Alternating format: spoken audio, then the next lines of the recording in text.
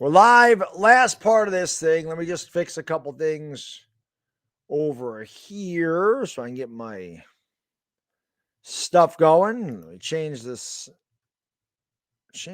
thumbnail to this guy. And now, and then save that. And then this, and this.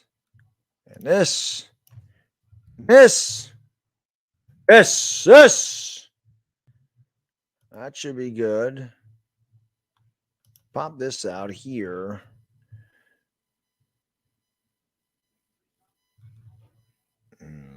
All right. Whoops, I don't want to do that. I want to do this. Hit the like. Let's go. Hit the like. Hit the subscribe. Ring the bell. Let's go.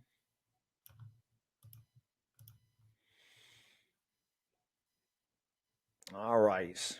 Put that down here. Put this over here. That's right. Red eye shift indeed. Give me this. I got to go to Twitter.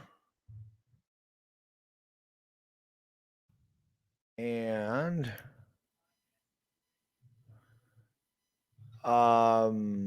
where is your Philly? Yo. There he is.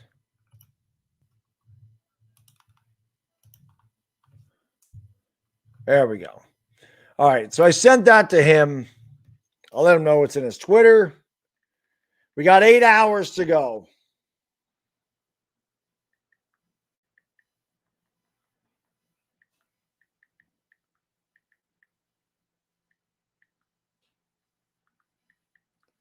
In his Twitter DMs. All right. This audio is good. All right. Almost there. We still got 8 hours. So not quite. We're 2/3 of the way. Rolly, I always start a new every 8 hours I do this so that I can get ad revenue. Because if you do a straight 24-hour stream, YouTube doesn't give you ad revenue. I probably can do it in 2 12-hour streams. It's probably what I'll do next time. But because I donate half the charity, I want to get the ad revenue, So that's why I do that. That's why I do it that way. What's going on, Kelly? Thank you for being here. Thank you all for being here. I appreciate it. The Midnight Shift Waterfly. Thank you for the super sticker, man. Appreciate it. Whee! Yo, let's go. Let's go. There's Philly. Once Philly gets on here, though, I think I'm going to have him entertained because the bathroom break is on its way. I love Philly. Philly coming through, man. Always appreciate that. Gotta have. You guys and girls in the chat are clutch because this is where it gets tough. I'll be okay for about 2 hours, but when we get to 3 o'clock, 4 o'clock, it gets tough. DJB, what's up? Andrew, what's going on? Jared Williams, Afghanistan, Frankie G, Duncan Wright, Jacked Sports, Kelly Gardner, Roldy, my man, Nick Civitano, Righteous Games, Sly Cooper, thank you for being here. Lake Nona, John Talento, Master 26, 2026, Dustin Bolanos. Hey, you see, I got 12 beers. I'll stay a bit. I appreciate it, Dustin. I appreciate it. KP, back in the house. Punkum, back in the house. Kelly Hawk, what do I think about them hiring? I think it's fine. I think that Flores is going to get a head coaching job again. I don't think it'll be for a couple of years, but I still think somebody's going to get Flores a job. Rob Wilson, Rafael Malaboko, Jesus the Highest, Anthony Tewksbury, Kalen Channel, Afghanistan, LA Lou, Ray Sosa, what's up? Magnify. What is going on? What do I got over here? I want to see what I have. I'm just curious I don't know where I put all this stuff.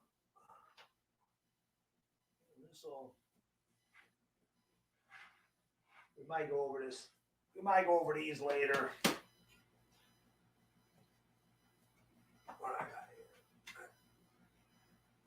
It's all mixed up, which sucks.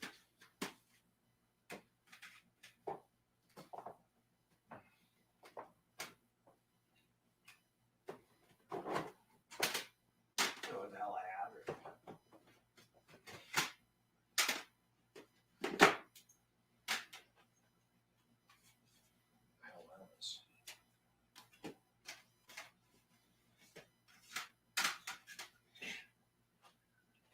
Just we'll go over this.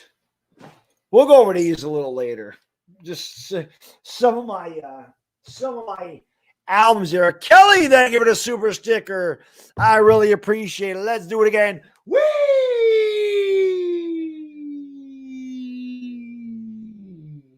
I got 3 out of that one because I wasn't afraid of smacking my knees on the table. I knew I cleared some stuff. I don't even remember this. The East Coast Family. I thought this was Johnny Gill. It says Johnny Gill on the. I don't even know what happened to the Johnny Gill CD. This is Boys to Men. This one's Boys to Men. Yep. Simpin. Oh, no, it's not.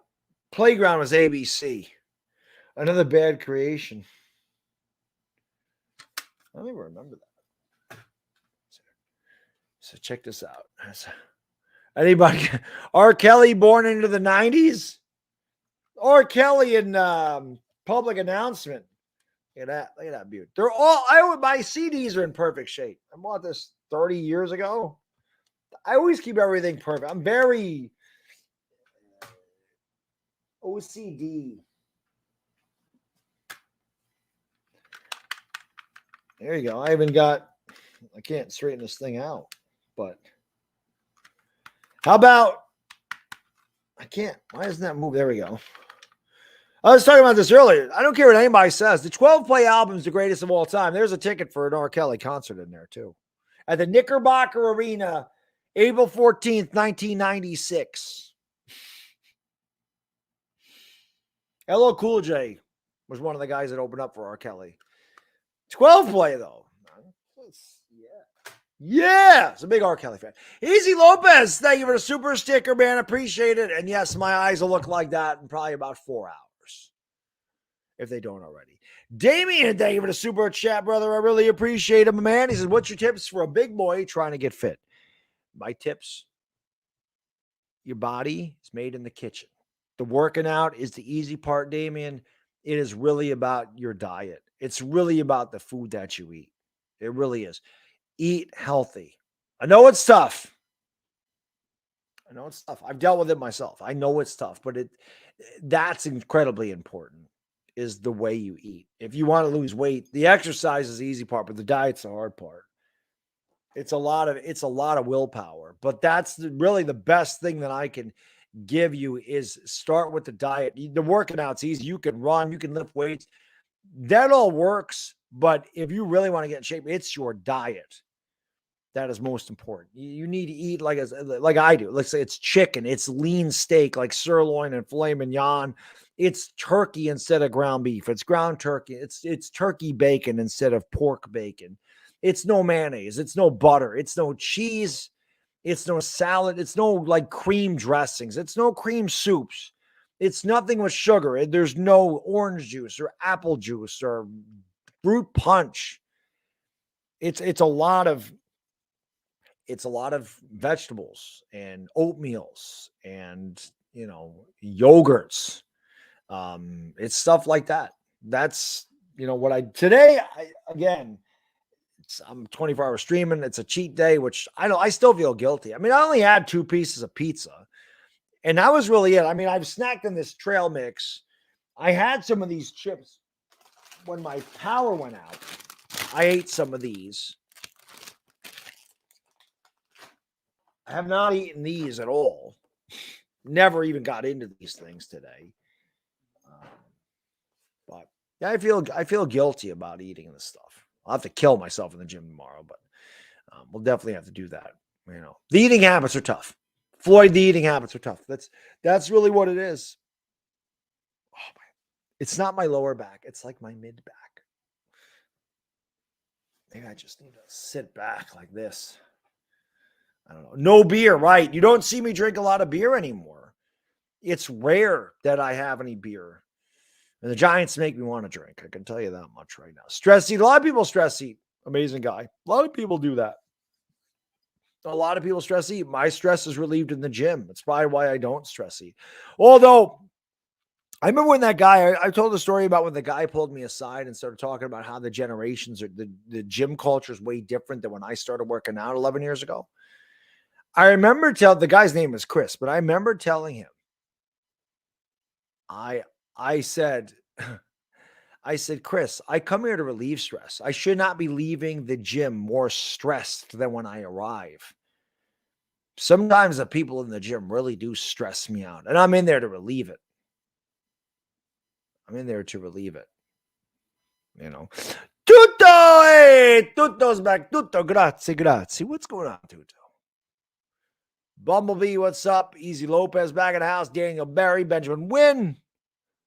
Beer every night washes everything out. Well, that's the truth, but you do maintain the calories. Oh, my God.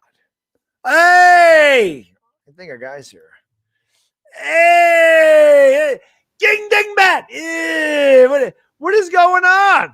What's happening? You know what's happening with you? You know what I should have done? We should have done tonight. I said this earlier. You should have wore the Bavaro jersey, and I should have wore the Eric Allen jersey. I could go get it. I think we should do it. I have the Eric Allen jersey right down here. Do you really? Yeah. But I have to wear the Giants hat. I don't have another hat down here. Oh, man. Yeah, I could go get it. I mean, I don't have any other use for it, really. Just keep it for when I come on Baddog's channel. That was the best part of my year. That was the best part of the last 5 years for me. That was tough. Although it's a really nice jersey though, but that was tough. I was going to ask you, how did that feel? I know that deep down inside you put that on and you said, "Yeah, this feels right." Felt like I was like rooting for the Phillies or something in some alternate jersey. You know, it's some alternate Phillies jersey.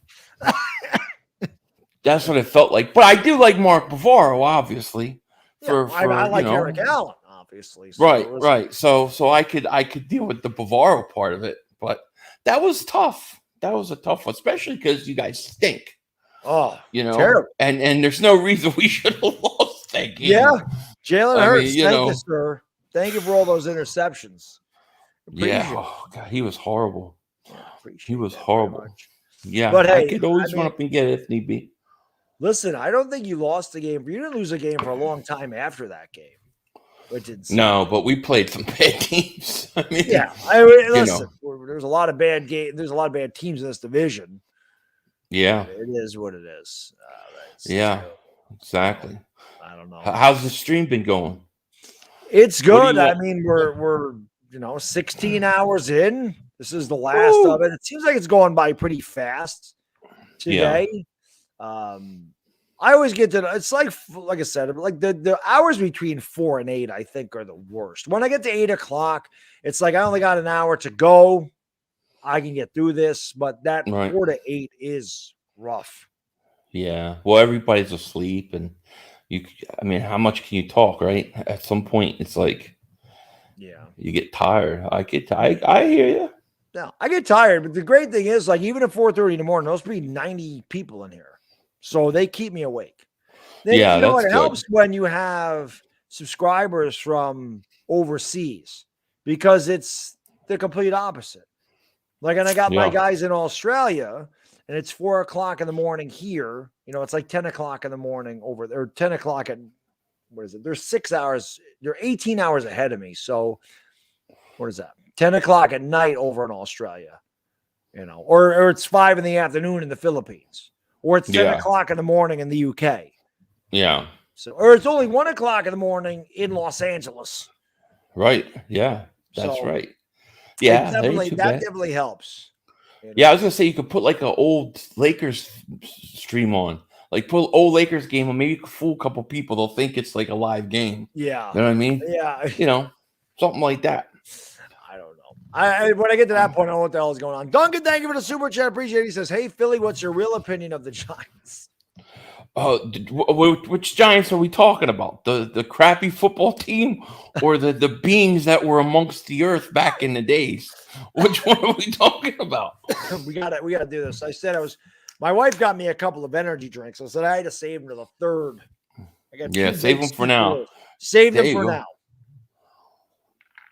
You never know where this will go with me here. No, that's why we love it. Everybody's like, "When's Philly coming out?" I'm like, "Philly will be here." I'll tell you what. There are no more conspiracy theories. I've been pretty much proven right about everything. Really? If you look at the world and everything going on, I've been pretty much proven right. I mean, right now I'm getting my bunker ready for nuclear war. It's just a beautiful thing. I was right. We're all going to die, but I was right. Mother humping right. Of course, we're all going to die. We have no choice. You guys in New York first. No, we're last. I think we live in hell in New York anyway, man. It's definitely last. It's crazy. This world's crazy, dude. Every conspiracy that I grew up talking about is pretty much coming true right now. Yeah, that's the truth, and I can't even talk about it on YouTube too much, or I'll get shut down. Yeah, they don't like that. Charles, thank you for the super chat, buddy. Appreciate it. We love you, man. I love you guys and girls too. I couldn't do this without you guys and girls. Definitely not. Definitely not. But so what about you? Still, when is the fake moon landing? When is that going to be proven? Well, the fake moon landing, we've already proved that was fake. We know that. I mean, the original moon landing was definitely faked. That's pretty much, I think, been established. The question is do we go back later? That I don't know, but that I think possibly. But there's no doubt in my mind that they faked the moon landing, and it's very simple because they could not get the equipment up there on space they needed to transmit messages back in 3.5-4 seconds when it takes 30 seconds to go from Atlanta to New York. So there's no way that they did that. How do you know that wasn't recorded and put on there? How do you know that was a live feed? Well, it was supposed to be a live feed, right? So if they're lying about it being a live feed, then why not live shots? Why not this? Why not that? See, they lie once. You can never trust them again. This is one of the whole premises for my contention. I definitely think the moon landing was fake. It's a fraud. It's all fraud. Well, I mean, we all know. I mean, if you don't know, NASA blocked Philly 500. Oh, yeah. Irish Grover, thank you, brother. I really appreciate it. Super Chat. He says, I think he meant to say, "Hey, Kevin and Philly, what's up? I just wanted to check in on Kevin, make sure you're still conscious." I'm still good. Still good. Just got back from the mothership. Much love to Philly. Much love to you, buddy. I bet them motherships are up there. I just saw something where my wife was telling me about there's all these birds that keep falling out of the sky. You see this thing? Where they're all falling out of the sky. And it reminds me of an old movie called Signs. You ever see Signs? Yes. With Mel Gibson. And they have the alien ships are like cloaked, and the birds keep flying into them and they keep falling. Dude, we could have thousands of motherships up there, ready for the fake invasion. Do you remember? What a great show! I made my daughter watch it with me. The original series. Yeah, oh yeah, she loved it.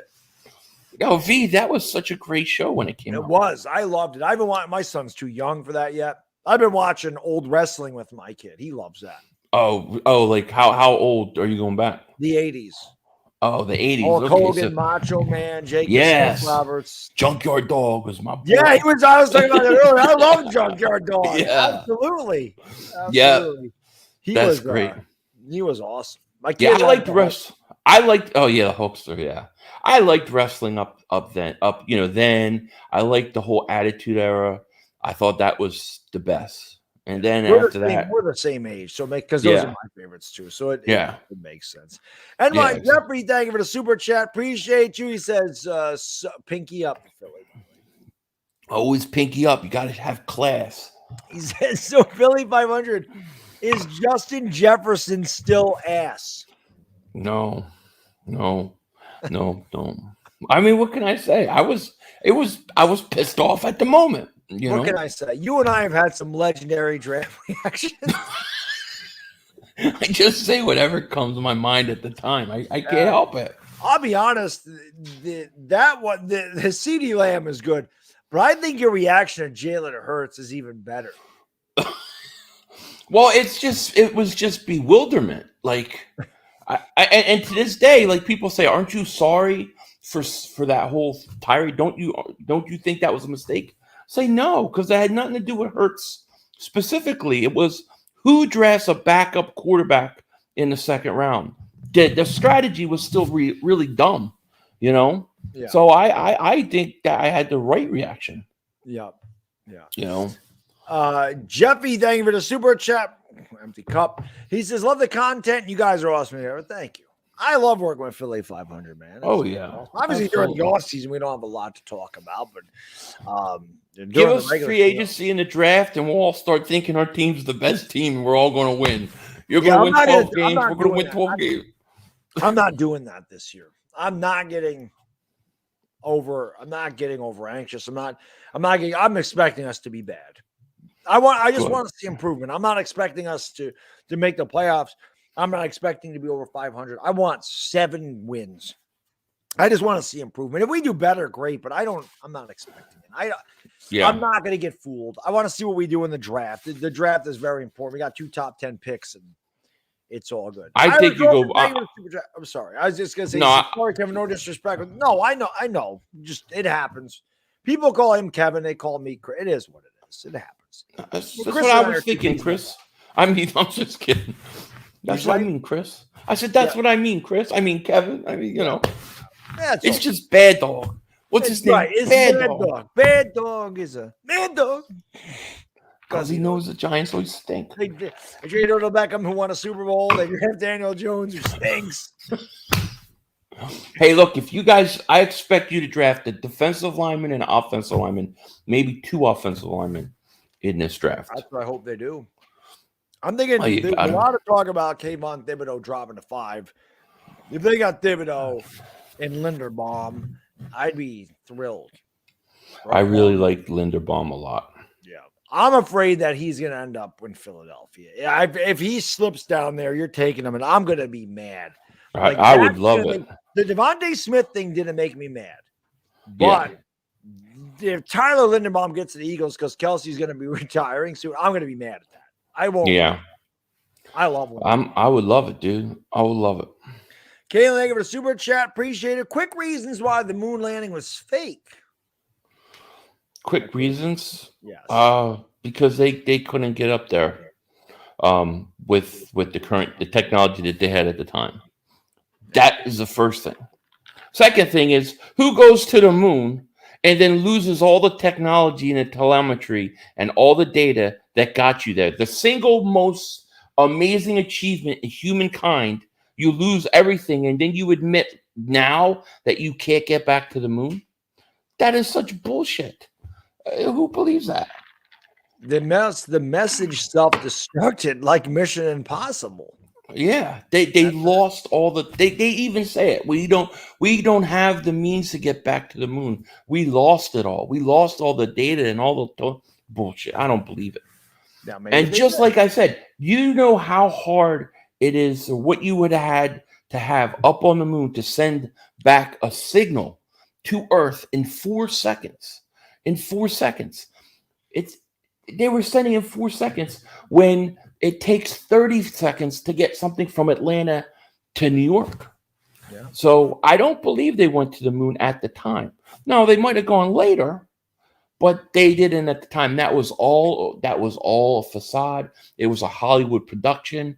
Like I said to NASA, what's his face would be proud. Stanley Kubrick. Yeah. Stanley Kubrick would be proud. Stanley Kubrick. And he was.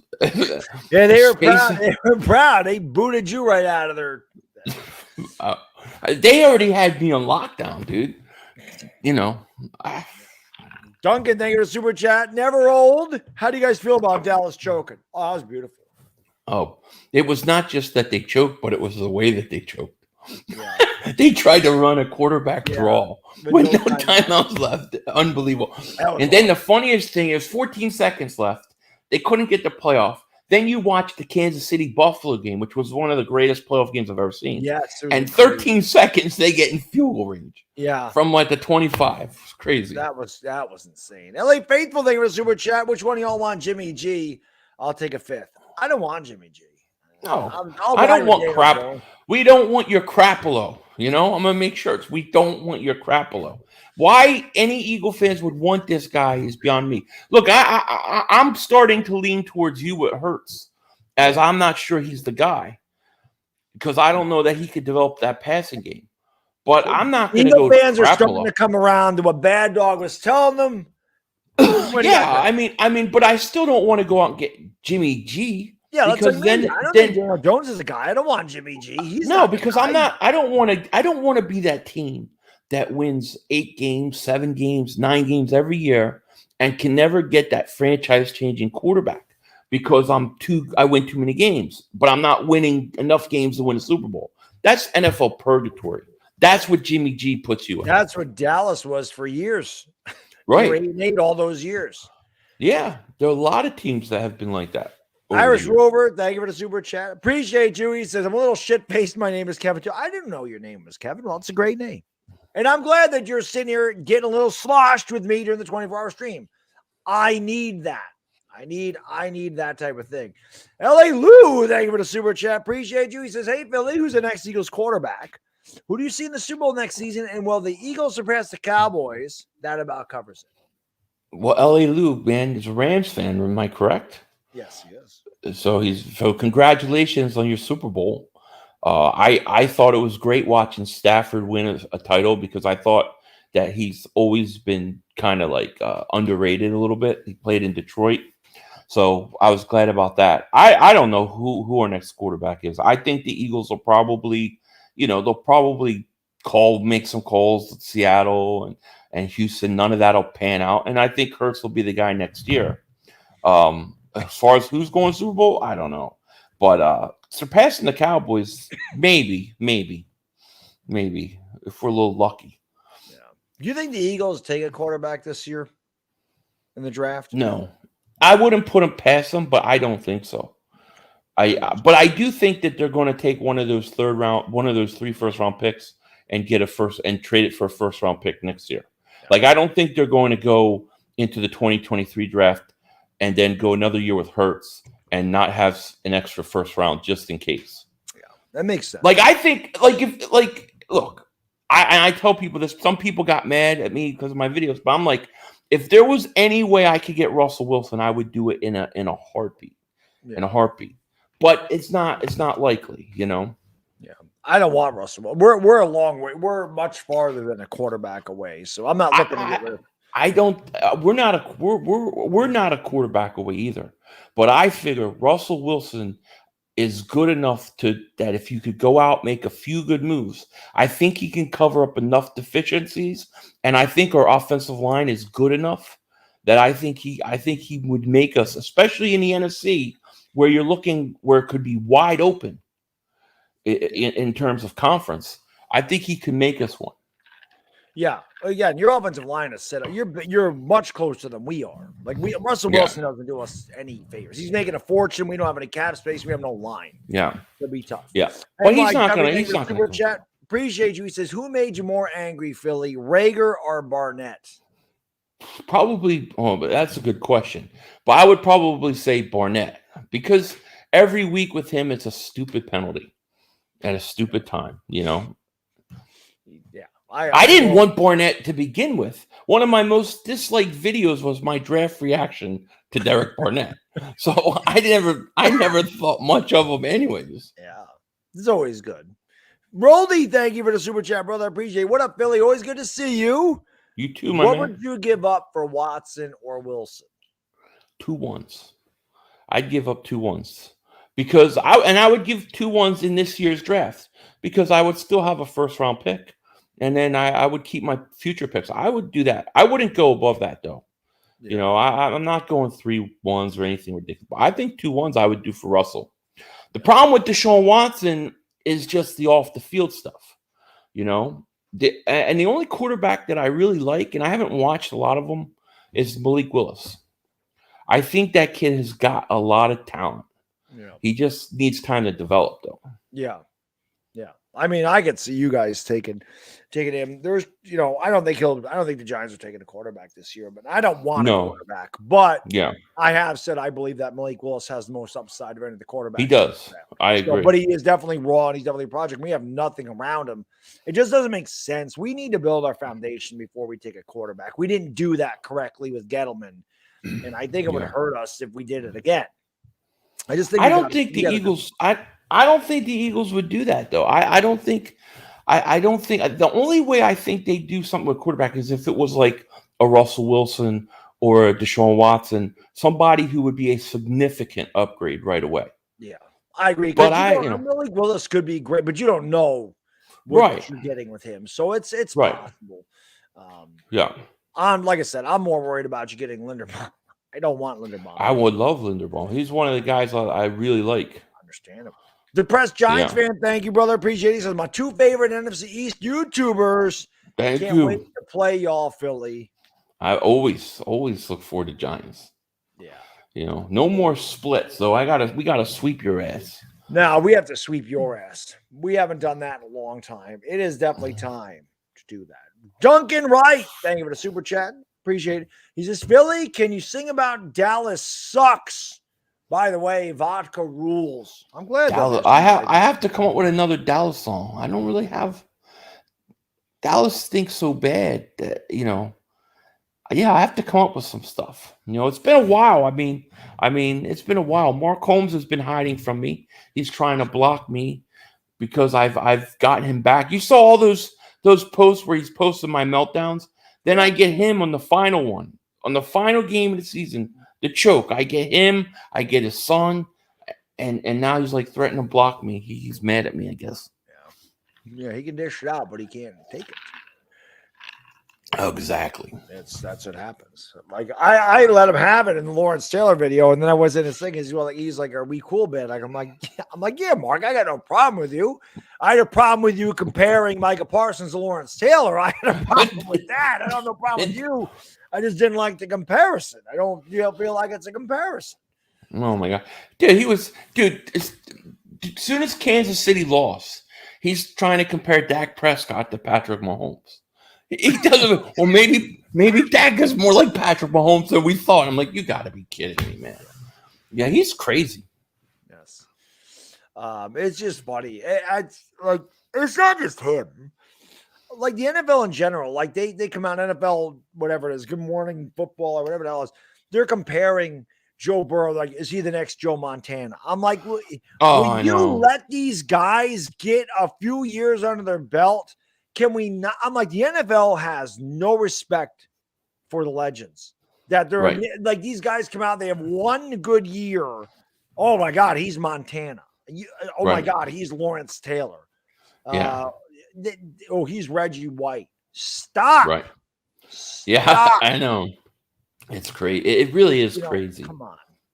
I'm just waiting for this guy's Tom Brady. Just give a guy a couple Super Bowls and that's it. If Mahomes wins another, you're going to hear it. I guarantee you. If Mahomes wins another Super Bowl soon, you'll start to hear it.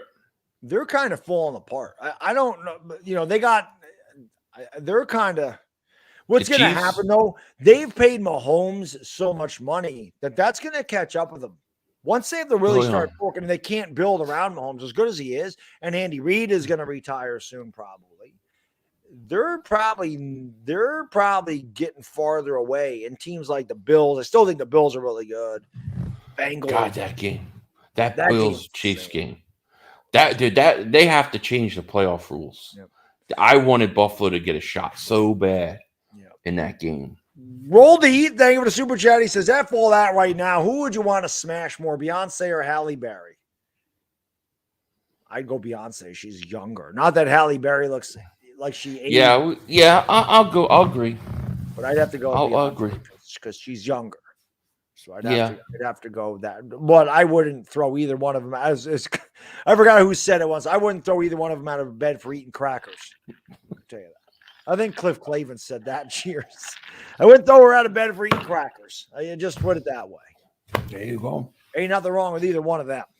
You can't go wrong either way, Roldy. No, not all. What if my city was rubbing his feet? How do you feel about feet? I told people to send you feet pictures on your feet Twitter. are deformed hands.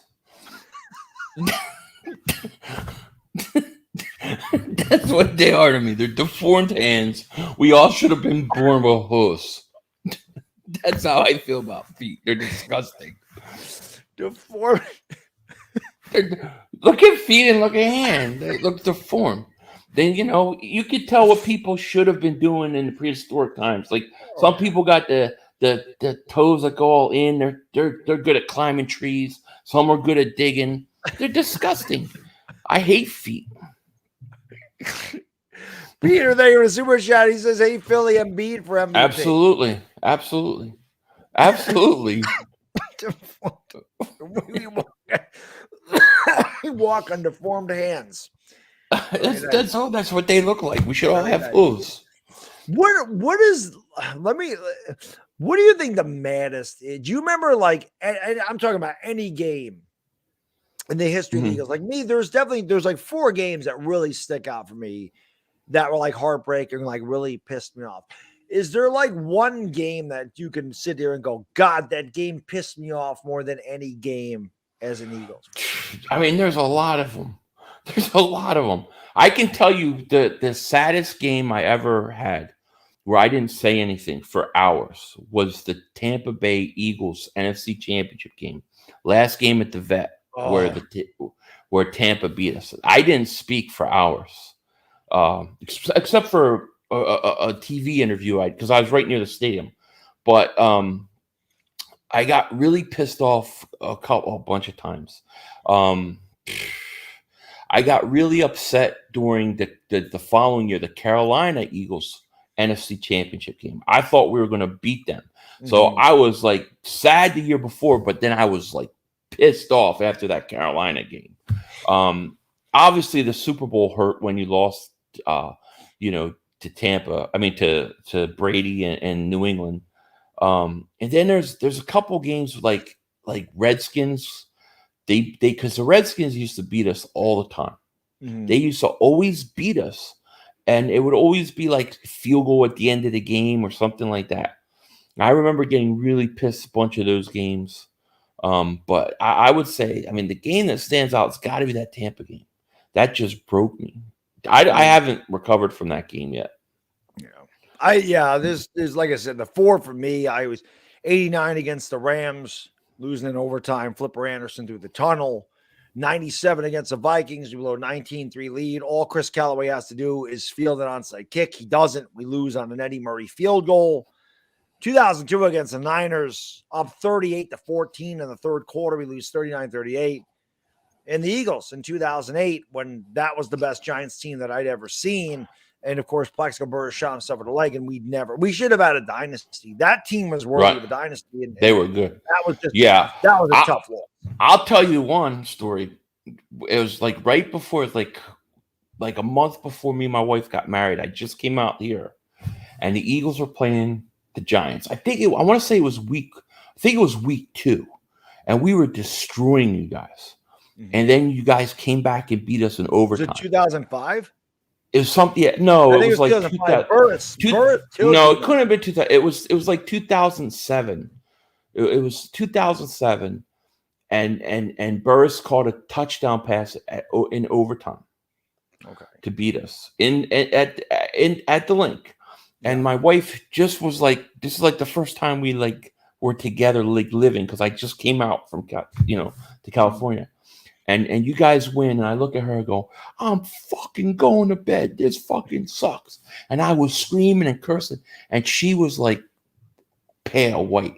Like she never, and I ran up, I jumped in bed, I got under, I was so pissed off at that game. And she was like, who am I marrying? Who is this guy? Like, it scared the crap out of her. I'm like, you just got to get used to it. Now she's just laughing. Yeah, my wife, I always love my wife's like, why are you yelling at the TV? They can't hear you. That was always why are you yelling at them? They can't hear you.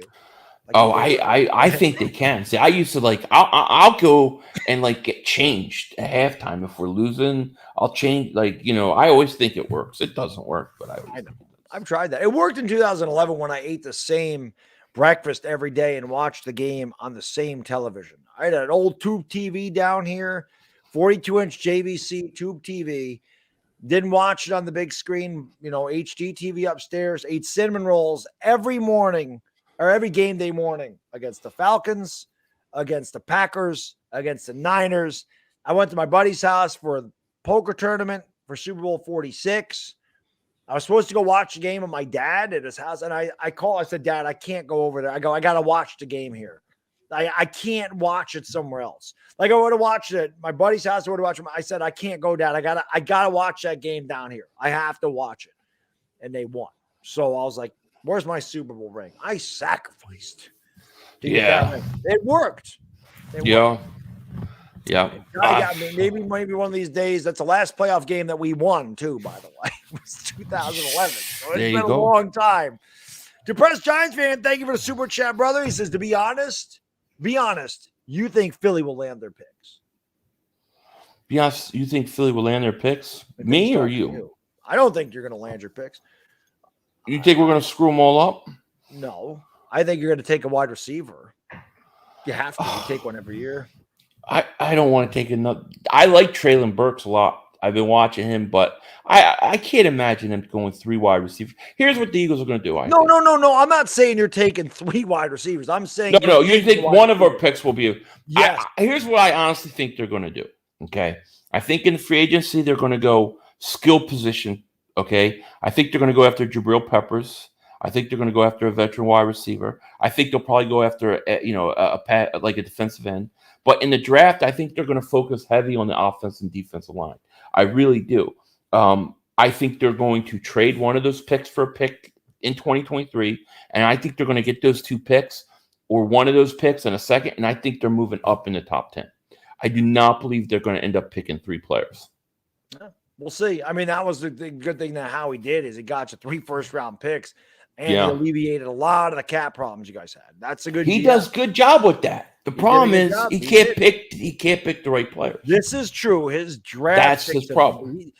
I mean, well, we haven't done anything well, but we haven't drafted well either, so I can't even say that. I like Devontae Smith a lot. I like that pick, but to me, it was either him or Parsons at that point. So to me, it was a no-brainer. Yeah. I was surprised. I'm glad that we traded back. I mean, we ended up with Kadarius. I don't know what Kadarius Toney's going to be, but we ended up with Kadarius Toney in number 7. Right. So that's a good trade. It is. Yeah, it is. Because the Bears weren't going to be any good, and I knew that. But we'll see what we do. It'll be interesting with a new GM and a new regime. It'll be interesting to see how we work this. I'm not going to get bent out of shame. Oh my God, I like what they did with the coaching staff. I love Wink Martindale. He's very aggressive. I think Ojulari could have a big year under Wink Martindale's system. Obviously, Daboll and Shane did a good job turning Buffalo around. We don't have Josh Allen under center, but they did a good job turning that around. And Kafka was great. I mean, Andy Reid didn't want Kafka to leave. And again, we don't have Pat Mahomes or Josh Allen back there, but I do like what they do with the coaching staff. But we'll see what they do in the draft and how this works. I'm not going to get, we're going to win. I'm not doing that. Well, obviously I want to know what they're doing in the draft. I can't wait. They're obviously bringing in guys to help Daniel Jones, to try to fix Daniel Jones. So to me, you got to go offensive line. I would not be surprised if you spent 2 picks offensive linemen. We better. I really would. I'm not even an offensive line guy, but I'm a defensive guy. But we need offensive line. LA Lou, thank you for the super chat. I appreciate it. He said the weeks leading up to the Super Bowl, the NFL Network became the Joe Burrow love nest. They built him up like he was the Magic Man, comeback king, and if it weren't for feet, we wouldn't have Jordans. That's true. Unless they made gloves. Are sneakers just gloves? Are they? Yeah, they're deformed gloves. They're shaped like mittens, right? That's what feet are. There are some shoes that I've seen that have like individual toes. Like that's the most disgusting Those are the most disgusting thing I've ever seen. Those individual toe sneakers, they're disgusting, dude. I hate them things. I've seen people wear them in the gym. Like, what the hell are those? I hate those things. I hate flip-flops. I hate it all, dude. It's hilarious. You'll never see me barefoot. You'll never see me wearing flip-flops. Never, ever, ever. Yeah. Why? Especially the flip-flops that go in between the two toes. The little that is a flip-flop. Those aren't sandals. Disgusting, sandals dude. Then you got the people with the evolution toe and it hangs over the flip-flop and it's dragging on the ground. It's disgusting. I hate it. Evolution toe is disgusting. Evolution toe. You've never heard of that? You've never heard of evolution toe? It's where that middle toe is longer than the other toe. The third toe is longer than the second toe. I don't have disgusting. That. I don't have evolution toe. I don't either, thank God. How do you know? You don't look at your feet. A couple times where I have to peek, you know. Just to make sure you're not growing an evolution toe. The whole reason I got fat was so I didn't have to see my feet. Tutto, grazie, paisano. He says, please pray for upcoming game. Also pray for opposing team casualties because no turning back once in the cage against me. Stronger always conquers, and the losers carded out. We keep hospitals busy. Tutto I ain't messing with that guy. Yeah. Yeah, I say it all the time. Tutto needs to be a giant. 6'3", or 6'4", 245, whatever. An absolute beast. We'll take him on the Eagles. Well, he's a rugby player. He hates the Eagles, man. He hates the Eagles more than I do. Tutto hates the Eagles more than I do. What are you going to do? Nobody's perfect, you know. He hates the Eagles. That's why he's my man. It's an Italian thing. I don't know what to say. Well, you're Italian. Yeah. Doesn't make any sense. I love the Eagles. I know. It doesn't make any sense. Yankee the Wolf, thank you, brother. He says, how often do you see Steelers fans at Eagles games? How often do you see Steelers fans at Eagles games? I've never seen it. I've never been to a Steelers Eagles game. So I've never seen it. I can't ever say I've seen it. It's a good question. I'd be more curious about that too, how that travels. Because the Steelers fans travel well.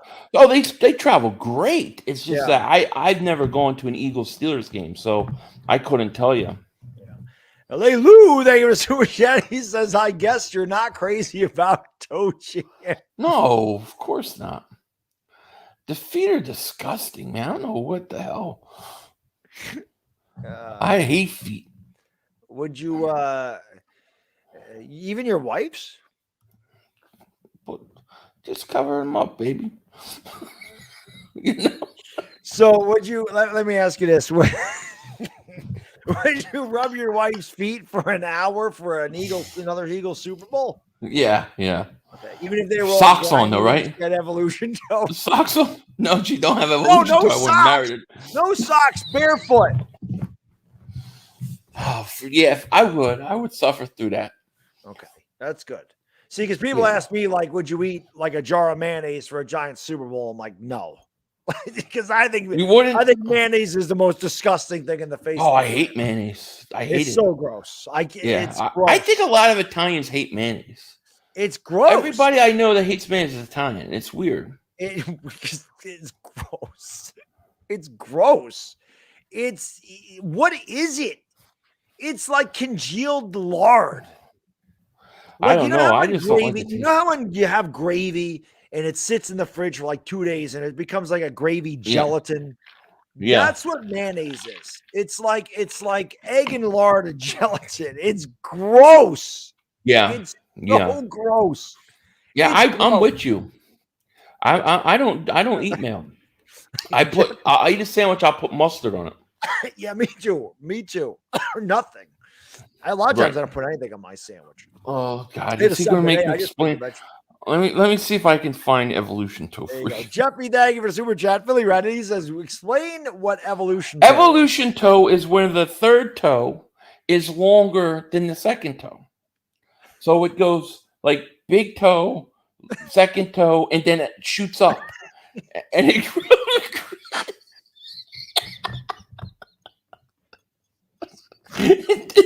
So it's like, it's sensor deformed hands. Evolution toe is like the middle finger of the toes. Right. No, So, if you're driving, you have evolution toe, you can stick your foot out the window and you're flipping somebody off. Right. Yeah. Or it's when the second toe is bigger than the big toe and it's longer. So one of those toes are longer than the toe it should be smaller than. See if I can find an evolution toe. Jed, I agree with you. I know Jed, I don't like Mayo either. This is kind of like an evolution toe.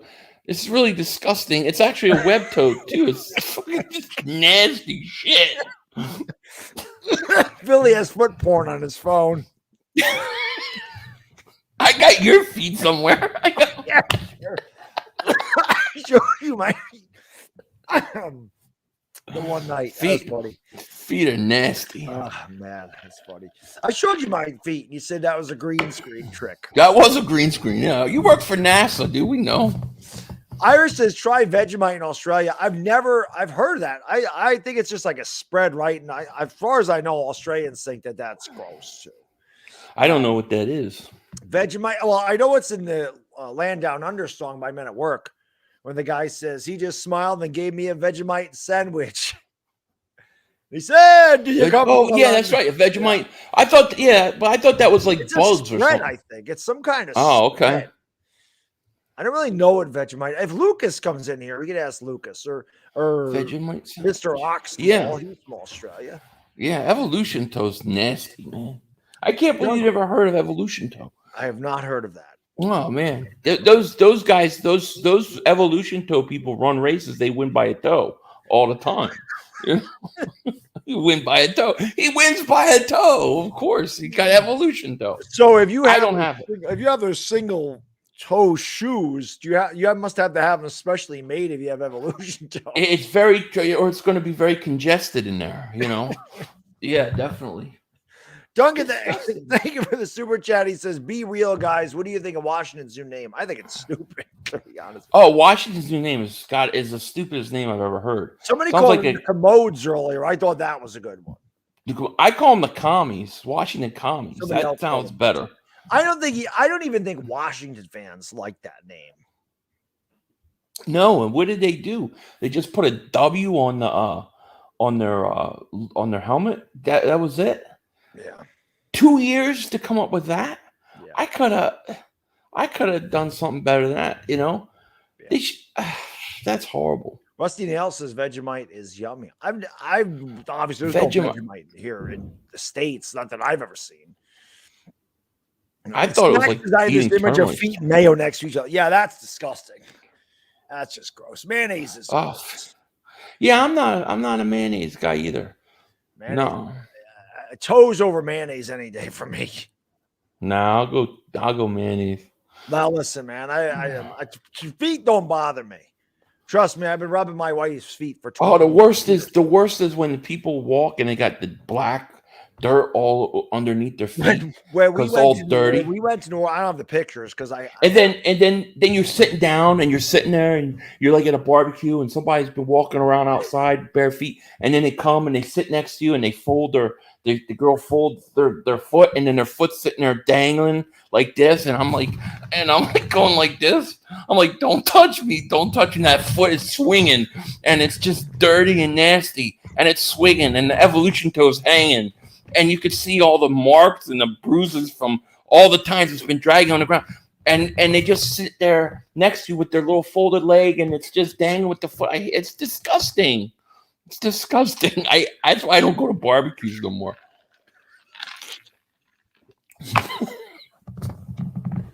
You need to come to the bar. We don't have a lot of bar. That's why I don't do them anymore. You're hanging there. My wife said, "Do a barbecue is got Philly." I lose my appetite. Oh my God, Danny, thank you for learning a lot today. This is new. We haven't heard about the evolution toe. Danny is super chat. He says, "Sup guys, Billy, I haven't been up to date with your videos. Do you want to give Hurts another year, and how far away do you think we are from being a Super Bowl contender?"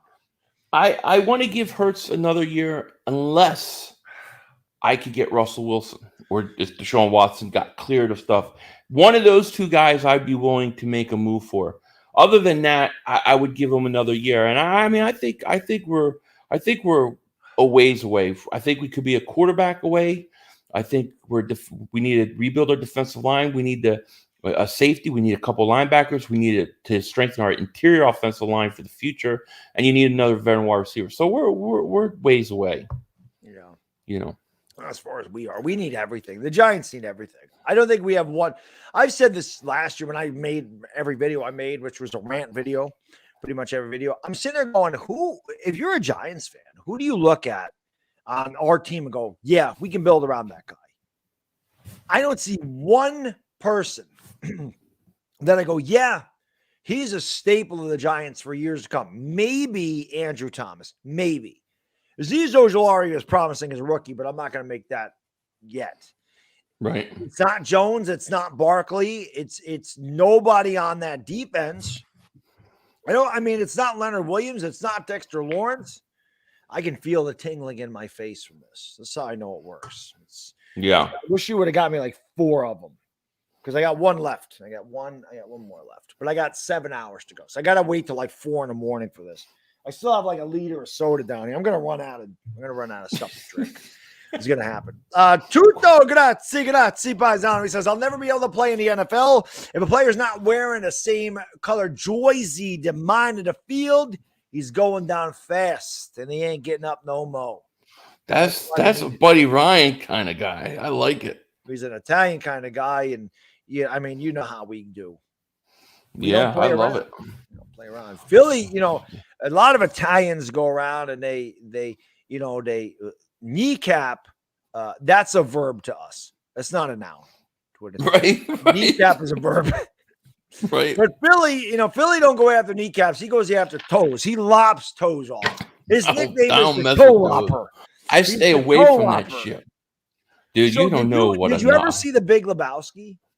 Yeah. So what do you think about the part where they show the toe? Did that freak you out? That was disgusting. I didn't even like the toe part where the wife, where she's sitting there talking to him. Yeah. Right.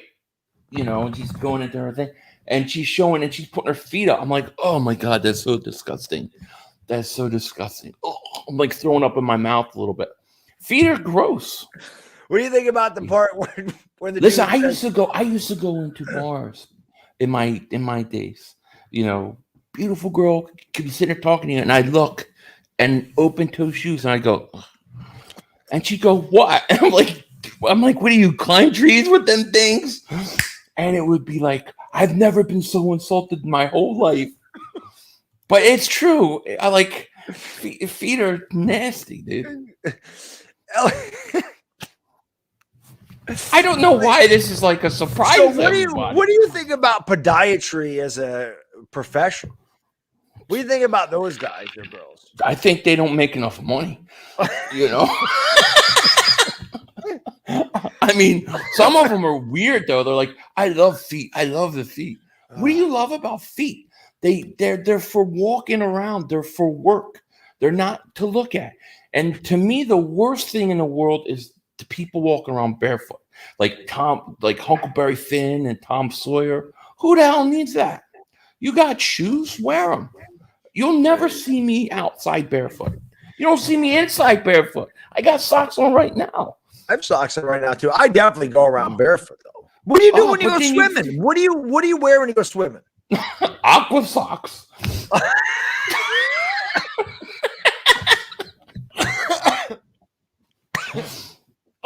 Aqua socks. You never heard aqua socks?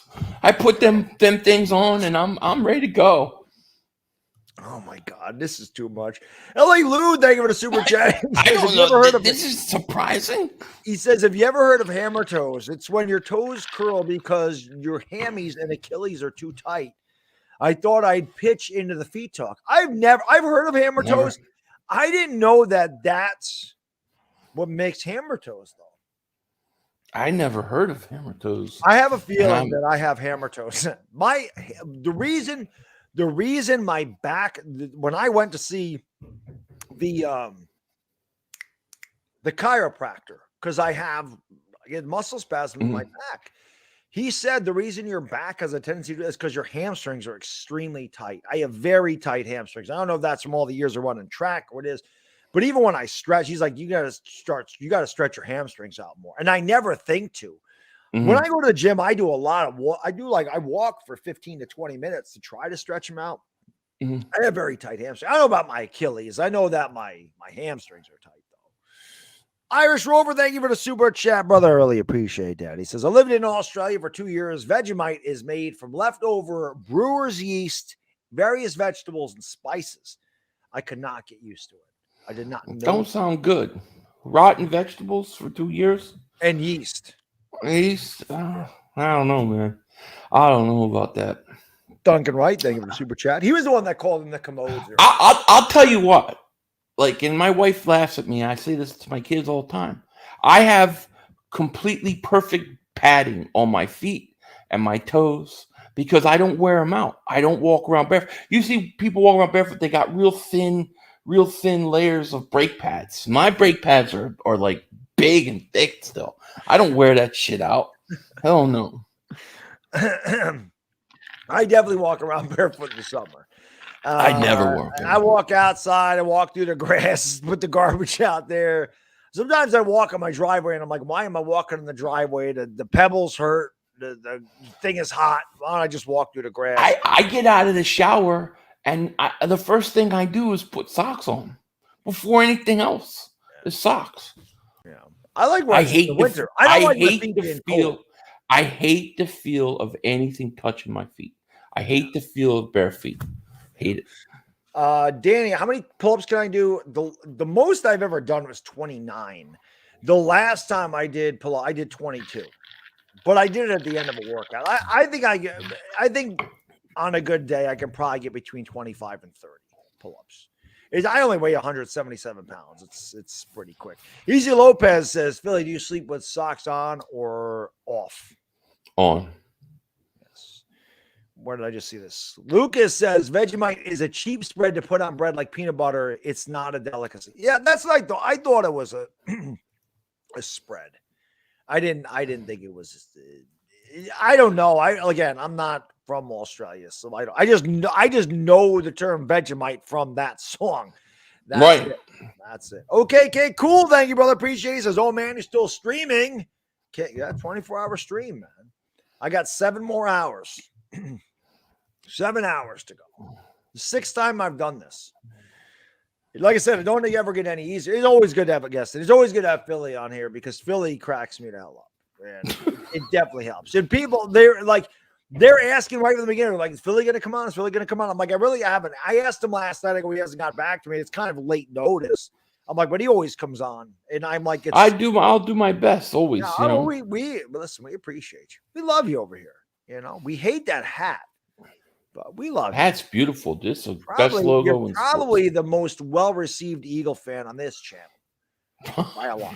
I might, yeah. I appreciate on that. Here. I've had Brunson on here, and they like them, but they love some Philly 500. That's because they know I'll take this to a whole nother level. That's because they learn about evolution, Toe. Right. You get to see my crazy mind because I'm dead serious. I'm not lying by any of this. Oh man. LA Lou, thank you so much for the super chat, brother. He says, I just thought of this. Philly, you hate feet, so you've never had your calluses scraped off. You're probably 2 inches taller than you should be.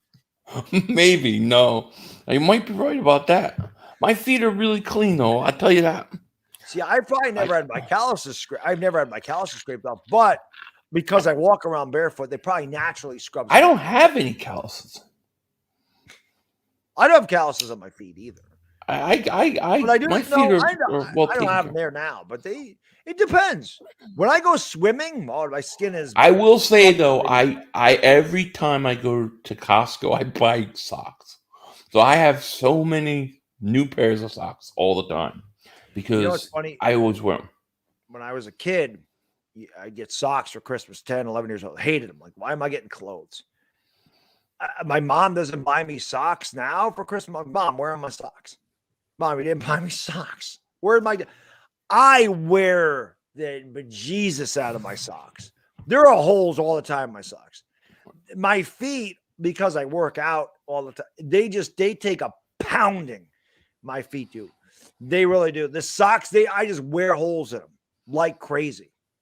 And maybe that's, I don't know. Maybe that's the calluses. Maybe who knows? Why does that happen, Philly? Why do I get holes in my socks? Because you wear your socks around a lot. If you walk around, and you're going to get them. As soon as my socks start wearing out a little bit, I throw them out. I can't take even a little tiny hole. I don't like it either. Like, I don't even notice. Like, I notice. I'm so tired in the morning. Like, I put my socks on, and then I start like walking around, and I can feel the hole in my. Then it's too late. But that drives. If I feel a little hole, yeah. If I feel like a little hole where I feel the rug with my feet or the floor, I can't do it. You want to see the Wu-Tang shirt? Somebody got this for me. I love Wu-Tang. Yes, I watched Wu-Tang. Subscriber sent this to me, and I don't remember. Oh, that's very cool. Yeah, that's very cool. That is. You gotta love the Wu. Of course. I've seen them 3 times in concert. I loved every one of them. Nice. Yeah. Wu-Tang. Yeah, they were the best. Yeah. Dashy, thank you so much, brother. I really appreciate the super chat. Says, Philly, want to know what position the Eagles need to address the most. He says, boom. The number one need for the Philadelphia Eagles is, in my opinion, is they need 2 defensive ends. They need to rebuild that defensive line. I think they need edge rushers. They don't get enough pressure with their ends. Josh Sweat, what did he have? 7.5 sacks. It's just not good enough. You're going to lose Derek Barnett, thank God. Brandon Graham's old, come back from Achilles. So they have to rebuild that defensive line. Yeah, it's pretty good, man. The evolution toe is great. The evolution. I can't believe nobody's ever heard of it. Do the guys in the combine run with the toe shoes, or do they wear sneakers? Sneakers. Okay, I don't know, because when you're running, I would think the toe shoes would be really light. You might be able to run like a split second faster. Those are creepy, man. They are. Those are I'm not creepy. gonna lie. I saw some people in the gym wear those. I'm like, the hell are those? I would never wear nothing like that. I'm not. Listen, feet don't bother me, but I wouldn't wear anything like that. Oh, Philly. One day, when I was at the gym, I might have told this story. There was a guy in there that did not have shoes on. Oh, I've seen that before in the gyms. And he was working out next to me. And I said, bro, put your sneakers on. And I'm like, what are you doing? I'm like, put your sneakers on. He's like, well, I'm not bothering anybody. I go, yeah, you're bothering me. Put your freaking shoes on. It's a gym. What the hell are you doing? I don't want to see your feet here. Yeah, disgusting. Yeah, that was crazy. You're bothering me, man. Them dirt diggers are bothering me. I just don't understand why the guy doesn't have a sneakers on in the gym. That's crazy. Them's disgusting. Yeah. Why would you walk around without shoes on? What are you doing in there? I understand some guys that do deadlifts. They want their feet, they want to feel. This guy wasn't doing deadlifts. He was doing his triceps. What is he doing? I still don't understand that. The gym rule is you wear shoes. Yeah, I would think so, especially if you drop a weight on your foot. Well, I'll be honest. If you're wearing sneakers and you drop a weight on your foot, it ain't going to make a difference. But you're supposed to wear shoes. It's in New York, but I don't want to look at it. I need to look at flat evolution toe, smushed evolution toe. I don't want to see it. No, thank you. Didn't understand why the guy didn't have a shoe on. I hate evolution toe. You never notice evolution toe, or the person's got the flip flop and the toe's literally going over the front. It's nasty. Those flip flops I wear sandals. Like I wear Adidas sandals that just have the strap and all the toes go under. But those flip flops are uncomfortable. Like my wife got me a pair of those. My wife, I go, I'm not wearing these things. That hard plastic in between my big toe and my second toe, that hurts. I don't like it. They're uncomfortable. Well, and everybody hears you coming because it's like flap, flap, flip, flop, flip every time they walk. Shut the hell up. Yes. I own no flip-flops of any kind. Oh man, it's the evolution toe is great. So do paws bother you or no? Do what? Paws. Like on a dog or a cat? Yeah. No, not at all. Why not? No, why I guess are dogs' paws different? They're all grimy and gritty and they're hard. And the paw, it's not the pat, like the paw doesn't bother. It's the nasty toes. Okay. It's disgusting, right?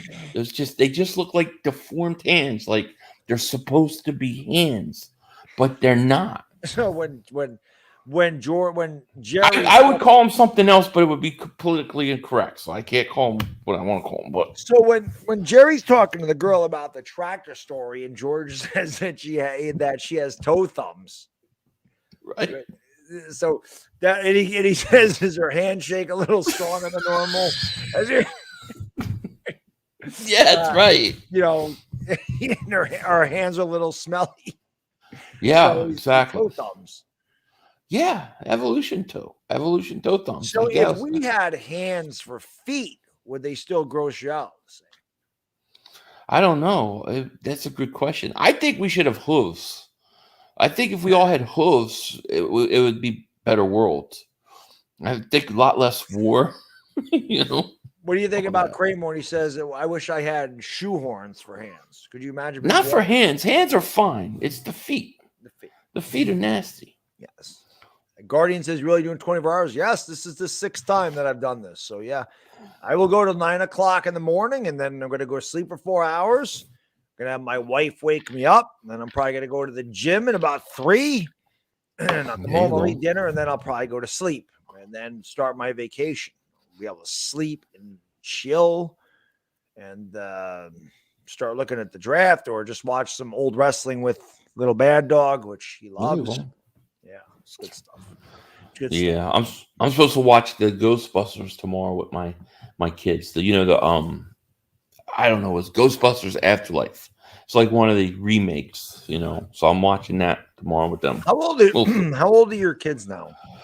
14 and 11. Jesus. I know. It goes quick. Goes quick. It really does. 5 in a couple months. It is wow. Crazy how fast it goes. Goes quick. Goes too quick. It really does. Guardian, thank you. I appreciate you, my man. He says 24 hours. 24 hours, really? Well, Philly hasn't doing it for 24 hours. I am. But it's always good to have I don't know if I could do it. I might get into some deep, dark stuff. Yeah. You get me in. Point props. Oh, I'm not loopy yet. Philly just cracks me up. This is us normally, Guardian. See me at 5 o'clock in the morning, I'll be really loopy. But yeah. Wait till we get into gravity. This is our normal conversation. Yeah. It's just when we're not talking about football, this is normal conversation.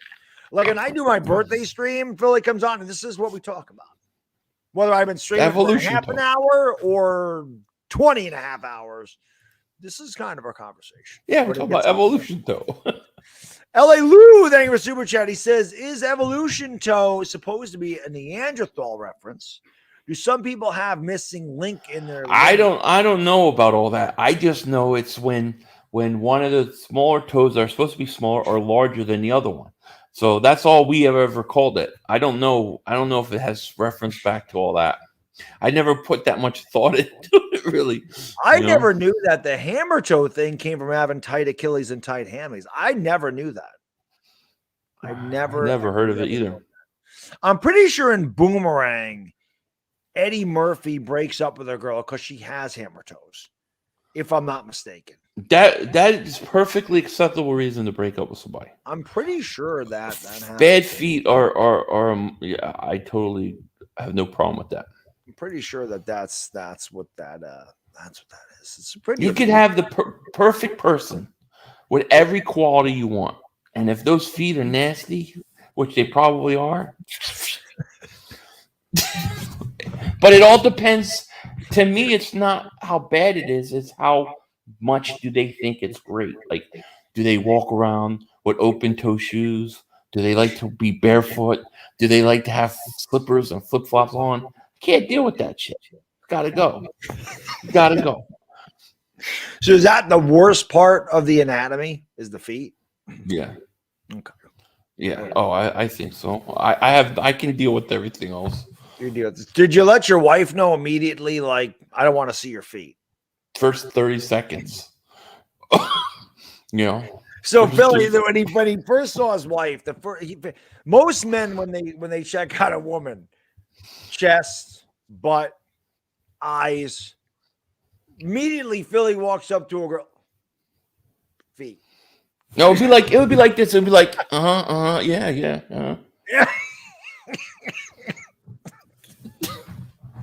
To be honest with you, you'd think that it always worked. It always worked because it created, usually you get people who are very self-conscious. So you go in there, you're into like, psychology. So you get this person, they think they're great. Everybody's there. You look, you give them like that, and it's instant attraction. Oh yeah, they love it when you play hard to get. And so I just go, Well, what's wrong? You climb trees with them things? What's wrong with what's wrong? What is it? And that's it. That's you hearing that, all you young single guys? Yeah, that's what I would tell you. Somebody said, what should I do? Insult their feet. Yes, definitely insult them. They love that. Women love to be just take it. Just don't even insult them. Just do the look. Like, that's enough. That's enough. Like,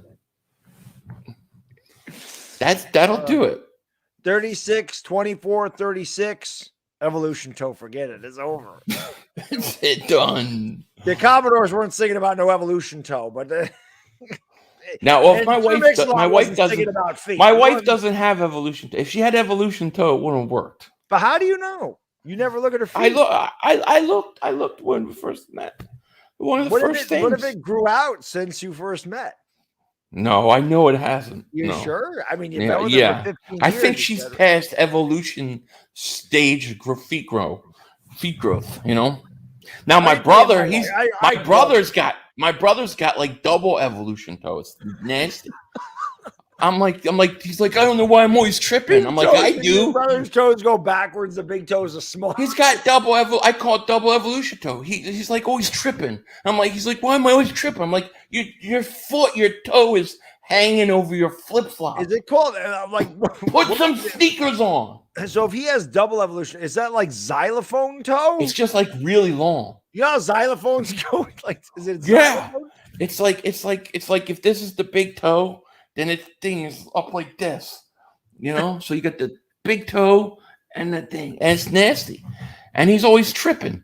And I'm like, you got flip flops on. Your evolution toe is underneath the flip flop. Put shoes on. That's right, Jeffy. Baby got toes. Dashy, thank you for the super chat. I appreciate it. He says, Philly, from an outsider standpoint, do you think the Bengals need to fix their old line? Baddog, how can you be the man when I'm the man? Exactly, Dashy. I think they definitely need to fix their old line. We got somebody called Andre Dillard. I would love to trade you, But you definitely do. Afghanistan's calling BS. He says, so you haven't looked at her feet since you first met her? No, I have. But, like, she didn't have evolution toe. And she had normal feet in comparison. So I could deal with it. She doesn't stick them in my face. Listen, or anything like that. My sister-in-law, I don't know if she thinks feet are gross too. She definitely, I don't know if she's she can look at feet, but she don't like whenever I go swimming over at my mother-in-law's house and I know my sister-in-law is going to be there, I make sure I shower and I make sure I always cut my toenails, no matter when I cut them last. I got to cut them the day before, but I always make sure they're cut because I don't want her saying anything bad about my feet. I remember her actually saying, no, your feet don't bother me. And I'm like, that's like one of the best comments I ever got because she hates feet. She's like, oh, did you see the grime in that guy's toenails? He had dagger toe. He had dagger toes. And they're all grimy. It's like dirty and there's hair. Yeah. She's like, oh, your feet don't bother me. I was like, oh, that's one of the best things I've ever heard. But I do every time. Like, oh, like there was one day I didn't cut my toenails for a little while. How do you cut your toenail? I cut them just normal. I mean, you know, I How can though? do it How without do you looking. cut your toenails if you don't look at your feet? Well, I've learned to do it blinded. I don't have to look into it. You know, I keep them short to do it every week. I make sure they're perfect. You don't cut It's not a yourself. You problem. know exactly where they are. You I've don't cut myself before. No, I have before, Okay. but over the years, I've So gotten used to if it. you You know? cut yourself, how did you bandage yourself up if you don't look at your toes? Oh, I have to at that point. I have to do that. You know, I have to give in for a little bit, and I look at my feet and I go, "Damn, that's nasty." Snacks. This is what you get, my man, when you get Philly 500 on here, and I've been streaming. I insulted. I had a friend. We used to work at a beer store, and he had this girl that used to come in all the time and like them, right? And he didn't like her. And he's like, I don't know what to do. I don't know what I should do. I'm like, just tell her you don't like her. So I can't do that. I'm like, I'll get her to make sure I can say something to her, and she'll never come back. I promise you. He's like, okay, what? I'm like, she's always got flip flops on, right? He's like, yeah. So I grabbed an orange. She was there, and I went up to her. I said, do you mind peeling this orange with them nasty toes? And she got so insulted, she never came back. She's like, what's wrong with my toes? I'm like, those are some nasty toes. Those things are either dig, climb trees, or peel oranges. Which one is it? Yeah. Never again. The one day, though, I went to go swimming. I didn't know my sister-in-law was going to be there, and I hadn't cut my toenails in probably a couple of weeks. And as soon as she got there, I'm like, I got to go to the bathroom. I got to cut my toenails. I need to find clippers. Like, I can't have the toe. I get self-conscious because I know she notices the toes. She sounds like my kind of person. Yeah, she don't like the feet. People like us, we could make the world great again. The funny thing is, she was a beautician. So, she's really like, she cuts my son's hair, she styles hair.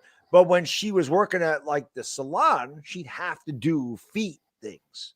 And I'm like, how do you deal with that? She's like, she's kind of like you. She's like, I don't look at them.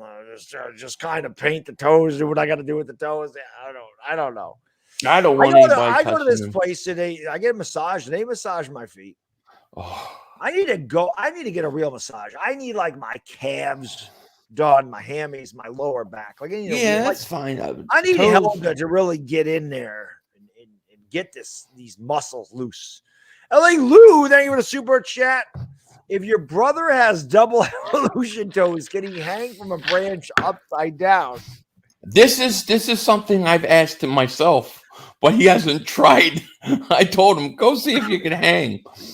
He hasn't tried. He does. He's got double. It's disgusting. He's got double evolution toe. He's got double evolution toe at least. Dude. That thing's nasty. I can't believe we're talking. You bring me on the stream. We're talking about toes. I don't even know how we got started with this. I don't know. How many brothers and sisters you have? I have 3 brothers and 2 sisters. Damn, I think I asked you that before. So a big Italian family. I got one sister. That's it. One sister. I don't think she has. I'm the oldest. I don't think she has. No, I'm also the oldest, but I'm pretty sure she doesn't have evolution toe. I have a lot of nephews, and I have one niece now. My niece just turned 1. I have one niece. Wow. All boys.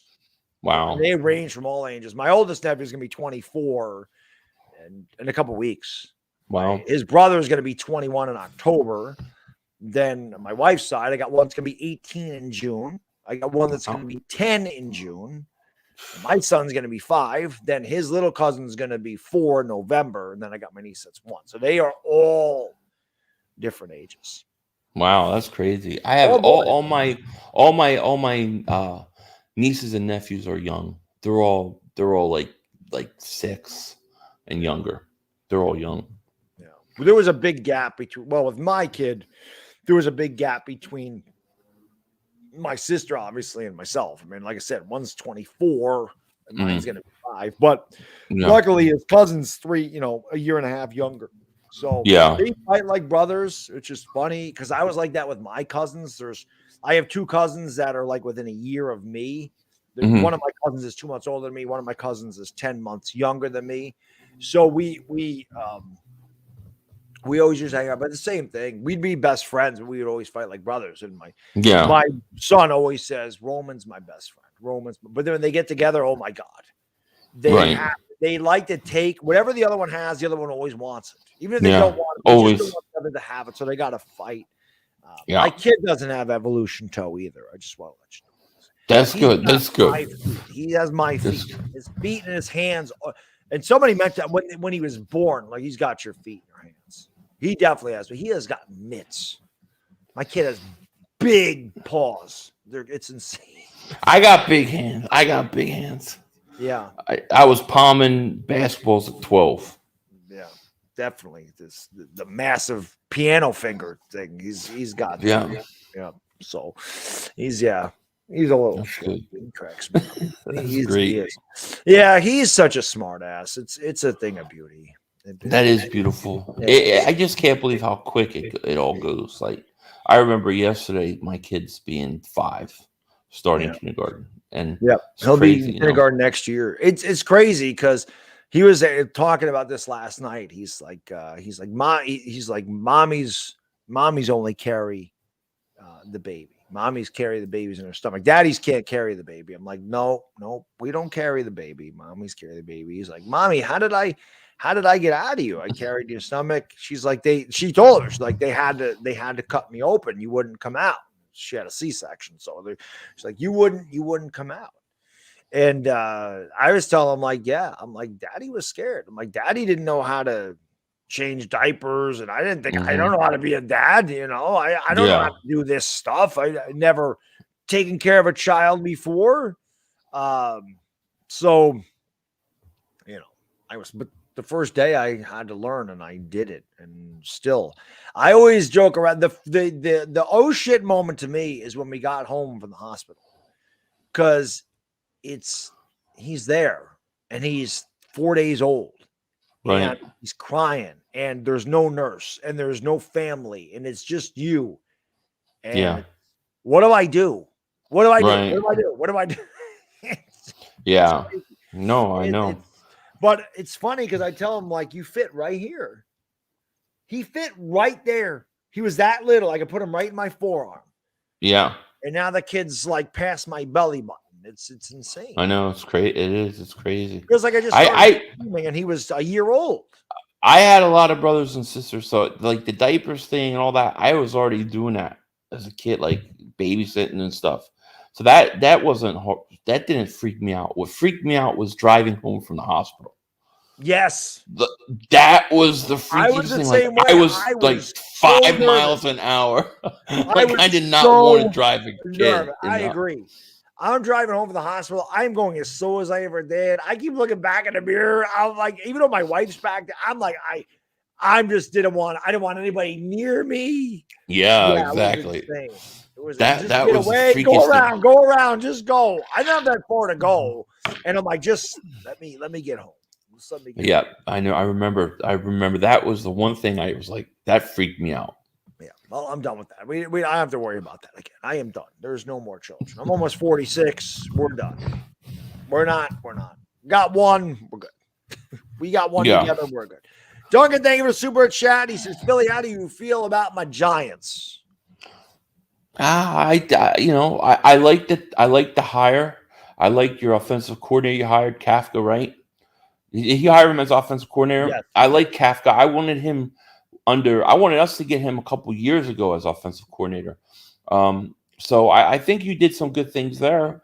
But the question will be Daniel Jones. That I don't believe Daniel Jones is that guy. So we'll see. Yeah. I don't really know what the Giants are going to be either. I'm interested to see what they do. Yeah. The draft is extremely interesting. Yeah, I mean, we got to see what happens. If they get Thibodeau at 5 or 7, I'll be thrilled. If the Giants get Thibodeau in this draft, I'll be thrilled if he gets. Yeah. There's a couple pass rushers I really like. I like Hutchinson. I like Thibodeau. I like Ojabo. Is it called? Yeah, Ojabo. Yeah, I really like Ojabo. He reminds me of JPP. That's who he reminds me of when I watch him. That's the guy I kind of want the Eagles to draft, but I don't think he'll be there. I think he'll go top 10. Who? Ojabo? Yeah. You're just talking about him going to the Giants too. I don't know what we're gonna do. No. It'll be. Listen, the guys that do the mock drafts, they're like the meteorologists. Like the meteorologists are gonna give you 6 different forecasts, especially up here in the Northeast about the snowstorms. And they're never right. And it's just like all the guys, Daniel Jeremiah's mock draft at 9.6. How many? Isn't it funny?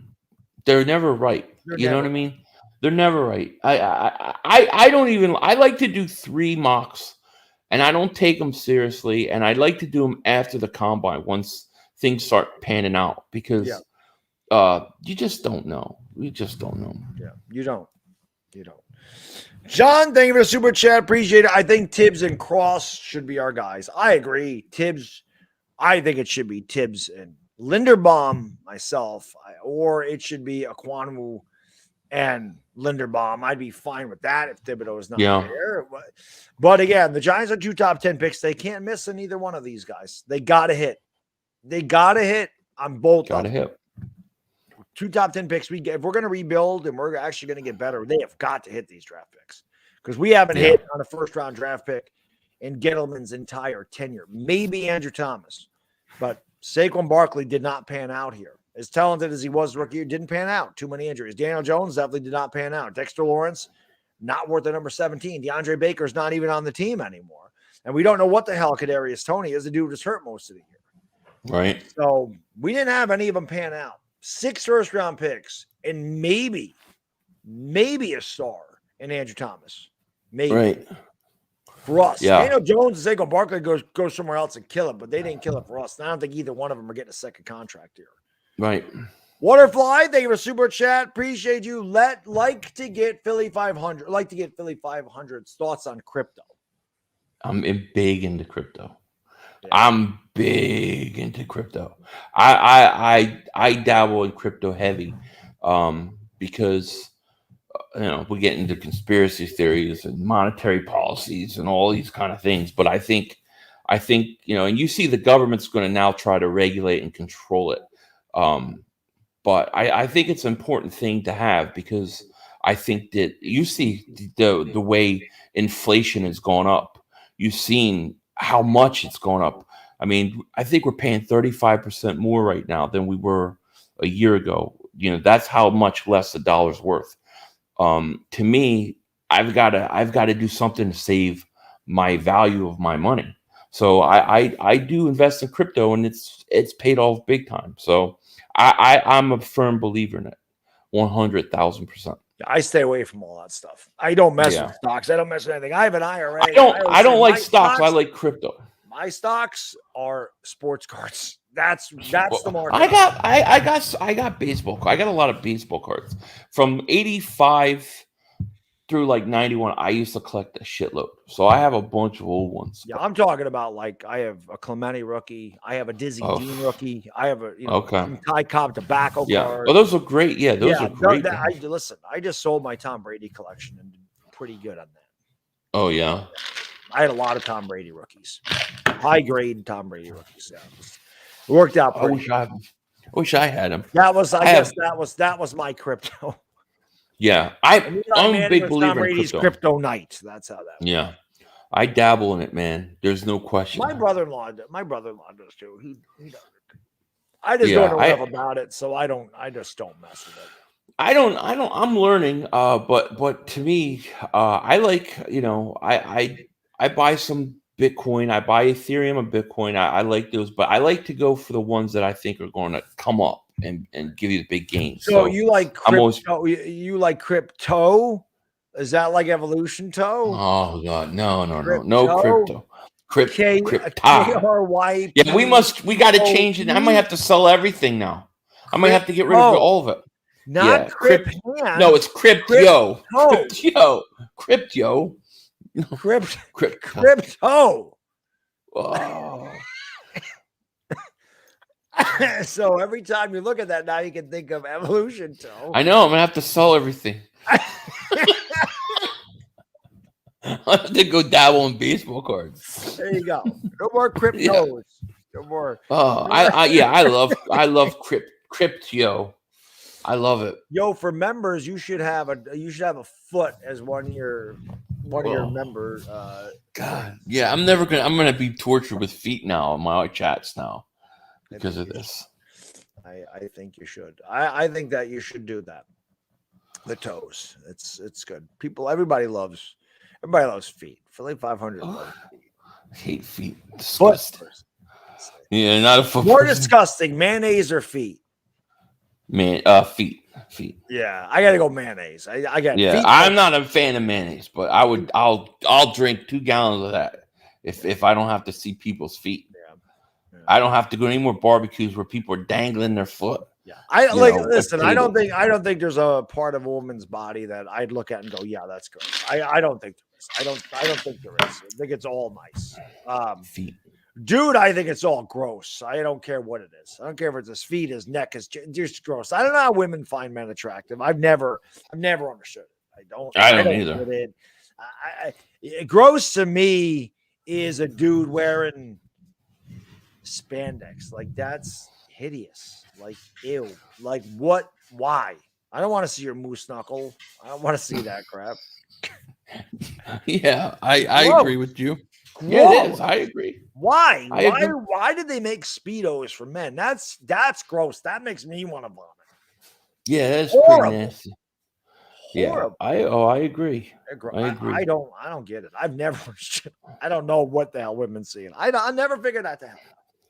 Some women. Listen, as they say in Seinfeld, even Elaine says, man's body is utilitarian. It's like a Jeep. It's for getting around. And George says, well, some women like it. And she goes, yeah, sickies. Yeah. Well, I mean, that makes sense. They are kind of sick. Yeah. I don't get it. But I don't get it, but I'm not complaining. I don't know what else to say. Luckily, I'm not complaining. Luckily, they did. What a fly! Thank you for the if they didn't, nobody would be left. We would be nobody left. You're correct. Yeah. So waterfly with a super sticker. Whee! You notice how the gravity stopped the rotation, right? The side gravity. This gravity bullshit too. Bunkum, you're probably right about that, but they do. Some women do enjoy the. I don't know. Gross. I'm not gonna worry about it. That's not my fight. Body hair or no. Women should not have hair on their body. No, that's gross. No. That's a male thing. That's a testosterone thing. They should always keep their legs and armpits shaved. Yes. Yeah. No. Women should not be hairy at all. That's part of the reason men are gross, because we're hairy. The hair is gross. Especially as Italians. I don't know how the hell they deal with it. Don't get it. But it is what it is. It's funny. I always my mom used to get mad because I'd be like, I'm never marrying an Italian woman. She'd be like, why? I'm like, I don't want no woman with hairy back. She would get so mad. The wooden spoon would come flying by my head. Yeah, the wooden spoon, the shoe. Yeah, they don't mess around. No. Yeah, I didn't marry an Italian woman. I married. She's Irish French. So she's definitely not Italian. Yeah, I'm part Irish. I always say that's my torso because I have very little torso. I have no back hair, zero back hair, and I have very little hair on my torso. I always say that's the Irish part. My dad was Irish Italian, so I always say this is the Irish section.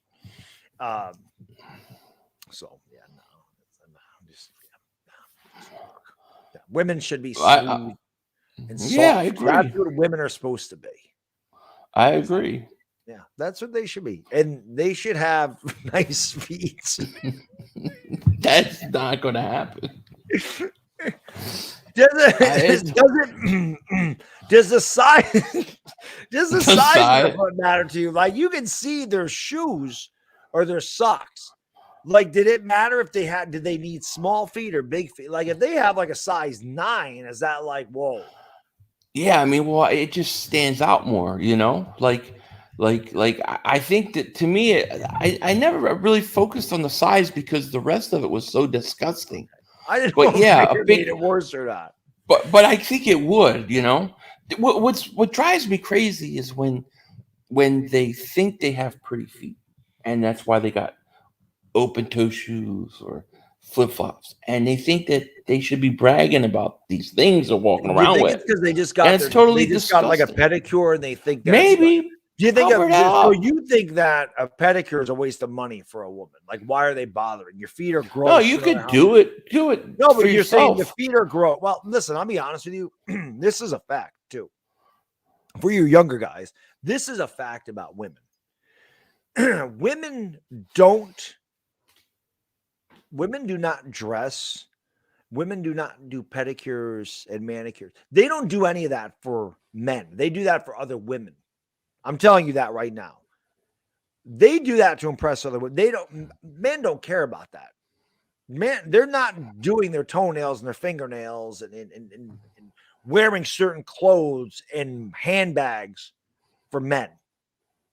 They're doing that for other women. They care what other women think about that stuff. With us, usually the getting in shape is for us. And maybe the makeup. But the rest of that stuff and the hair. But most of that stuff is for other women.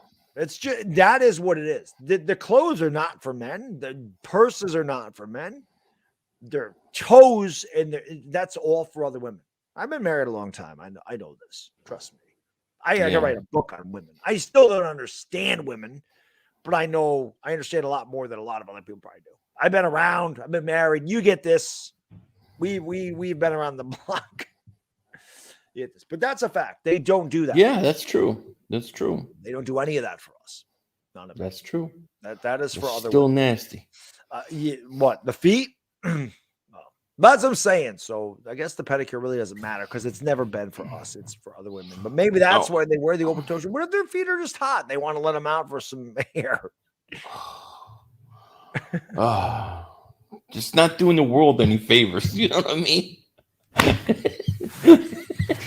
Duncan, thank you for the super chat. He says, can you say fly eagles into the side of a dumpster on a podcast?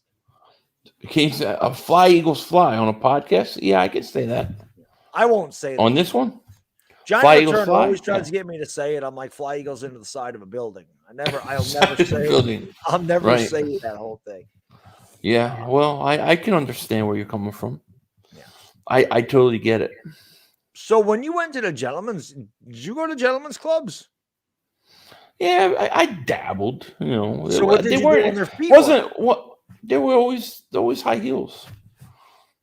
Always? I guess maybe not always, but that's where I would, wherever that was happening is where I would veer. I'm just curious. You know,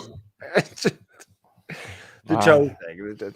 So when you go to the beach, you must walk around with blindfold. Like, how do you deal with all the feet? It's really not fun. I stay in the water. But people are in the water with bare feet. But yeah, and let me tell you, if I'm near somebody and they touch me with their feet, I flip fuck out. I flip out. My brother's in there. We were at the beach this summer. He banged into me because the wave knocked him. His feet hit me. I was disgusted. I started flipping out. I don't like it. I'd rather have jellyfish sting me than be beat with somebody's feet. I was going to say Philly would rather have a jellyfish rub up against him than a foot. Yeah, I would. I will flip out.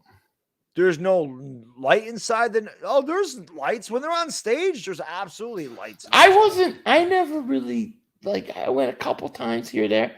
It wasn't, those places weren't really big deal for, I didn't like it. I was a frequent visitor of those places. I had issues with it. See, I always thought I was getting played. And I was.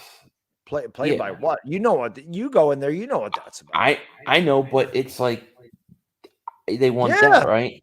And I can't, and that I just have a problem with it. I just had a problem with it. There was a part of me, especially when I was young, I was very disrespectful in those places. I've told you the story, right, where I got thrown out of one of those places where they led me. I've got a few of my own, but I probably shouldn't say. They don't like the rooster tail either. They don't like that. But I used to do that a lot. As I got a little older, into my early 20s, I stopped doing that. I actually dated a couple. Yeah, well, I have some stories about that too. Yeah, see, it must be an Italian thing then. What can I say? Yes. What can I say?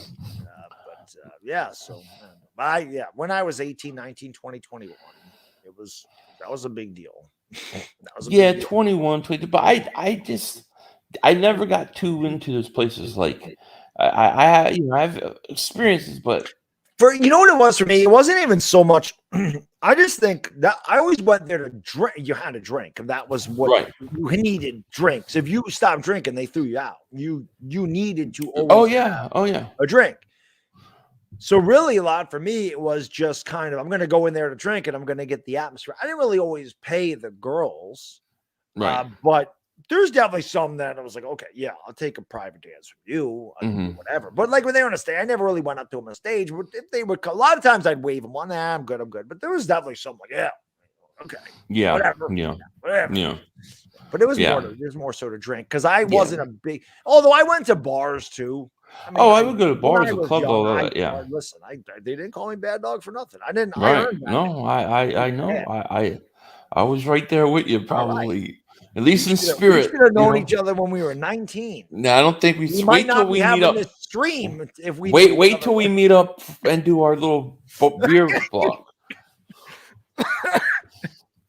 We need to do that. That has to happen before we leave this earth. Yes, it will. Has to happen. Well, it might be soon because the nuclear war is about to happen. It looks like we have to do it. Shane, 7:49 in the morning over there in the UK. It'll be nice when it's 7:49 in the morning here because I'll be getting close to the end of this. I'll be asleep. 6 hours. This is where it begins to get tough. Is the last quarter of this thing. It's right. Jeffy says, "Would you rather get stung by a jellyfish or massage someone's feet?" I think he's just stung by a jellyfish. It's not even hard. Reality says, "Philly, what if hands are deformed feet?" Dude, that's a mind fuck. Yeah. That would be crazy. But I would say I don't know that I could handle that. Yeah. That's like saying we went to the moon. I can't handle that. Oh, sorry, Shane, in Ireland. Well, the UK is the same. The UK is also 5 hours ahead. But Ireland, 7:49 in Ireland. My bad.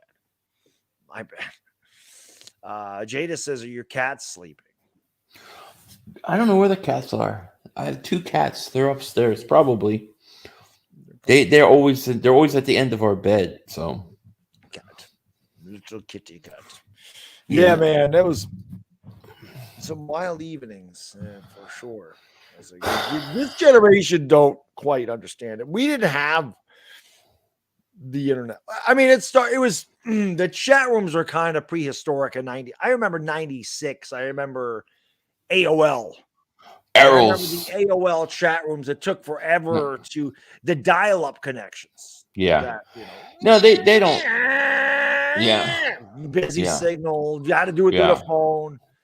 Yeah. So usually you went out. Then your mother would pick up and say, "I need to use the phone," and it would disconnect you. Like, I remember all that. Well, that time I was living on my own, so I didn't need to worry about that. But I just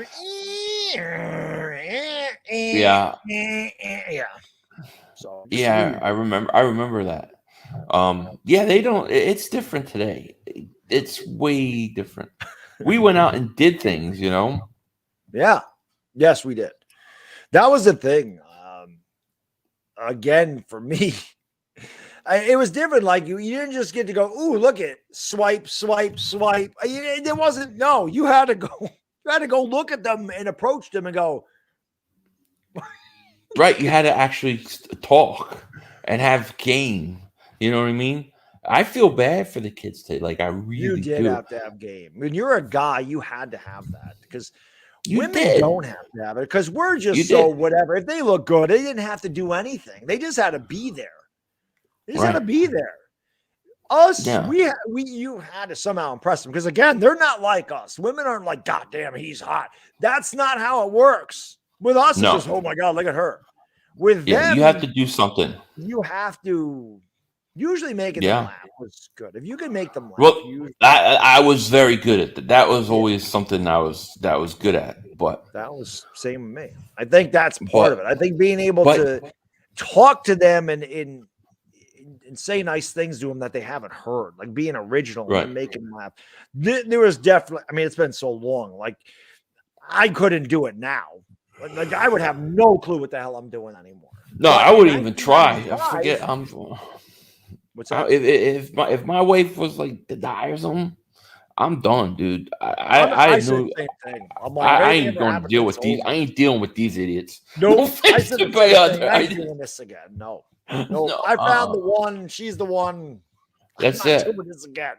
I had my fun from 1995 through 1999. We did good there. Yes, we did. And then we settled down.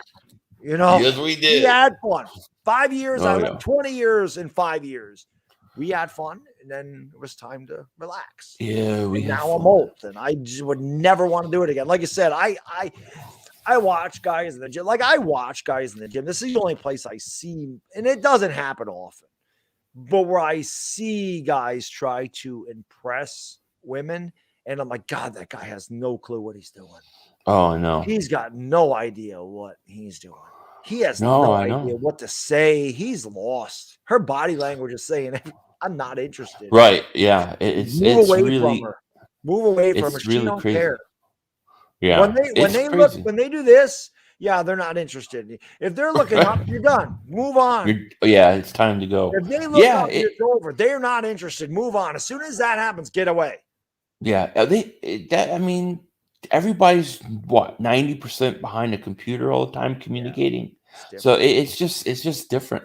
You know, back in our day, we didn't have surveillance cameras back in our day. This is true. We didn't have surveillance cameras. I may be doing a 20 to 30 year stint somewhere right now. Yeah. If that was the case, you know, it was definitely a different. It was different. It's amazing how much things changed in 25 years. It really is. It is incredible.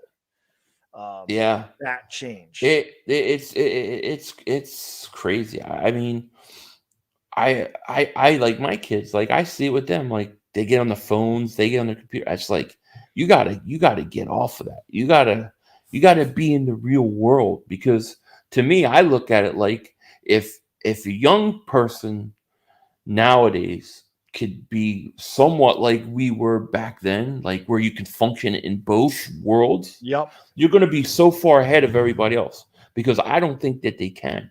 Yeah.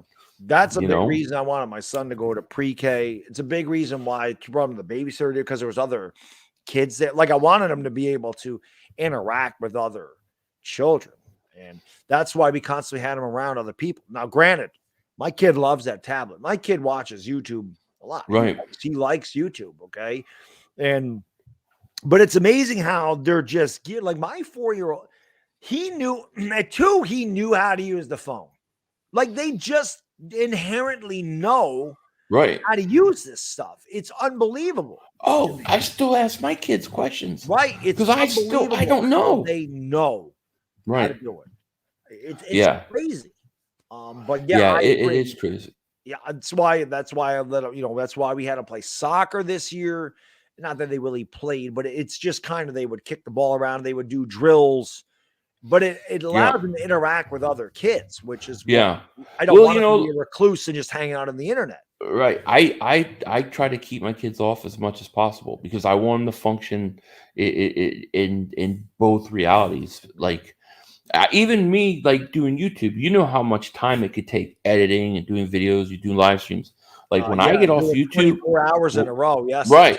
24 hours. When I, a lot of times when I'm done a video or I'm done stream, I get off the computer. Like I have to turn it off. I'm the same way. Like I have to get away from it. I can't deal with it. Because, like even with the Giants, when the football season, or I did the Super Bowl, which I didn't plan on it, but everything fell through. Yeah. But I've not done a video of any kind since. And like I knew I was doing this, but like when the Lakers were playing, there's no live streams. It is. I just kind of needed some time away from it. And sometimes I do. Like I've been, and the nice thing is, like I've been going to bed at normal times because the Lakers have. I've been going to bed at 9:30, 10 o'clock. I've been getting 7.5 hours of sleep. I'm not used to that. Yeah. Because I'm not doing videos and I don't have screen. Like I've been watching, like I said, wrestling with my son, or I've been, messing around with my kid and spending time with my family. It's nice. The football season definitely takes a lot of time. It's videos all the time. It's live streams a lot. There's a lot to talk about, and I love it. But like right now, I'm on vacation this week. There's no Laker game. There's no basketball till Thursday. Right. This is 3 days off for me. I might do a video on my fitness channel, but this is a lot of time off. This is time during the day that I get to hang out with my kid because he's off school this week, and I'm off. So, but yeah, I agree. It does, and it's hard. I mean, if you want to build your YouTube channel, you have to put time into it. Oh, you have to put time in. No question about it. You have a job, you have a wife, you have kids, you go through the same stuff I do. Yeah. I mean, a lot of times you come home, it's like the last thing I want to do. A lot of times I go and then I get lunch break. I run home, do a video, run back, do all the thumbnails, everything, upload it from there. And there is no break in between. You know what I'm saying? Yeah. So I do. It's a lot. And when I'm done, I have to get off. I have to shut it off because, and I try to answer comments and stuff, but sometimes I got to get away from it because, I look sometimes and I'm answering comments. I look at my wife and she's on hers and my kids are on their thing. And I'm like, what the fuck? It's too much. Well, I can tell you this, like my wife says to me the other day, she said to me, she goes, you've been very talkative lately with me. She's like, I like that because I haven't been messing around with Giants. Right. Like when the Giants are, it's like, do they have a new head coach? Do they have a new GM? What do they do with this player? What's going on with this player? Is this player like? It's always Giant stuff. Like I got to be up to date with the Giant stuff. Yeah. And like I said, I love the Giants, but when football's over, there is the big break. I only do Lakers streams. Like I'm not doing Lakers content, so I don't really need to know what's going on. Is Anthony Davis going to be healthy? I don't need to do a video on all the Lakers stuff, so I get this time off. Yeah. So that's a big reason. It does give me more time. Yeah. No, it's important. I mean, like this whole past week, I did some videos. I didn't do a whole lot. Like this week, next week, like it's just a really slow time. So you try to come up and get a breath. You know what I mean? Yeah. And things like that before, because once free agency starts, it's going to get crazy again. Exactly. And that's March, and then there you go. And then you have a little time off again after the draft. Right. Yeah. And like when I get to June, I'm going to try to like take a whole week off and just get away. The Yankees are playing but again, I don't do a ton. It's not, the Giants are definitely the main focus of the content, the videos and stuff that I do here. Definitely the Giants. Lucas, there's a lot of subscribers need a break as well. And you're right, Lucas. They do. Especially since this is mostly football. And especially when you're a Giants fan, it was an exhausting year. It was an exhausting year this year. It was tough. This is a tough year being a Giants. They've all been pretty tough, but this was really bad. The last month of the season was it was unwatchable garbage. Like it wasn't an NFL team. I don't know what the hell that was that they put out there every week, but it was not NFL caliber. I really do believe by the end of the year, Georgia could have. And I always say there's no way a college football team could beat an NFL team. But that Giants team that they put out there with you had long neck playing. Yeah. I mean, you had the long neck playing. Oh my God, worse if that's possible. But I really like at the end of the year that Georgia could have beat us, or at least given us a game. Right. Right. Maybe you might be right. It was a brutal season for you guys. For us, it was, for channel purposes, selfish purposes, to me, to have the Eagles be in the playoff contention the last month of the season is a big deal. It helps your channel a lot that people are still engaged. Yeah, I'm waiting for the Giants to make the playoffs because I can only imagine what that would do. Because the Giants fan base is amazing. Like, this by far was my most successful year for Giants. By far, it was.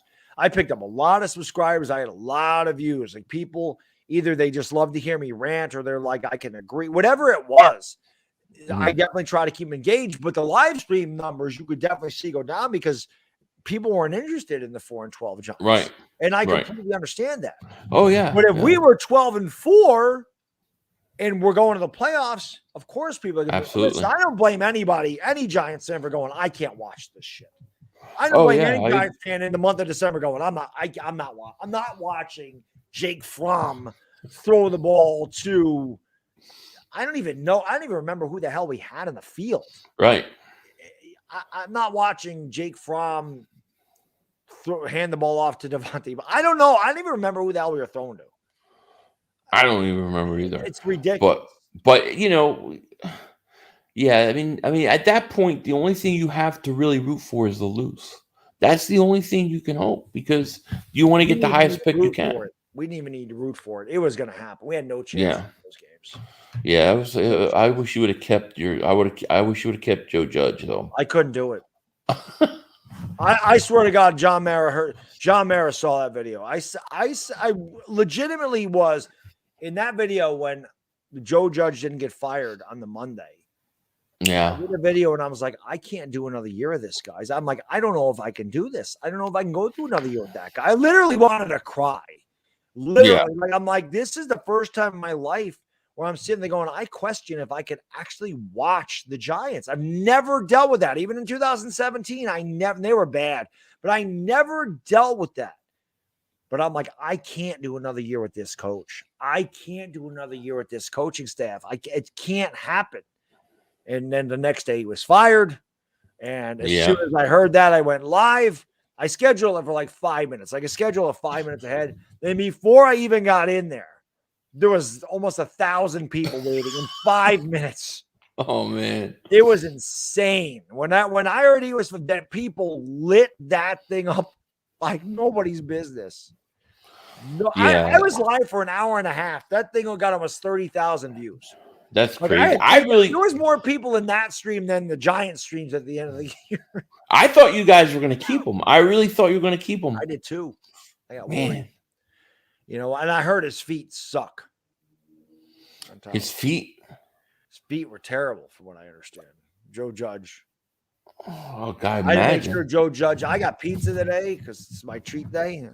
So I had meatball. I had to make sure Joe Judge didn't come over here.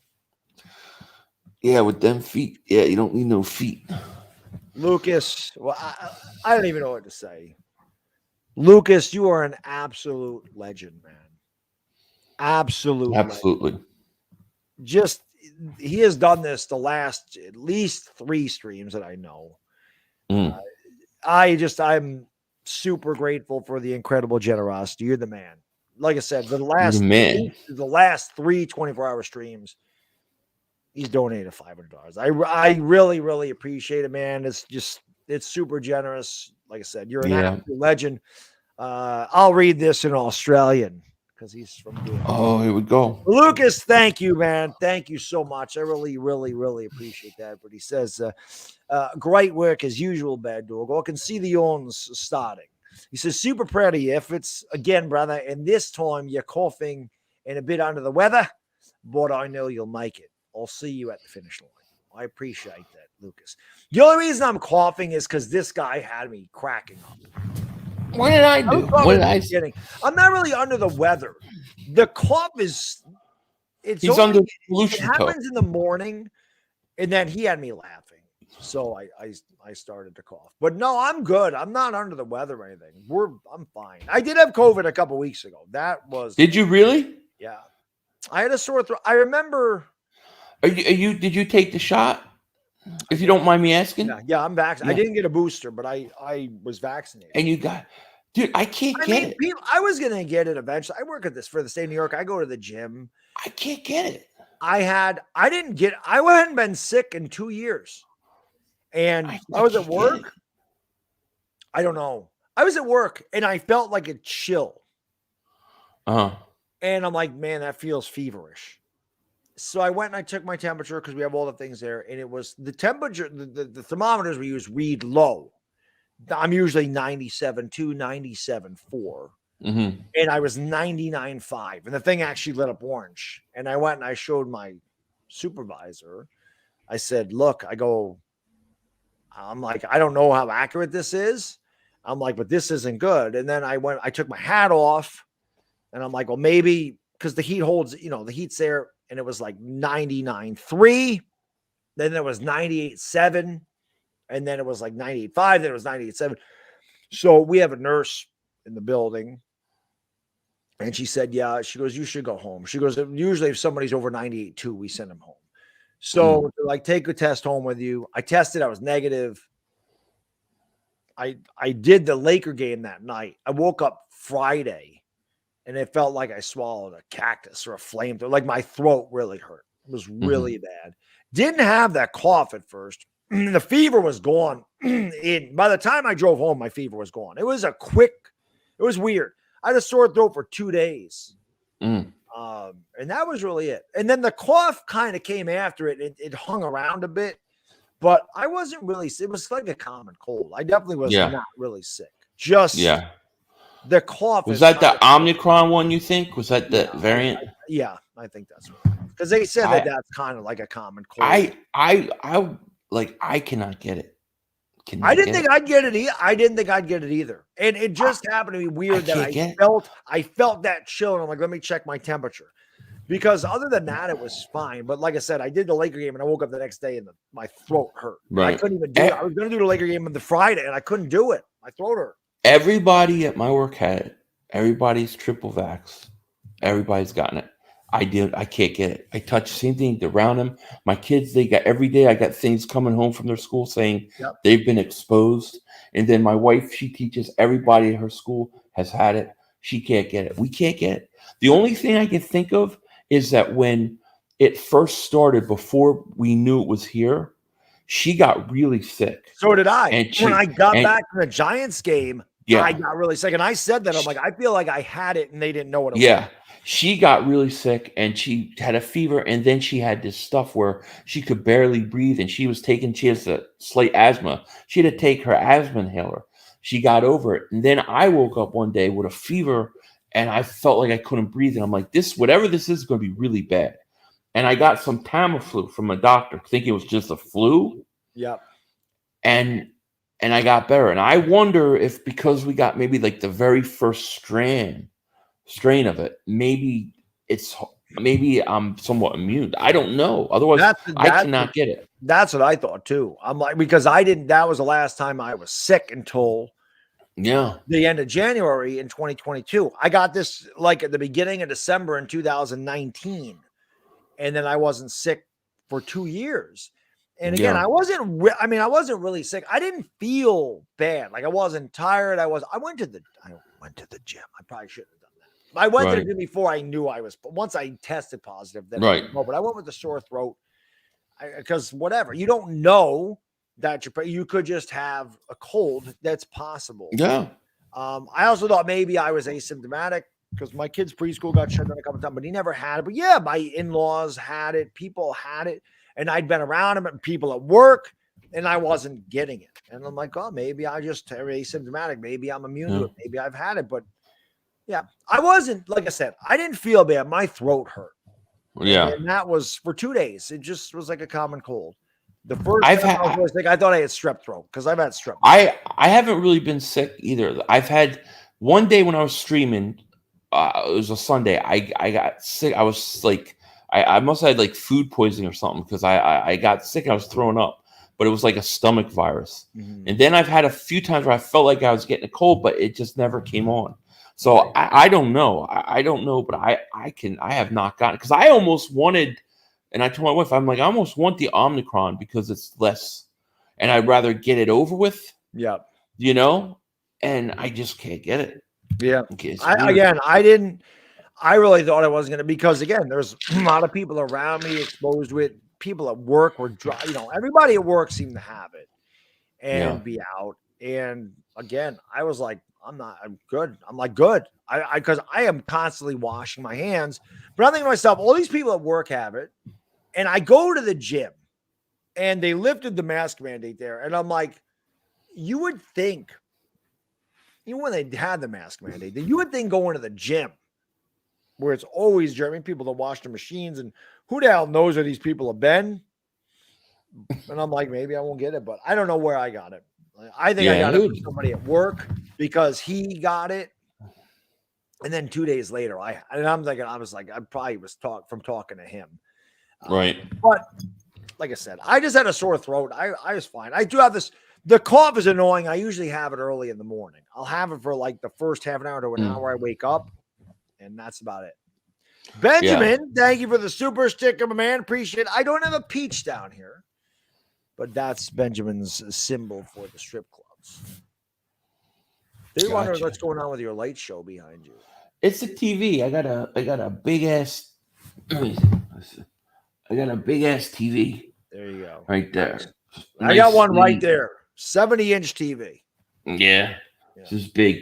So that's what's I got that on the background. So that's what's doing it. Sure. If that's what you say. If that's what you believe. It could be gravity, right? The gravitational pull of the earth. The mothership. You guys still don't believe in gravity, right? Gravity is useless. Not even real. So what drops the birds out of the sky? It's not gravity. No, it's weight. The weight of the birds weigh more than the air, so they fall. Right? That's it's just like what if gravity's so real, why does helium go straight up? Yeah. A helium balloon. Because it's light, right? Because it's lighter than the air. It's common sense. They've been fooling us with everything. Everything they've been lying about everything. Yeah. And I believe after the last few years, I'm 100% right. You got this whole war starting right now. All this bullshit, false flags. It's all bullshit. It's all planned. It's all planned. My man. Bodo, another legend. Thank you so much for the super chat, man. I really appreciate it. He says, well, this is taking longer than I thought. I still have to work 2 more hours. I appreciate you, Bodo. I have a little less than 6 more hours. But we're both going to make it, Bodo. We will both make it. And what did I just read there? I think Bodo said, I forget. It said something about a 70-inch TV. I forget. Well, a guy, I was talking about getting a TV because I have a 40-inch TV here. But it was hard to see the screen because it's just a smaller TV. So sometimes it's hard to read the numbers. And I'm like, I got to get a bigger TV. And I'm like, and this guy, I don't see him in the chat anymore. He's always in a Lakers stream. His name was Exhorter. I don't know what happened. I haven't seen him at all this year. But one night, the guy gave me $500, and then the next night he gave me $250, and he goes, "There's your TV. Go buy your TV." So I bought the TV. There you go. He's like, "Go buy your TV." He goes, "There's your TV." So, like I said, man, I always say I'm extremely fortunate and blessed that I have such great supporters and subscribers. Absolutely. It is amazing. Yeah. I always say they're way too good to me, and they're extremely generous. And there's never enough words there's not enough words in our language to, describe how truly grateful I am for everything you guys do for me. They're the reason that I can do 24-hour streams and raise money for charity or do fundraising streams or, stay up to 1:30 doing Laker games and get up at 5:30 in the morning to go to work.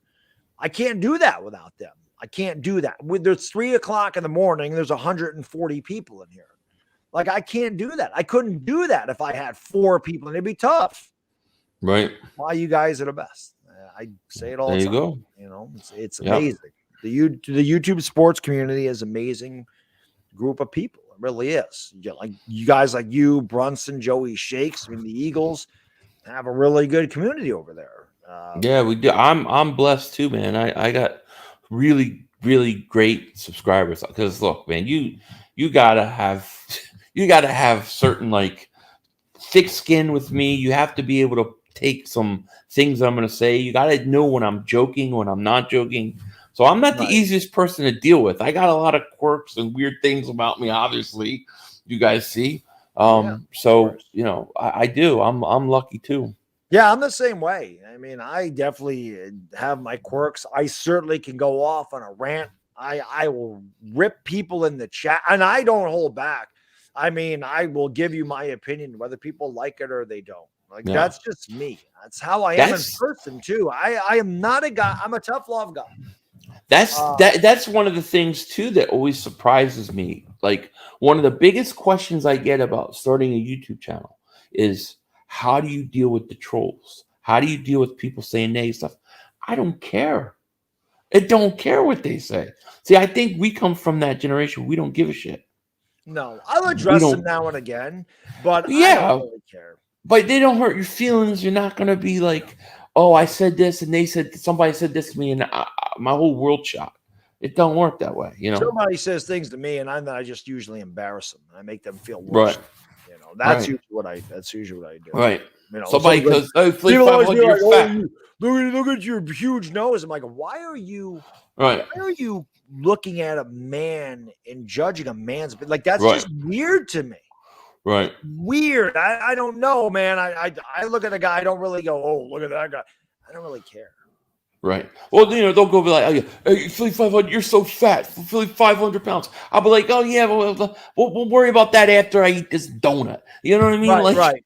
You don't bother. You think I don't know what my problems are? That's what I say. Yeah, you're right. I never do that. I don't care. I'm like, my wife talks better trash about my nose than you do. I mean, let's get real here. Or I'll say, like, what is the size of my nose? Does that make you insecure about your manhood? Yeah, because it makes you feel a little inadequate. Yeah, exactly. Being and then they're done. They don't know what to do. Yeah. You only drop that one. You don't continue to interact with them. You just drop it and you go. Yeah.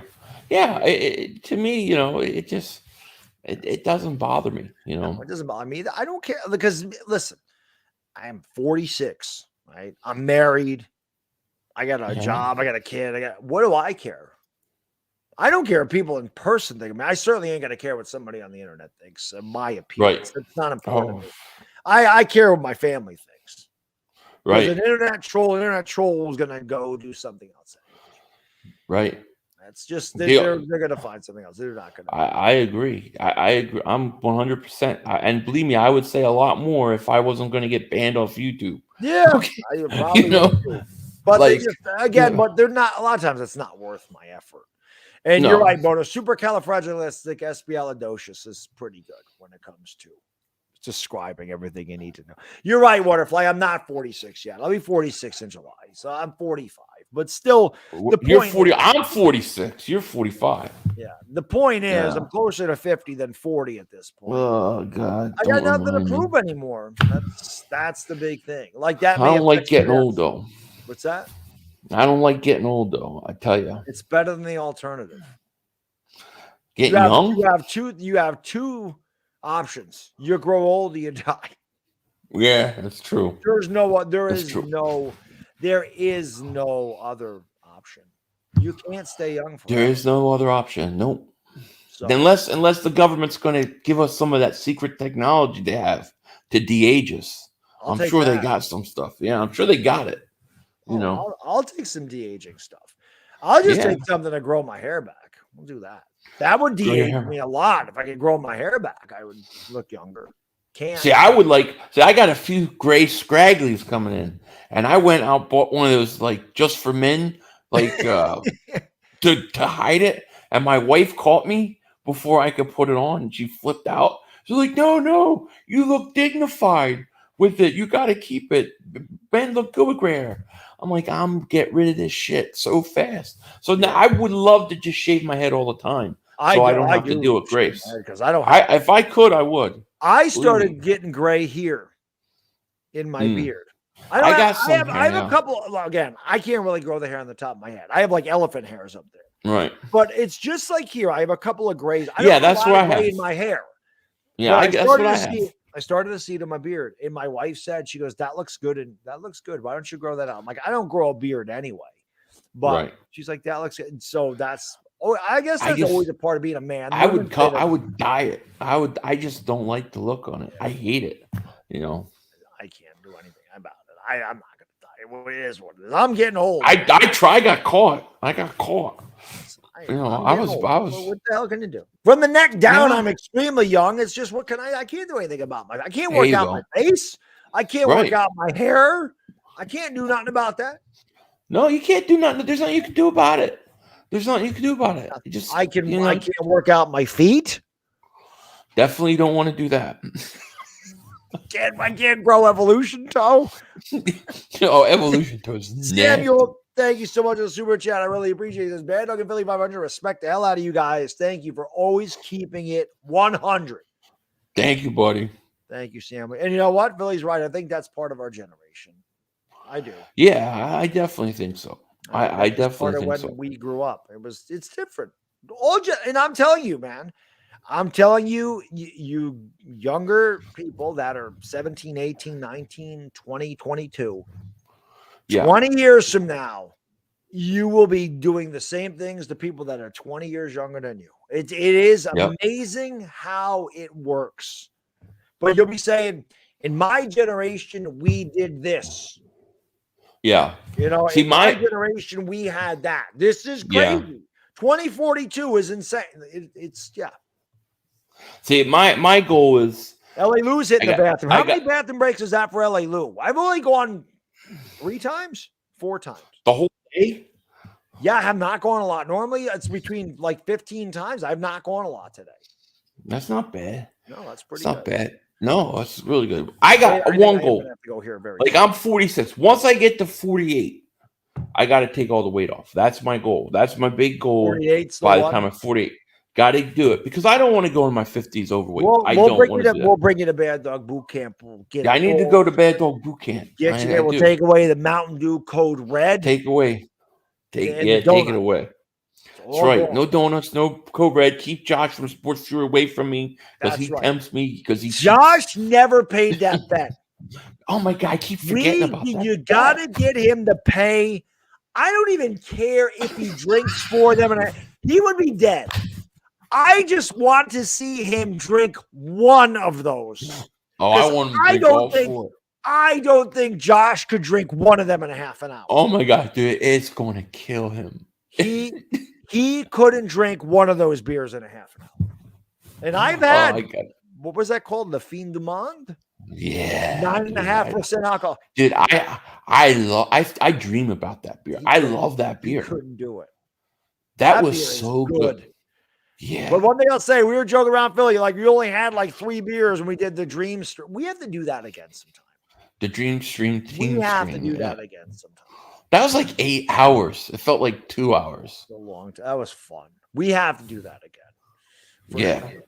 But I drank like 3 of those, like right off the bat. Yeah. And I'm like, what are you doing? And then I had them like, oh, no wonder you only drank 3 of them. Now I get it. Because it's the equivalent of 2 beers.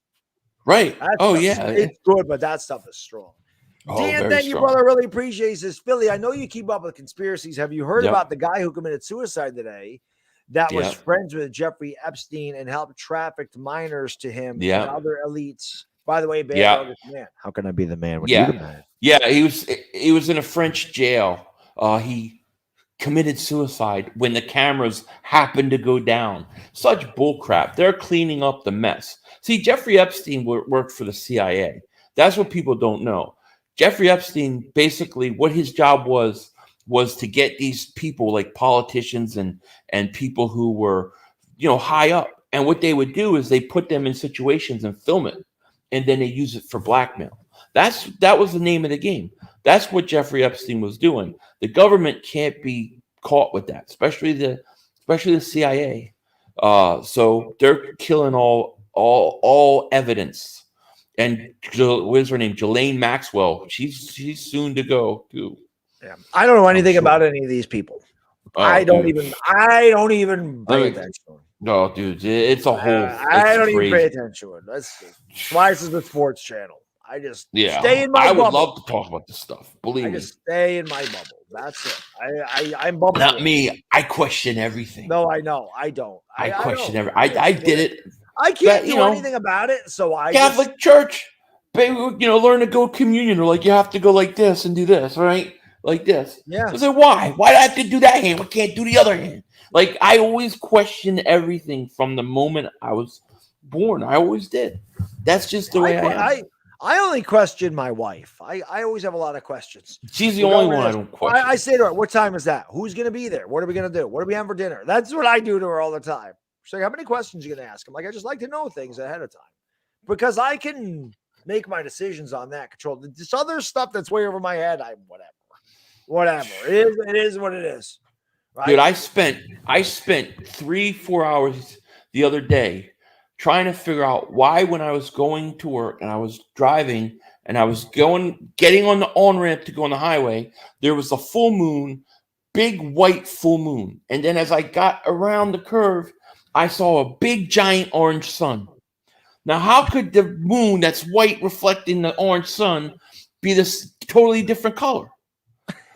How can I still see a full moon when the sun is out? Maybe it was a There's blue nothing one. blocking. What's blocking them? This is insane. Something's not right. And I spent 4 hours thinking about this. That's what I do.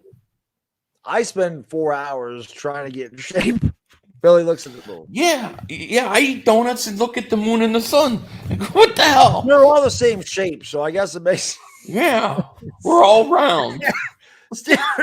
What if there was a big foot in the sky? That would be just nuke the whole place, dude. Nuke it all. Steeler Nation, thank you for the super chat. What would you rather want to live forever or gas prices zero? Probably gas prices zero. I'm getting killed in gas right now. I'm getting killed. We were in talking gas. about that early. It's expensive out there. What is it out? $5 a gallon. Yeah, it's like $3. And I'm in a cheaper area. There's even more expensive places. Yeah. It's $100 to fill my car. That's great. $100. Yeah. It's like a year ago. It was like $65. That's like it's like $3.60. Yeah, it was $2.85 a year ago here. Yeah. Arthur, thank you, brother. Appreciate it. He says, "Mad respect, Baddog in Philly 5-100." Thank you, buddy. 5-100s, yes.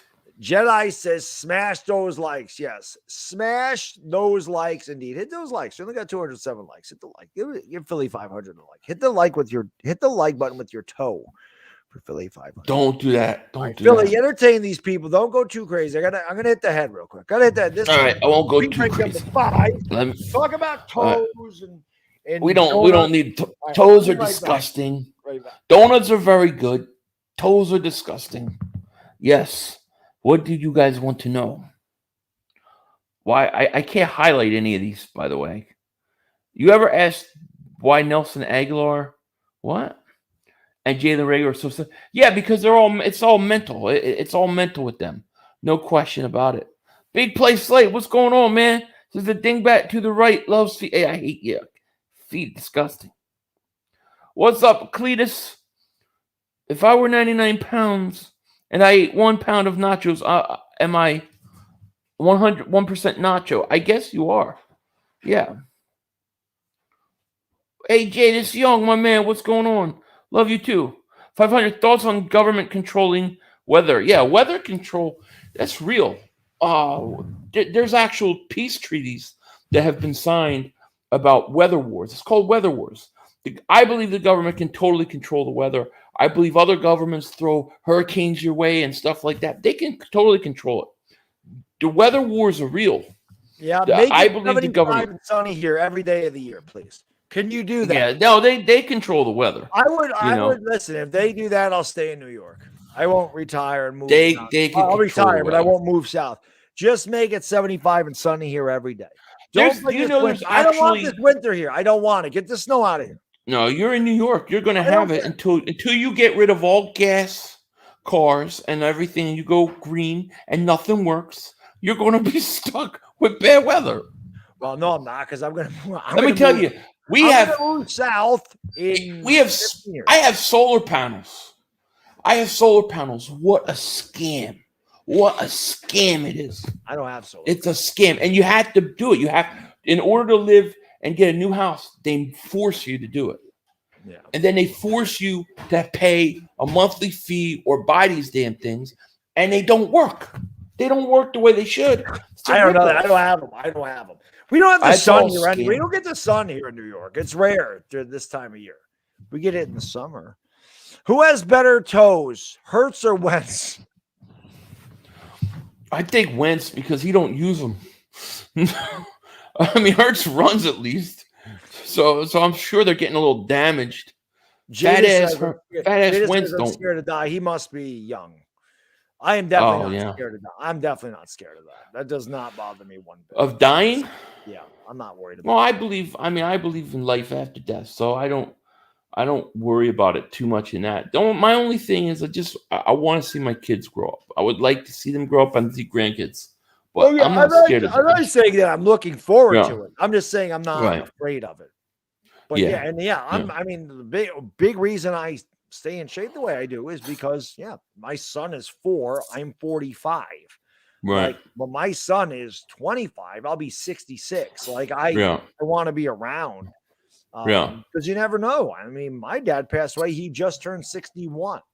Right. So my mom's still alive. But I don't want to do it. I don't want to go because of my own flaws, because I didn't take care of myself, or I let myself go, or I was overweight and didn't take responsibility for that. That's my fault, and I gotta fix it. So I don't want to go for those reasons. That's why I gotta take, I gotta do something about it.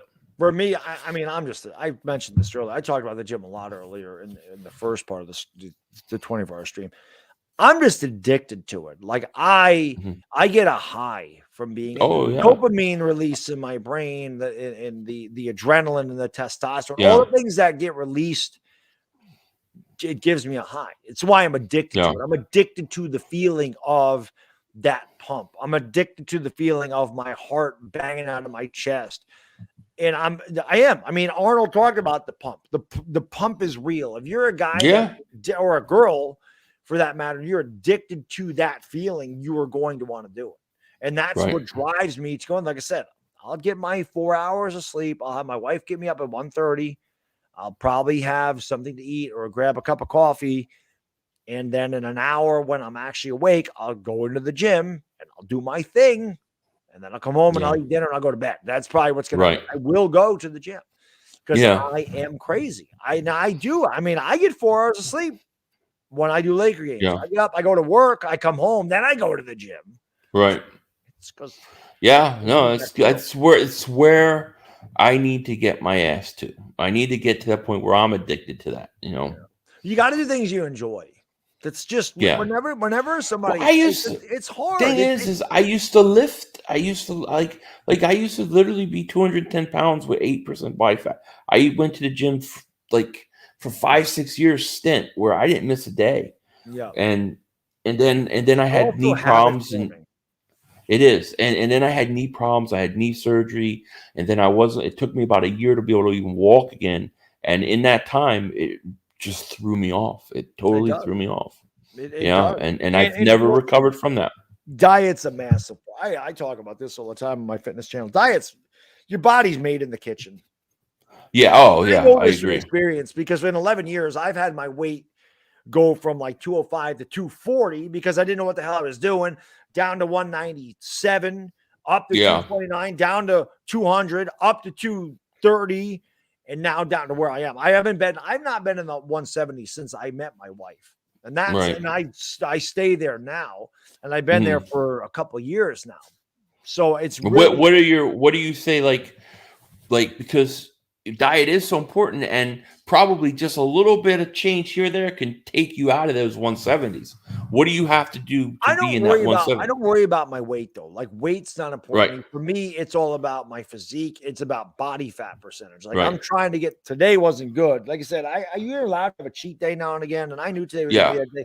I had 2 pieces of pizza today and some potato chips, and I feel guilty about that. Yeah. For breakfast, all I had was a protein bar. There's 380 calories in this. That was my breakfast. That's it.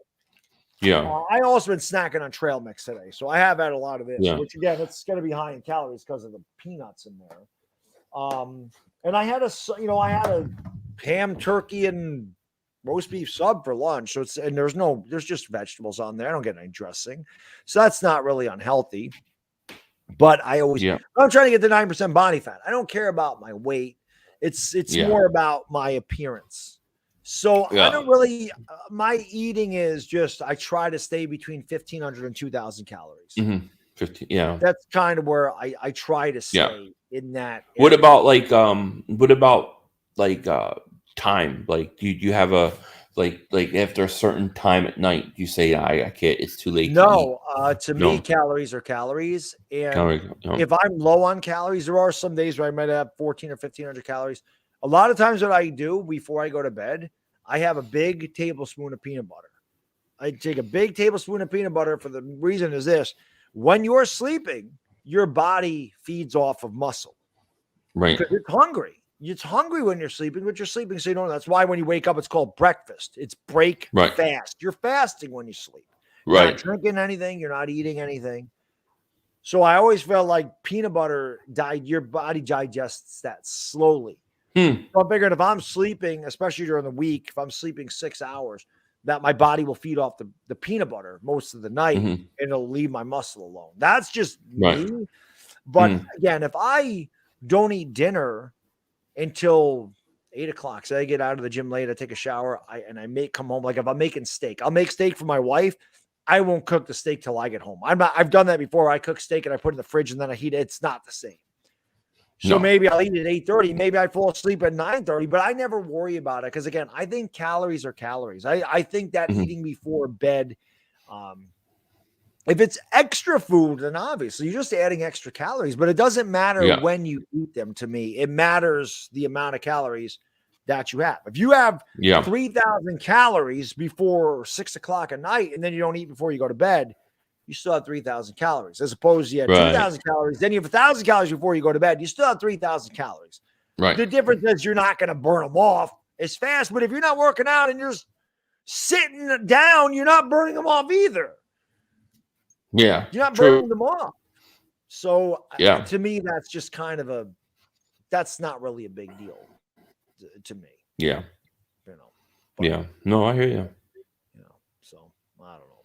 But I'm insane when it comes to that stuff. No, that's good. That's good. I wish I could get back to that point. And I gotta work on it. Yeah, again, it's all habit forming. But listen, you look tired. You can go get it's 12:30 over there. Oh, listen. I'm okay. I'll stay on another 10 minutes. All right, listen. I don't want to force you. But listen, I really appreciate you coming on. Man, this helps me out huge, and I always appreciate. Like I said, the chat. Like the first thing they ask, Philly 500 coming on tonight. The 24-hour streams, like the highlight of the 24-hour stream is Philly 500 at 1 o'clock in the morning. Because you never know. Who knew we were going to go with toes? We're going to talk about toes. You know? I never knew that we would spend an hour conversing about the foot. Didn't see that one coming today. Gravity, we talked about gravity. Well, gravity, we haven't talked about gravity. We have not. Yeah. With the foot, I did not see the foot. I did not see the foot. Where's your boy at? That I forget his name. DWG. Where's he at? He never texted. So he never texted back. He's in a different department, and he got a promotion. Like he's really busy. And he is scared to death of this COVID thing. He don't like germs anyway. Right? He is not a germ guy at all. But this is what I said. Sunday, the week before the Super Bowl, I said, hey, I know you're a very busy and important individual, but I'm doing the 24-hour stream on February 19th. As always, open invitation for you. He says, my man, if you're COVID free, I will definitely come by. I say, my man. COVID free. Right? Well, he knows I had it. I mean, that's, it's funny, man. But some then people are so scared. So that was it. And then yesterday I said, sup, man? I said, I'm just checking to see if you could still swing by tomorrow. And I said, yes, this is a COVID free home. He never texted me back. So I didn't hear from him. Some people are really scared about it. I am not scared about it. I've never been scared with the whole thing. Yeah. Last year he was here. He came here in August. He shaved my head on stream last year or last time. Yeah. He always has interesting conspiracy questions. Yeah. He didn't stay as late as he normally does, though. I think he only stayed at like 10.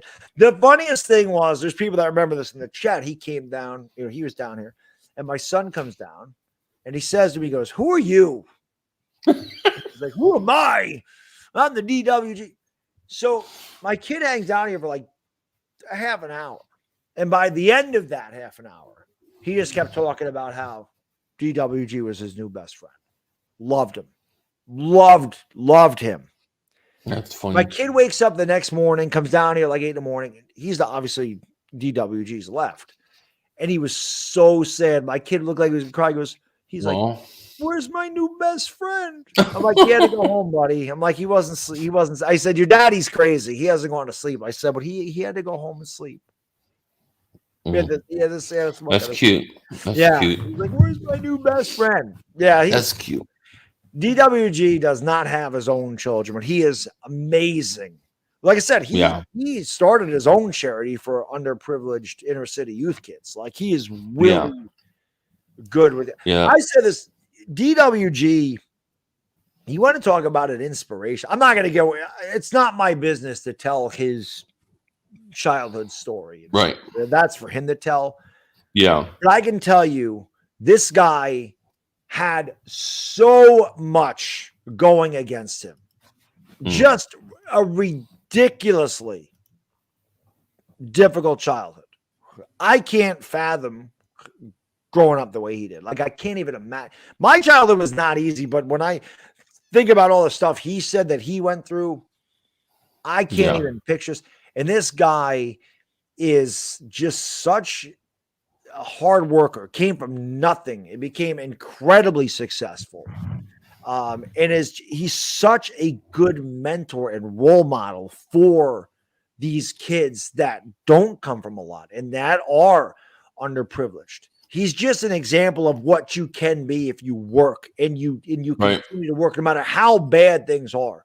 Like I don't respect a lot of people more than I respect him and what it's amazing to think of where he came from and what he's become.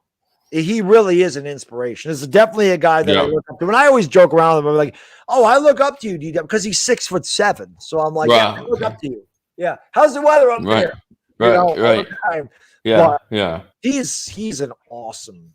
He seems like a great guy. I mean, seems like a great guy. Yeah. He's an awesome guy. And he's funny as hell. It's just a lot of fun. And I miss being able to hang out with him. Like when he's not in my department anymore. I don't see him anymore. It sucks, and I miss having him here. I love having his company because he's, like I said, he's an awesome guy. He's entertaining. He has a lot of fun, and he loves you. He likes the conspiracy theory because he knows I'm whacked. Yeah, but he likes that. He enjoys those things, So it's. Unfortunately, it looks like I'm right about it all. That's the thing. It is what it is. I mean, I'm right about very few things. That's why I don't even bother. I don't even want to try to get into that. I'm pretty good about the weather, though. Like I know the weather. I know maybe I can control the weather. Yeah, maybe. You know what's weird? You want to talk about controlling something? Yeah. I have never gotten an alert on my phone about a power outage. Ever. But they'll tell you thought it was an Amber Alert. I had like an emergency signal on my phone, and it said there's power outages near your area. And then like an hour later, I lost my power. An hour later, not like when it said it was like an hour later, and there was power. I was like, that was weird. Yeah. I lost power for like 45 minutes. Wait till that's crazy.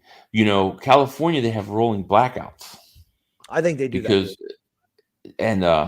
fortunately where I'm at, we don't get them, or we haven't had them. But can you imagine like 105 degrees outside and they're shutting your power off? No, they I mean, I don't know if it's a rolling blackout up here, but I mentioned that earlier. In the middle of the summer, they'll turn the power off for 2 minutes and put it back on. Oh, they'll turn it off for hours. Well, they don't turn it off for hours. It's quick. It's 2 to 5 minutes. For no reason. I mean, it's sunny. There's no wind. It's 85 degrees out. Got my air conditioner going on. Next thing, and that's all I'll be running. My air conditioner and my TV. Next thing you know, boop. What I'm 5 minutes later, everything comes back on. You know what I'm expecting to happen, right?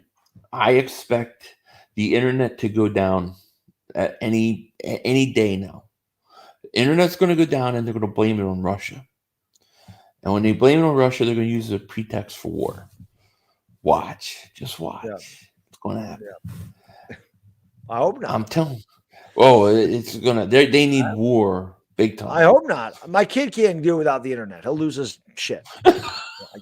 I can't have it. It's your boy. Thanks so much for the super chat, brother. I really appreciate this. All love to you, Baddog. Any dream free agents you want the Giants to grab? They're in cap trouble, but keep up the great work. Well, thank you. It's your boy. I appreciate that. And I'll be honest, it's your boy. I have not looked at anything football since the Super Bowl. I've just kind of been taking a couple of weeks off. Like I said, I'm off this week So I probably will start looking more at like draft guys and free agents, but I haven't looked at any of the free agents. I don't know who's out there.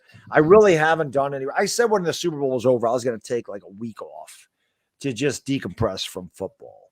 And again, with no basketball streams and doing this 24-hour stream being off, I have a lot of time to look at this stuff this week. So I'll probably look more at it now, but I haven't thought about like free agents that I want us to get. And yeah, our cap space is bad.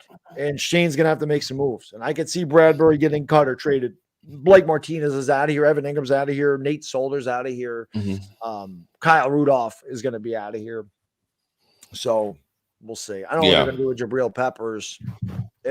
We're in a tough spot. So yeah, I've looked at a couple positions. I've looked at defensive end and receiver. Not much else after that. I'm kind of slowly, because right now there are guys who are slated to be free agents that are not going to be. So until you really know who's going to stay, who's franchise tagged, it's kind of hard to know. Yeah. There's no doubt about that. Tired of the Giants. Also didn't realize Baddog's doing a 20. Yes, Ward 21. I am doing a 24-hour stream. We're live for about another 5 hours and 15 minutes. It's 3:47 in the morning over here. The sun and the moon will be up at the same time again soon. Sun rises today at 6:40. Why can we see them? Why do you see the moon in the middle of the day? Is that bizarre to you? No. You ever think about that? No. Why is it? It's always there.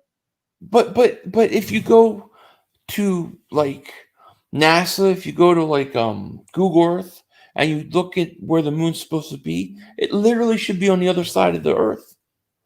Yet you can see it because that's where it's supposed to be located. Oh. Yeah, I can see it in the sky 1 PM. I think that's bizarre. Well, the moon sets and rises as well. Do you ever see do you ever look at the time that the moon sets and rises? They can be up at the same time. They can sometimes, but but not all the time. And you can actually track it. And there are times where it will say the moon is over Australia, and you cannot see it where you're at. And I can go outside and look up and see it. Google Earth is lying to you, not the moon.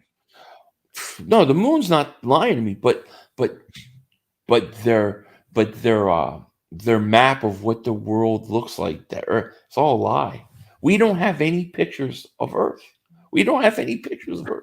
All I can say is, and I know I've told this story, but for those of you who don't know, there is a NASA YouTuber, whatever it was. I don't know if it's actually NASA, but there's something with a spaceship or space shuttle. It's going NASA. up and showing Earth, right? So I text Philly 500 and I say, come into this stream. I go, look it, they're showing Earth. So he's like, he goes, I'm like, where the hell are you? I wait 5 minutes. I'm like, where the hell are you? He's like, I'm in there. I'm like, no, you're not. I'm like, I'm right. I don't see you. He's like, I said, hey, Baddog. I said, no, you didn't. So he texts me a screenshot and it says, hey, Baddog, I'm here. What's going on? And I don't see it because he got blocked from the channel. He got blocked on NASA. Yeah, I blocked from NASA. Yeah, and Baddog's like, what did you say? I said, all I said was Stanley Kubrick would be proud. That's all I said one time. He got blocked. It was hilarious. He got blocked. Yeah, it was funny. I'm blocked on NASA. I'm blocked on SpaceX too. Because I said, why did your feed always go out as the thing's coming back to land? Like they're getting ready to land, and then the feed goes out, then it comes back, and the things are just landing. For me, I guess for me, I'm just a simple man. So I don't think about all this stuff. I don't really care. I do like to I like the planets. I think it's cool. I think it's cool to see Mars in the sky and Venus in the sky. Like, I think that's cool. I think the lunar eclipse is cool. But I don't really I think the sun is cool because I like the sun. I like when it's bright. I like when it's warm. I like the sun a lot. I like that star a lot. But the rest of it, I don't really care. I do think space is cool in general to think what could be out there, but I don't really sit there and think about, oh, why is this here? Why is this over there? I'm a simple man. Just give me sports, the gym, my son, some old school wrestling and Philly 500, and I'm happy. Maybe an evolution toe now and again. Right. I'm the kind of person, I'm like, these motherfuckers are not lying to me. You're not getting away with it. I have to know what is going on and why. And I'm like, if you lie to me about one thing, then you lie to me about everything. Yeah. But I don't trust that. I don't trust anything. That I'll tell you. I don't. Right. So to me, it just means like, I don't know what the answers are, but I'm just like, I don't know that any of it's true because I can't trust the people saying it. Right. That's why I don't question it. I'm just like, you know what? I don't believe any of it anyway, so I'm not going to question it. I'm not going to worry about it. I just go about my business. I just want to make sure that I get my paycheck and then I can pay my bills. Oh, I understand. That's it. Yeah. I understand. I just try to enjoy life. I try not to question things out of my control because that aggravates me. Things out of my control aggravate me. It's the reason I get so mad at the Giant. I can't control it. I like to be in control of stuff. So if I started getting into all that, it would just aggravate me. I just like road rage. I get road rage because I can't control the way the idiot drives in front of me. So I get road rage. Oh, and dude, being a type A personality trait, so I'm a type X because I'm very even between type A and type B. But I was talking about this earlier. I always feel rushed. No matter what I'm doing, I always feel rushed. If I leave my house, I always want to leave my house at 7:05. If for whatever reason I have to leave at 7:07, I feel extremely anxious. It is just a weird thing, but I do. And that's why at the gym I get so agitated. Like I'm like, I got to finish this workout because I don't want somebody to get on my machine and ruin my routine. Because I'm always rushed. It's like I got to get home. I got to do this. I got to do that. Like I never stop. So that's what I'm saying. When things are out of my control, I get irritated. So like that stuff, I'm like, I can't. Like evolution toes out of my control, but it doesn't aggravate. You believe me, you're gonna start noticing it more now. Once you see evolution toe, you'll notice it all the time, and you're gonna go, "Oh my god, that toe's longer than that toe." That is some nasty stuff. Philly 500 was not kidding. But I'll be like, "Oh, look it, she's got ET." Evolution. Oh my god, I'm gonna think it's so nasty, dude. ET. Yeah. So is it evolution toe? The initials are ET, like when ET's neck elongates, so they have an elongated. Yeah, I guess so. Also, yeah, elongated toe is ET. Yeah, elongated toe could be ET too. Yeah. I mean, I've never seen a toe change its size. It's either evolutioned or it's not. You know what I mean? So I don't know.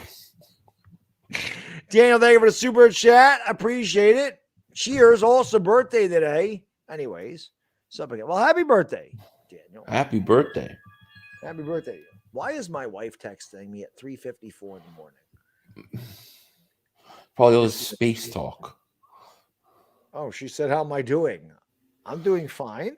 You should tell her evolution toe. It's giving you fine. She's not gonna. Philly 500 is talking about evolution toe. I gotta put that. I gotta see what she says.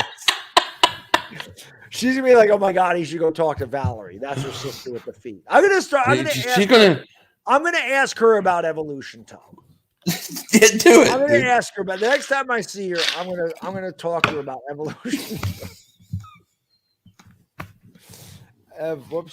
Evolution toe. She's gonna. For a while, I thought it might have been the one proof of gravity. You know. But it didn't work out that way. She's going to say, "What the hell are you talking about?" She's going to say, "Are you drunk?" That's what she's going to say. When I asked her for meatballs, when I said I want meatballs and peppers, she said, "What are you talking about? Are you drunk?" I'm like, "No, I've had meatballs and peppers." Look at you. She said toe. Evolution toe. Evolution toe. She said he's evolution toe. I'm just he's crazy. He cracks me up. She won't understand. She woke up in the middle of the night and things like that. This is how he's doing.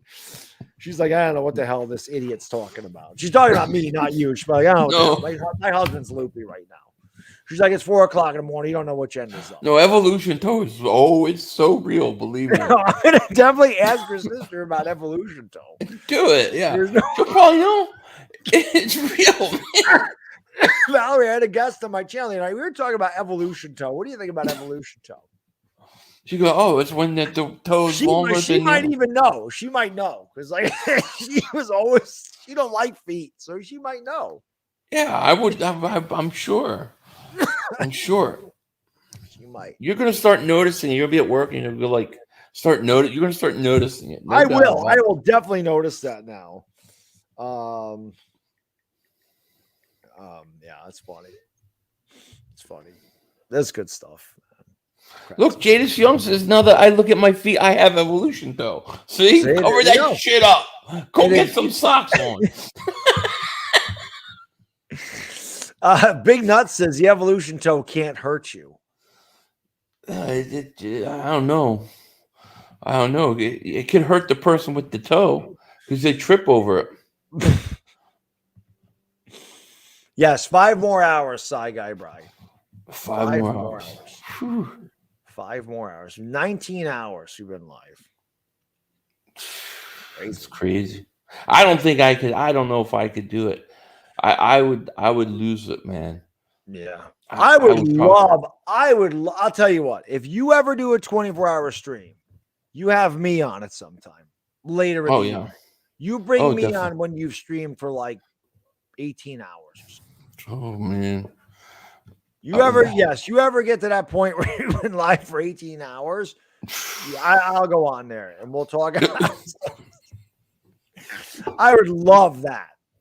That'd be amazing. If you ever do a 24-hour stream, you book me on there right now. All right. If I ever do a 24-hour stream, I will get you. You definitely make sure to let me know, and you have me on there, and that'll be worth the watch. Oh yeah.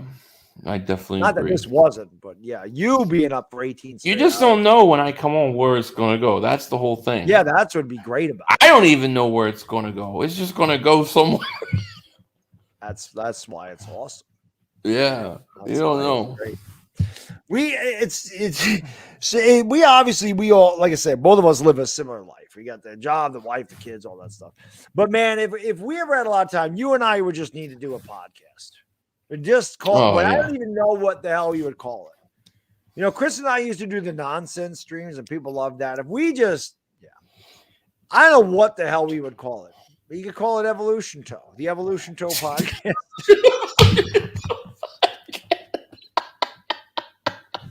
That might be the Evolution Toe podcast. I like it. Philly 500 in bed. Like, I like it. What the hell are these two nutbags talking about? What the hell is an evolution toe? That might be perfect. Yeah, we could get like doctors on and ask them about the evolution toe.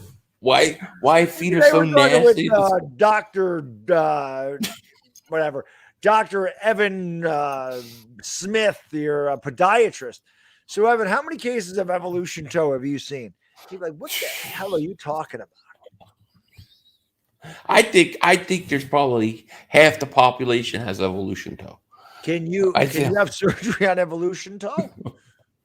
I asked my brother if he could just file it down. I can't just file that shit down. So no, then put some shoes on. Oh, it's not comfortable. Well, that's because you got double evolution toe. Of course it's not. Man, what about webbed feet? Yeah, webbed feet. Yeah, I've seen webbed hands before. I've never seen webbed feet before. Webbed hands. I don't know if I've seen webbed hands. Yeah, I've seen somebody used to have. They had skin here and here. They had to get. Yeah, like ducks go swimming. You know. So like they had webbed hands. They had deformed feet on their hands. Well, they had hands that look like hands with wings.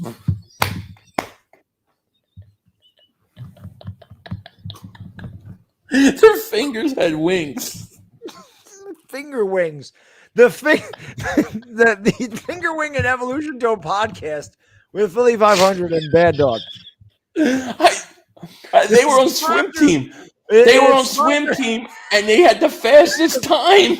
It's sponsored by Compound W and Fast Acting Internet.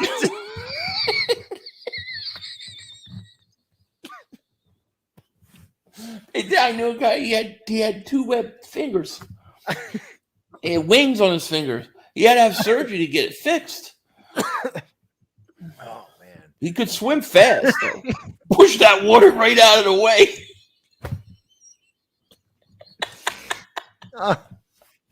Punk'em said web feet are the true evolution toes.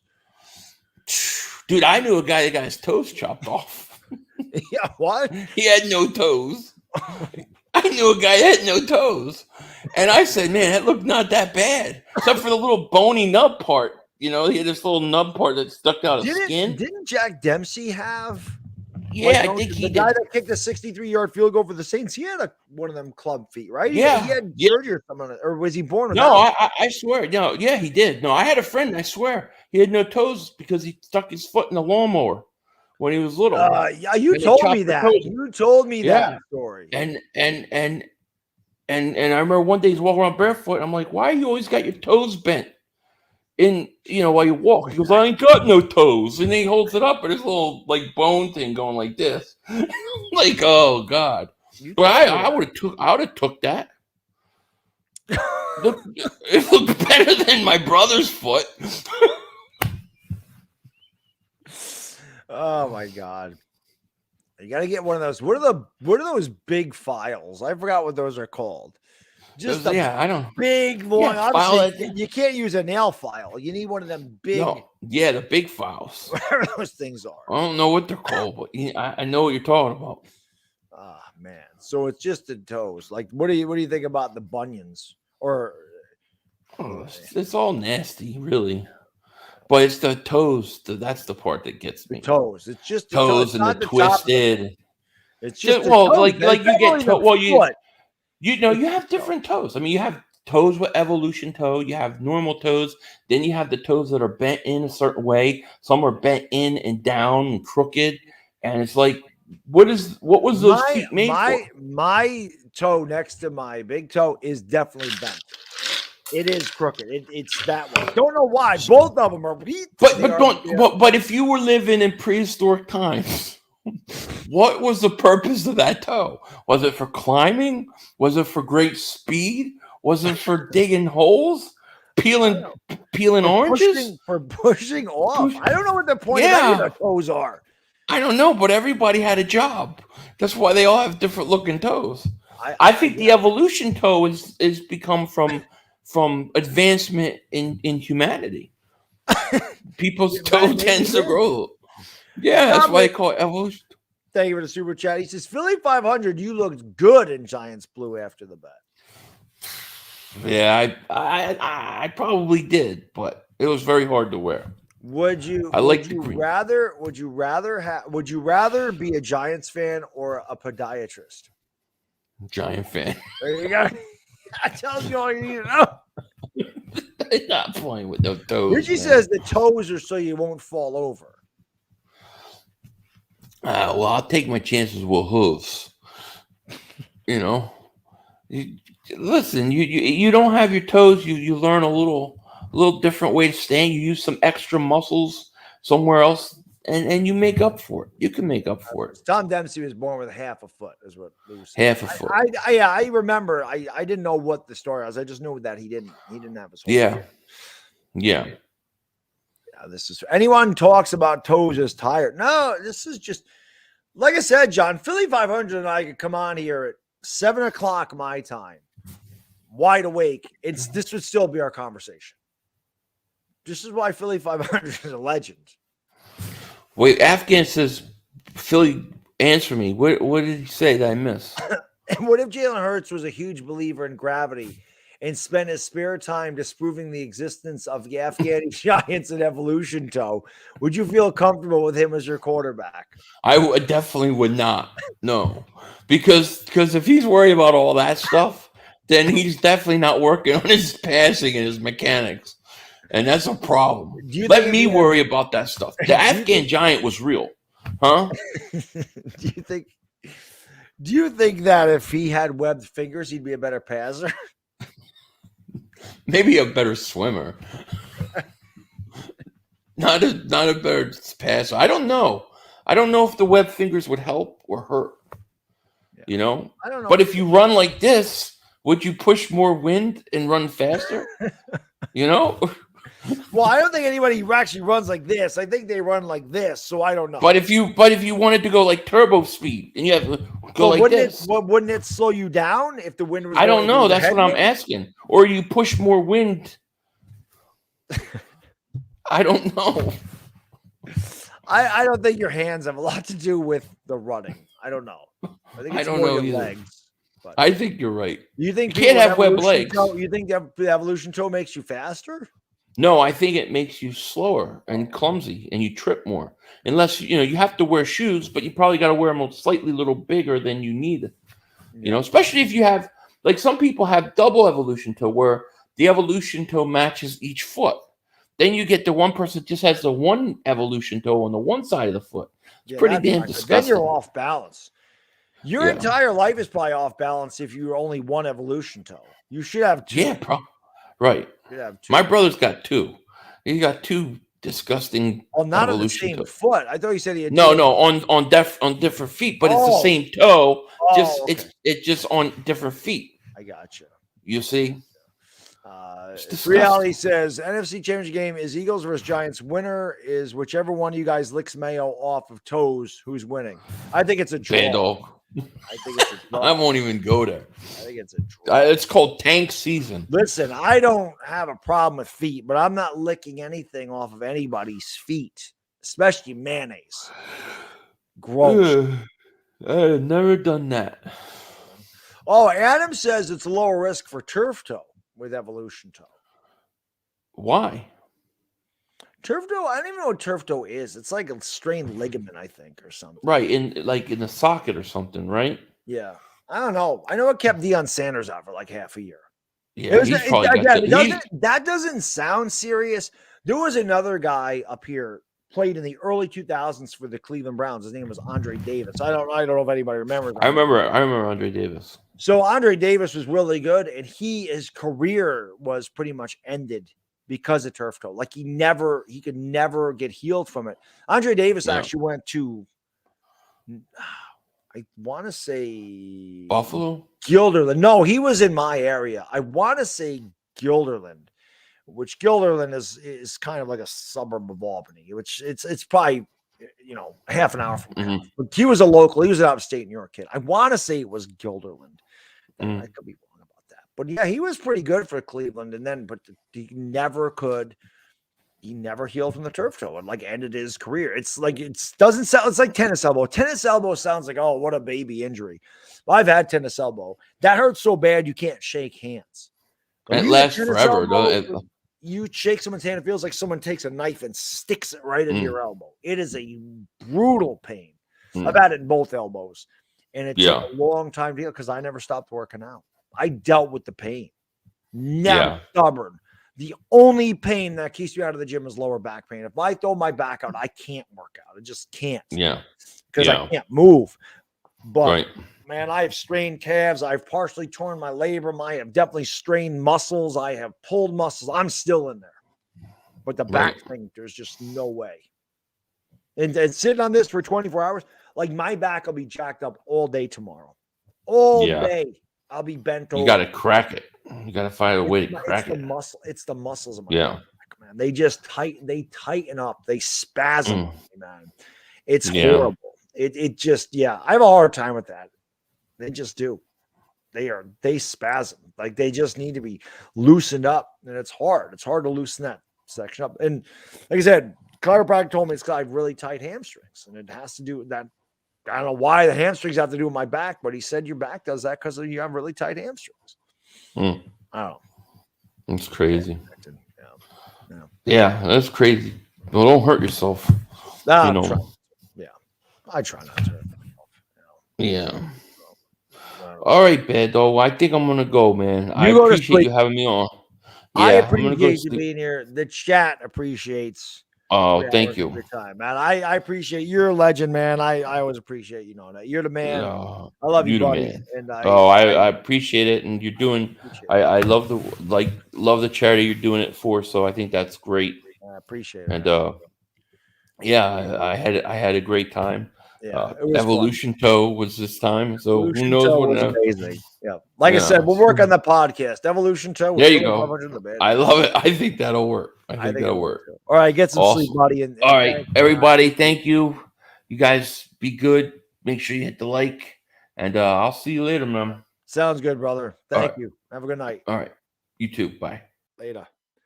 Our guy, Philly 500, man, that was awesome. That was a lot of fun. He cracks me up. Turf toe is a sprained dislocation of the big toe main joint resulting in pain. There you go. WebMD or Google. Maybe these C4s will help. Maybe I can get another 3 hours out of this C4. But thank you guys, man. Thank you guys and girls for being here. Appreciate it. Always a good time. Ellie Lou says, spike the like. Yeah, hit that like, hit the subscribe, ring the bell, all that good stuff. We have less than 5 hours to go. We have 130 people in here. I appreciate the 130 in the chat at 4:12 in the morning. So almost 4:20 in the morning here in New York. Insane. Dan, I agree. I don't know if you were in the chat when we were doing the dunk contest. We were laughing at how bad it was. Insanely bad. Really, really bad. What am I looking at here?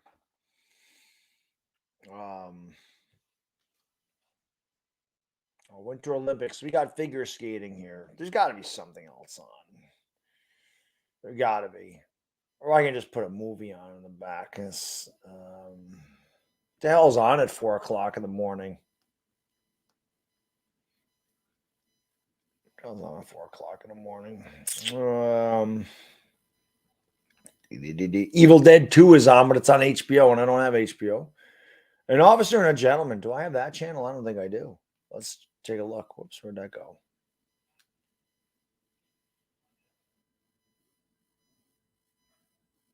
Oh, I do have that. All right. Put that on. Mayo just got busted. With the... Ooh, I can start over. Let's start over. Let's start it over. I love this movie. Officer and a Gentleman's a good one. That's a good movie. It's 2 hours long, so that'll bring me to 6 in the morning. Yeah, I don't have HBO though, Afghanistan, so I can't put Evil Dead 2 on there. Yeah. Let's go. Are you watching Godzilla versus Kong? Very, very, very nice. Very nice indeed. Let's go. 5 hours. We can do that. We can make 5 hours. Who think Albert Pujols is better than Jeter? Pujols is better than Jeter. I don't think it's close. I love Jeter, but Pujols is, man. Philly 500, thank you so much for the super chat, man. I really appreciate it. And yes, thank you for hanging out with us. He says, thanks for having me on. I appreciate it so much. It was a blast as always. Good night, everybody. You're the man. I appreciate you, Philly. That was a lot of fun, man. It's always a lot of fun. It's a lot of laughs. That's why I love to have Philly 500, because it is. We just have a good time. We just laugh about nonsensical stuff, and it's fun, man. Philly 500 is a great guy, awesome guy. If you guys aren't subscribed to him, his channel's right there. You just type in Philly 500. He's gonna pop up. He's an Eagles fan, but he's an awesome guy. And yeah, that is definitely one guy that I have got to meet in person someday. We joke around about going out to bars and doing a vlog of us drinking. It would be pretty funny. I'm not gonna lie. We would probably need bail money, but it would be pretty funny. But he's awesome. I love Philly 500. I've known Philly on here for a long time. We have collabed a lot, and it's always a blast. We give each other a hard time. So it's about our teams. So it's a lot of fun. It is. Yes, Punkum, if you're still here, Philly, I don't know if you see that, but Punkum says toe the line, Philly. Toe the line. Yeah, I don't have the DVD player hooked up to the big TV, though. I don't have anything hooked up to that, just the cable. just the cable. But I do have the DVD. Oh, that reminds you, what the hell else did I have over here? I started looking at these CDs. I got a lot of R. Kelly stuff. I had an R. Kelly card. It kind of fell off there, but I have this R. Kelly, the self-titled album R. Kelly. I have a double LPR over there someplace too. What else you got? Here's Heavy D and the boys. Heavy D. That was from BMG Music or whatever I used to get for 12 CDs for. You guys that are my age probably used to do the CD clubs. You got like 12 of them for a penny. Then you had to buy one over the course of a year for regular price. You had the old Ice Cube War and Peace. Yeah. Beautiful thing. Insomnia, the Eric Sermon collection album. I like It's That Hit by Keith Murray on here. I think that's why I bought that. I'll have to put these away. Like I was talking about this legendary.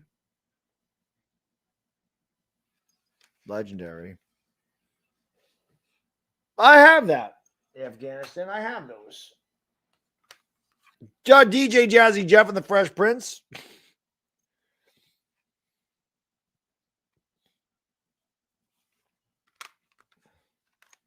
Funk Master Flex. Who remembers Funk Master Flex? Foxy Brown. Here, this was Little Troy. This was, I just like Want to Be a Baller. I bought this for Want to Be a Baller. Remember Mace? Who remembers Mace? Who remembers Mace? Or Mace? In my opinion, well, no, I guess Life in Volume. I think Volume 2 of this is probably the best Jay-Z album, but this was good too. This was good. This ain't the Infamous, but this has Quiet Storm on it. Mobb Deep. But like I said, man, they're all perfect. Like all my CDs are like this. If they're not straight in the case, I have a fit. I told you, my wife would mess around me. She'd go in there. She would turn them. My watch, when I wear a watch, I constantly wipe the face. I don't like a mark on it. I don't like fingerprints on it. I don't like any more. I like it to be completely clean. And she'll take her thumb and stick it right on the face of my watch because she knows it drives me insane. I remember this album by Keith Murray. I sold Enigma, which I shouldn't have, because Enigma's a great album. I remember this particular album, It's a Beautiful Thing, kept getting pushed back. They pushed it back for like a year. I kept getting so aggravated. I'm like, when's the new Keith Murray coming out? When's the new Keith Murray coming out? The old Keith Murray. And honestly, it was a little disappointing because I loved Enigma so much. And I just expected more out of this. Enigma I should have never got rid of that album. I should have never got rid of the Enigma album. And then, of course, who doesn't have that? I got a ton. I'm not going to go through all these because I have to put these back. And I don't want to have to put back 400 CDs. But this stuff's good. I love, like I said, 90s hip-hop and rap was my favorite stuff. I mean, I definitely have a lot of other things over there, but I really enjoyed this. Oh, my God, my back is so stiff. I need Evolution back. That's what I need. I need Evolution back. Something to help my back. My back is always so damn sore, man. Let me see if I can find these real quick. I should be able to find this. Where's this? Oh, my back is killing me. My back hurts. Where are those things? Where the hell are my Evil Deads? Not there. Oh, there they are. Shit. Oh, of course. course.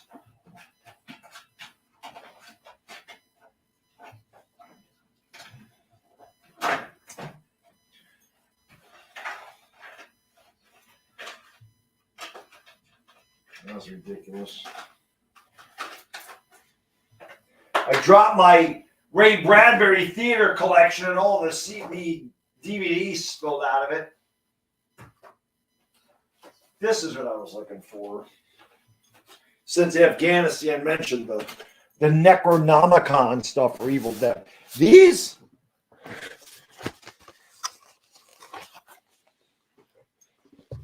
The Evil Dead. So I got I got the first one. Look at I always thought the ear on the back was cool. But yeah, this is Evil Dead. And then Evil Dead 2. This used to scream, but it doesn't work anymore. But you push the eye and you'd hear a scream. But yeah. The old Evil Deads. Like I said, they're like brand new. Like these, I just leave them in the case. Like I don't, but when he mentioned that, I was like, yeah, I'll show those. The big horror movies, man. I love horror films. I love them. Love them. Thumbs up the stream indeed. Oh, I missed it. It's 4:20 here in New York. 4:20 in the morning. 4:20 crew, you know what to do. Crew, smoke them because you got them. 4:20 in the morning.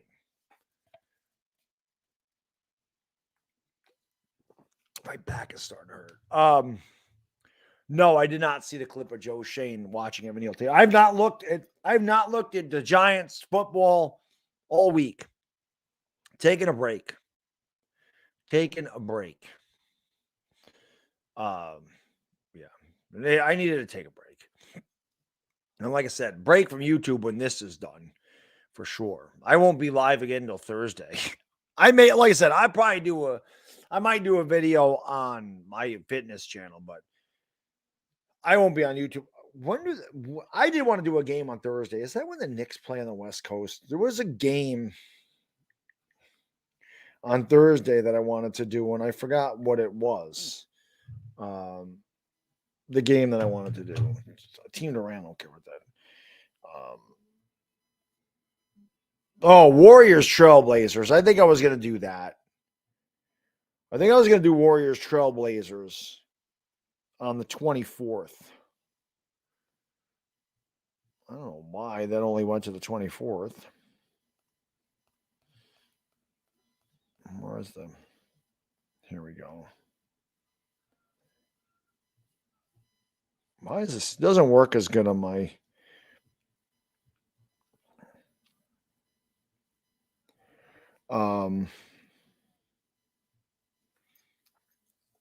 The Lakers and the Clippers are the 25th.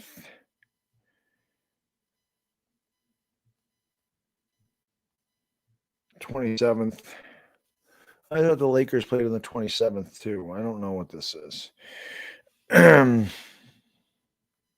they other than Knicks? I thought the Knicks played late. Maybe not. I don't know what I'm looking at. That's not the website I normally do. I'll figure it out. But yeah. No, I'm not calling the All-Star game. No. I'll probably be sleeping when that's on, Mark. I'm not going to force. The Lakers are a different thing. I get to force myself to do a Laker game, but the All-Star game, no. I'm not going to worry about that. I'm going to relax tomorrow. Any reggae, Fetty? Yeah, I have I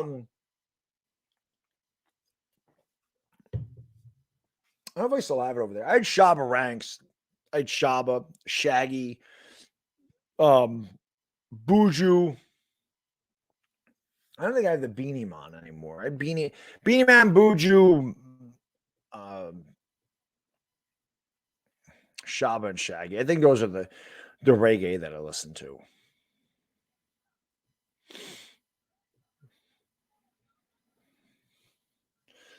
But yeah, I don't know.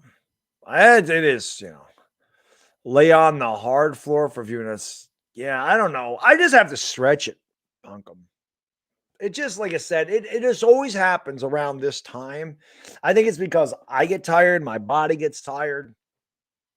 It always hurts. It'll always hurt. It'll hurt for the entire day tomorrow. And then on Monday it'll be okay. But this happens. It's much better than it used to be on that chair. Like that I can tell you. But I don't know. It just, yeah. All right, Mr. Mini Guy. Thanks for hanging out, brother. Appreciate it. Yeah, gotta work tomorrow. I understand. I get it. I thought the dunk contest was terrible. How am I still alive? Mixing City. I've done this. This is the 6th time that I've done this. I don't get easier, but I don't quit. I've done this a few times. Never easy. But we persevere, man. We persevere for sure. There's Louis Gossett Jr.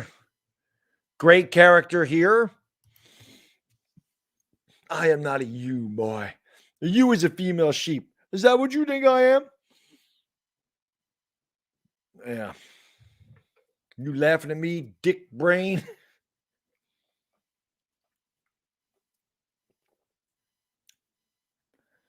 There it is.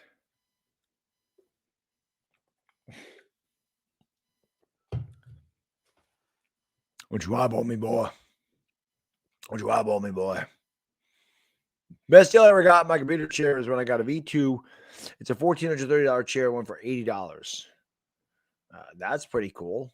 I know they made chairs that are $1,430, but that would probably help my back. Yeah, they said it's incredible on your body. I bet it is. That dunk contest was terrible. Terrible. Oh yeah, Mike, I'll get through it. I always do. Like I said, I'm more awake right now than I thought I'd be. That's for sure. It's 4.5 hours. I'm going to do 4.5 more hours. How was my day? Sitting right here the entire day, Isaiah. What player do I want for the... I don't really know. I don't know who's out there. I don't know. I don't really know who's out there. I really know the Yankees looking at. I know they're looking at Freddie Freeman. They're looking at Carlos Correa. I would take Correa. I would take them both. Go out there and get them both. Get them both. Trade Gleyber Torres. Do something. Do something. Emilio. See those notches de la Sola? There's one notch for every college puke like you that I got to Dior that's dropped on request. The first one I'm calling out of this class is you, Emiliano. Not that I've ever seen this movie before. I always do that to my wife. Like, I'll recite the lines word for word. I mean, like, I just guessed it. I've never seen this. I just guessed that that's what he was going to say. Nah, I don't want Chris Bryant. I don't want Chris Bryant. How tired am I? Like I said, I'm more awake than I thought I'd be right now. But, I mean, I've been awake since 8 o'clock yesterday morning. So, it starts to wear on you after a while. Once the sun comes up, it gets a little better. And, again, the sun doesn't really, if we do get the sun, it's actually supposed to be sunny today. And the sun did start to come out after the snow. The wind kind of blew the clouds away. So if the sun is out, it's a little easier when it gets bright down here. Sun comes up, like I said, about 2 hours. It's going to start to get lighter outside. It's definitely better when the sun comes up than when the clouds are out there, because it still makes the gray sky makes you dreary, but the sun wakes you up. But this isn't easy. It's not easy to stay up for 24 hours and stream. It's not an easy thing to do. But like I said, I enjoy a challenge. I love hanging out with you guys and girls, and I love to be able to do things for a good cause. So it's a lot of fun. What are you sorry about? You have to eat. You definitely got to eat. DB, thank you for super chat, brother. He says, my 3-year-old brother dunking on a Nerf hoop was more fun. Yeah, it was terrible, man. That was terrible. That was a horrible dunk on. I mean, Obi won it, but I wouldn't be proud of I was glad Obi won. There was no good dunks. I think the best dunk was the one that Obi did when he had to go behind, when it took him like 4 attempts. But he kept doing the same thing. Everything was between the legs. I don't know.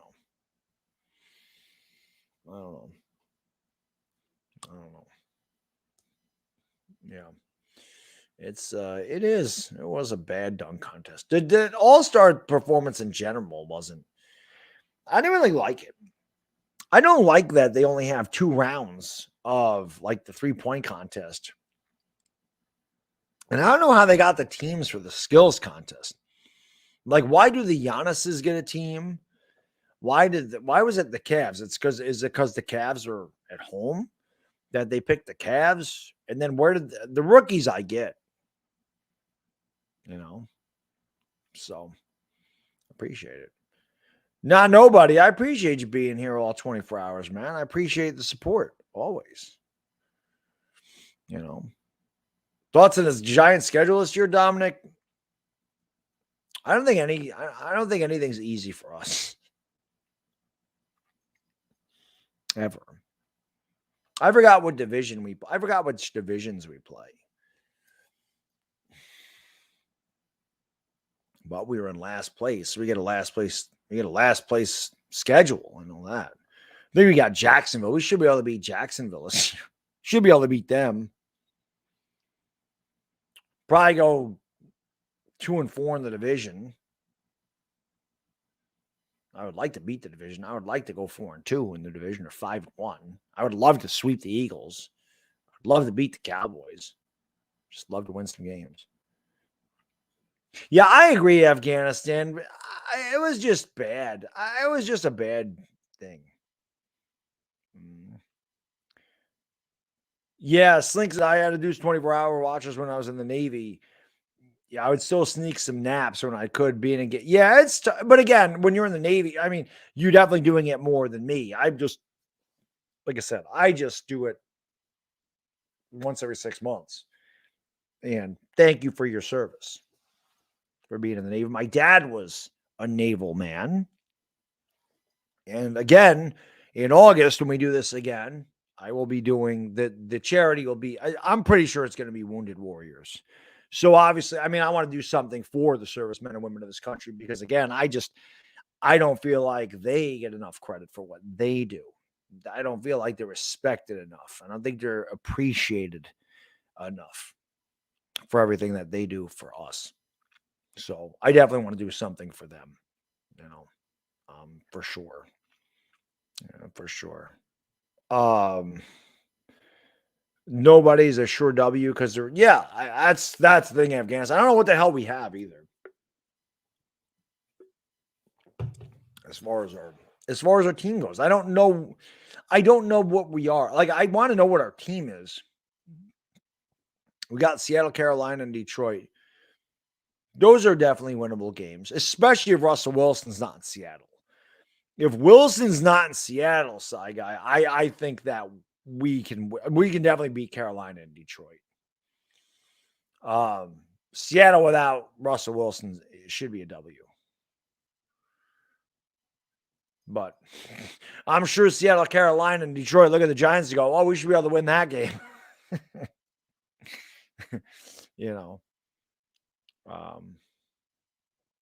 I'm sure we can do it. Yeah, I know, Afghanistan. I'm waiting for, I'm impatient. I want the draft. I want my April vacation.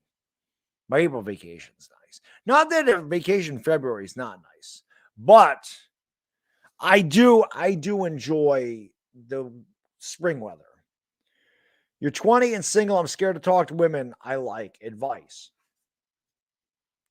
I mean, being scared to talk to a woman, I don't know what advice I can give you for that.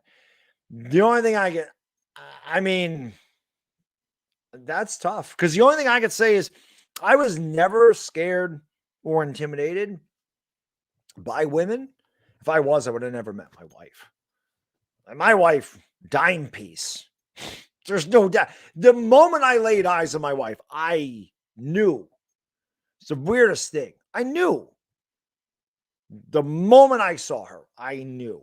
I'll never forget. She has like normal brown hair. It's darker brown hair, but not like mine. It's brown. But she had piercing blue eyes. Like I noticed her immediately. I don't know. All I can say is, Danny, what's the worst that they can do? They say I'm not interested, right? That's the worst. That's the worst that's going to happen. They're not going to hit you. They're not going to insult you. They're just going to say, I'm not interested. Then you move on to the next one, right? I would always say when you approach a woman, well, let me get to this. Bodo, my man. I just lost my chat. I don't know what's going on with it. Oh, there it is. Bodo, my man. Thank you so much, brother. I really appreciate. That's not full. I really appreciate it. My man, Bodo. Legend. He says, we will always be here to support you. We are like jock straps. Wait a second. That didn't come out right. Like a banana hammock? No.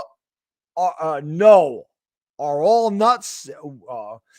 And we support you. That sounds more correct. I appreciate that. Jock straps do definitely. Were you here for the evolution toe thing? Really, I don't think anything was more crazy than the evolution toe.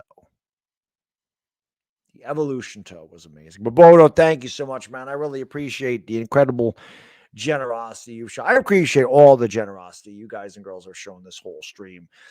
Like I said, these are not easy to do, but I couldn't do it without you guys and girls. And I appreciate it so much that you have allowed me to have the format to do this, because without you, this is impossible. I don't exist on here without you guys and girls. And again, I can't say thank you enough. I can't. And to think that I'm approaching 100,000 subscribers is insane. To think that I may sometime here in the next year or so, I would say. I mean, I don't know how long it's going to take, because YouTube has had a tendency to take subscribers away from me here lately. But to think that I may have a silver play button is crazy. To think that I could have reached that when I started doing this, when I started streaming, 4 years ago.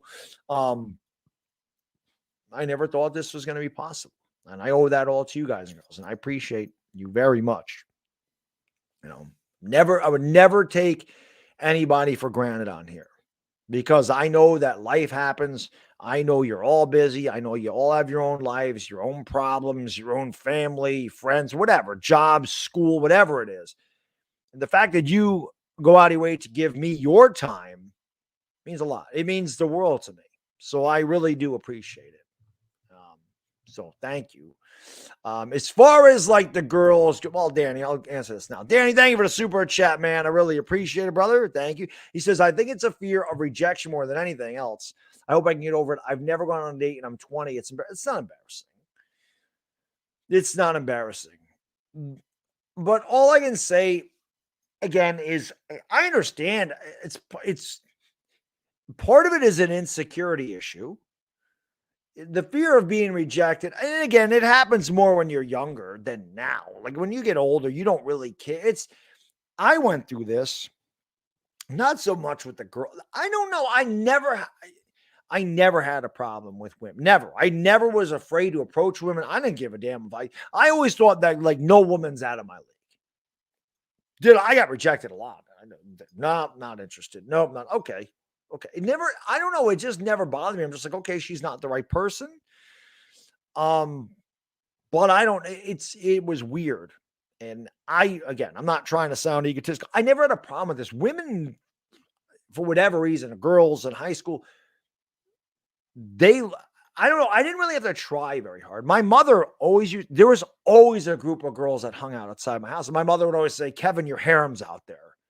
I didn't even know what the hell a harem was. I didn't even know what that, you know what I had to do? But I had to look that up in the dictionary, because we didn't have Google. We didn't have Google back in 1993.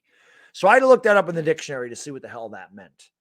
And I actually don't even remember. It had something to do with a group of women that like worshiped a man. I forget what it meant exactly. But She would always say that. Your harem's out there. That group of girls is there. There's a group of girls out there looking for you. I never understood what a woman's. I never understood what the hell. I don't understand what the hell my wife sees me. I never understood this anyway. But maybe because I didn't care that much about it. I don't know. It was weird, Danny. And I guess the best thing I can tell you is just, I don't know if there's something I can give you to stop being afraid of rejection. I think that's something you have to work on. But to me, it's always about confidence. I always felt like if you were a man, again, not arrogant, confident. I always felt like if you were confident when you approached a female and acted like you really didn't care if they rejected you, I always felt like they were more attracted to that. Women, to me, again, it's not about our appearance as a guy. Women don't really, they care, but not like we do. To me, a woman was always impressed more with a confident man. There's always something about a confident, when a woman feels like a man is confident in themselves, I feel like women feel like the man should be able to take care of me. The man should be able to protect me. The man should be able to support me. That's what the man's job is. When a man exudes confidence, they look at that guy and go, that guy's got something. That guy can be that guy. As opposed to a guy that's not so confident, and they can read that and go, that guy's kind of weak. Again, confident. Not like you're arrogant, like I'm too good for you, but confident that, yeah, I know that you're not too good for me. It's a fine line. It's something that I feel like a lot of guys, especially younger guys, that don't have to approach women the way I did when I was young because we didn't have the internet. I just always felt like if you went up to a woman, like you weren't afraid of it, even if you were inside. Listen, there's plenty of times that I went up to a girl in high school or just out of high school, and I was definitely nervous because, listen, most men do get intimidated by attractive women. It's human nature. But if you could somehow control that emotion and act like you really didn't care what they said, I always felt like you had a better chance. And they're very good at reading you. They're very good at that. At least they were when I was. I don't know how the hell they are now. I couldn't tell you. I've been dated in 22 years. I couldn't tell you what the hell it is like out there now. I wouldn't want to do it again. But like I said, when I was younger, that was just, you had to go up and talk to them. There was no texting. There was no internet. There was no, the hell is the thing? Tinder, right? Is that what it is? There was no eHarmony. Or there was no dating. There was nothing. You had to literally go out and meet these girls. You literally had to go to places and meet them that way. At a club, at a bar, at a bowling alley, at a party. You had to go up and talk to them. So maybe because I came from that generation of people where that's just was normal, it never affected me. I don't know.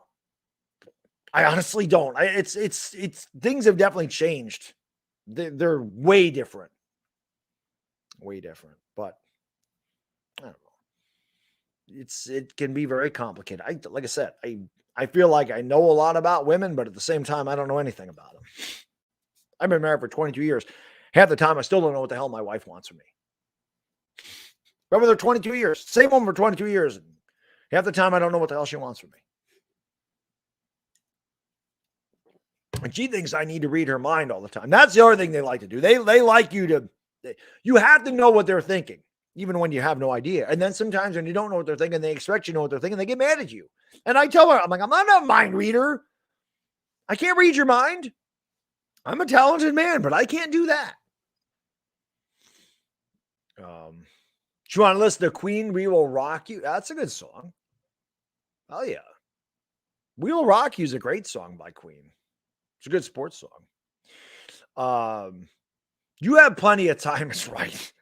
Plenty of time. Plenty of time. And you know what? The thing is, Danny, I was just, when it's meant to be, it'll be. I dated a lot of women and messed around with a lot of women before I met my wife. And it was meant to be. And for years, when I was 19, 20, 21, and I'm going out and drinking my face and partying my face off. And just having a ball and loving the single life and not having a care in the world. I'll never get married. A girl, I will never get serious about a girl. that'll never happen to me. I'll never get married. And my friends are the same. They couldn't believe that I settled down. I met my wife. I knew it. The day I met her, I knew it. It was very strange. It was the weirdest feeling ever. I looked at that and I told my buddy, I go, that's going to be my wife. It is very weird. This is like the weirdest thing I've ever been through. So that was meant to be. And there were circumstances like I wasn't even going to end up going to that particular bowling alley. Everybody else wanted to go somewhere else. I'm like, I'm not going there. I don't like the DJ there. It was a rock and roll thing. I'm like, I don't like the DJ at that bowling alley. I want to go over here. And my buddy's like, well, I want to go there too. So it was just him and I and another guy instead of a group of guys. And I just happened to walk into the bowling alley at the time she was standing there. If I didn't walk in at that exact moment, I would have never met her. If I walked in 5 minutes earlier or 5 minutes later, I would have probably never saw her. I would have never met her. And I don't know where the hell I'd be. But that's what I mean. That's just weird. I just think when things are meant to be, they're meant to be. It is what it is. But women they're complex. We are very simple. Men are very simple. Women are very complex. They are. They are. They are complex. Well, I don't think I was a player. I was a single guy. It's not like I was trying to get, I just had fun. I just had fun. I had too much fun a lot of times. There's a bunch of, like I always say, man, 45-year-old me would beat the shit out of 21-year-old me. I would have hated myself. If I looked at myself when I was 20, I was an asshole, big time. Yeah, I talk about being confident. I was a conceited, arrogant son of a. I was really bad when I was younger. I had way too much confidence. I had a God complex. I made a lot of money when I was a kid. I had a God complex. That's not a good thing to have. You get humbled real quick when that happens, and that's the reason that I ended up the way I did. But I'm definitely lucky that I even made it. Some of the nights that I spent, I don't know how I woke up in some places. I don't know where the hell I ended up. I don't know how I woke up in back alleys of places. I woke up in strange houses. I don't know how the hell I ended up in half the places I ended up. It was stupid, but it was in 1995. It was different than today. You would never want to do that today. You really didn't want to do it back in 1995 either, but things are just different. I don't know. I'm lucky I made it. I'm lucky I made it. Crazy stuff. I was a crazy guy. It's part of the reason I can stay up for 24 hours. I don't think that ever leaves you. I don't know. So, I don't have an opening line, Evan. I've been married for 22 years. There is no opening line for me. And I never gave lines. I just said things. I didn't have a line. I told you, man, women are smart. They're not stupid. They pick up on things. They know when you're giving them a line of bullshit. They know. We're dumb. We're dumb as hell. They can tell us anything. And if we're attractive, okay, we're stupid. They're not stupid at all. They're not dumb. They know stuff. They're very in tune with things. We are not. We don't care. We're simple idiots. Men are simple idiots. It's just what we are. But it's all good. No, you have to multitask, Dominic, when you are a father. That is multitasking. We don't have any choice. When you're an adult, you multitask. We don't have any choice. There you go, Slink. Yeah, exactly. It happens.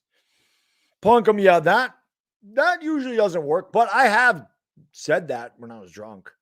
And I'll be honest with you, I don't think I've said that much, but maybe not in those particular words, but it earned me a couple of slaps, and some of them were down for it. So it is pretty crazy how it works. I definitely got a couple of slaps. I definitely took a couple of I definitely took a couple of slaps with some of the things I said.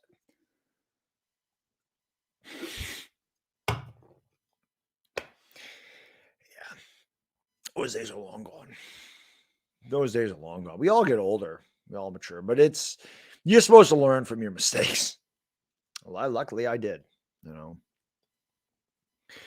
It's not really in the gym. I don't see them really hit on them, Danny, as much as and again, it's not a lot of guys. It's not often. But there are definitely times that I will watch a guy follow. He won't talk to her. But if she is in one spot, he has to work out next to her. And then she'll move.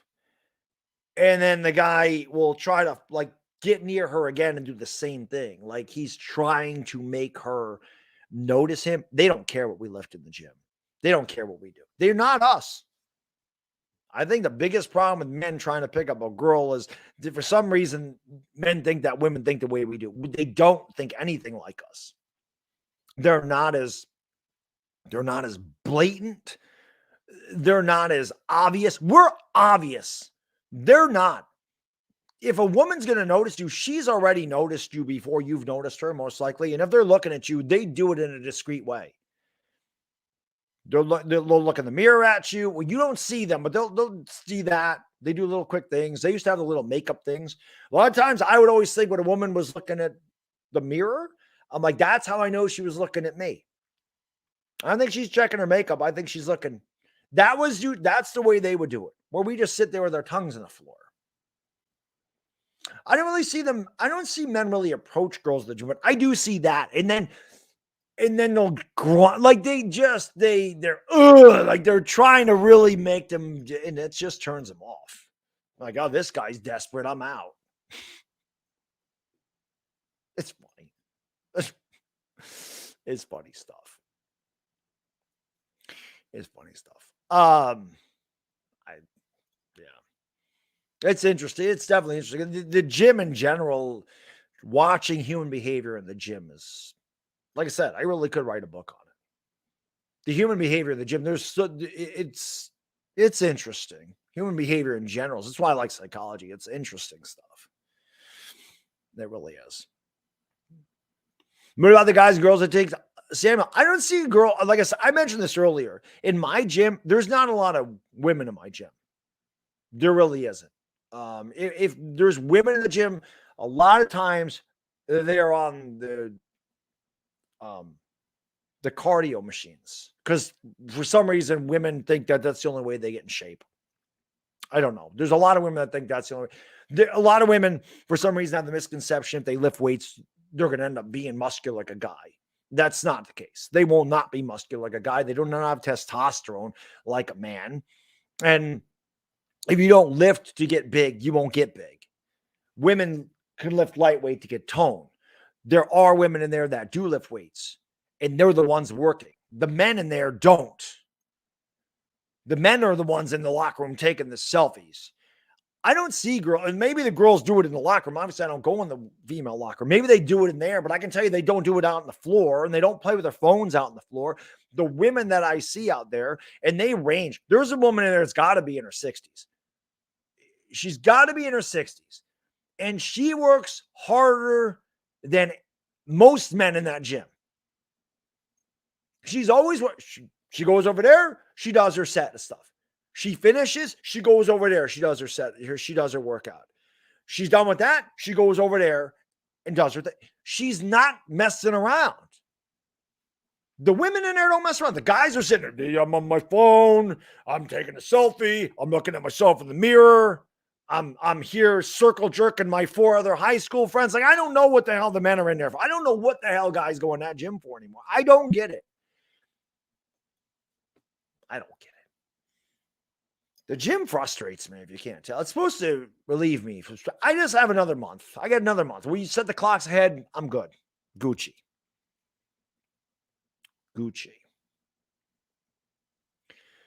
And an energy drink. Very nice. I have a little bit left of this. I still have some soda, which is good. I'm going to need it. What are my thoughts on people proposing at games in public places? I honestly think that's corny. And I can tell you, I have been at games, Milfman, where people have done that. And usually when it's up with us, everybody's always screaming, no! Like, it's all, nobody ever cheers. They're all screaming, no. I don't like that because if you're going to propose, and again, this is just me, if you're proposing to a woman that you want to spend the rest of your life with, that should be an intimate thing between the two of you. It shouldn't be shared with 40,000 strangers. But that's just my opinion. I mean, people are going to propose the way they want to propose. I didn't do anything elaborate at all. I seriously just asked her, will you marry me? That's really all I did. That was it. It was right before Valentine's Day of 2004.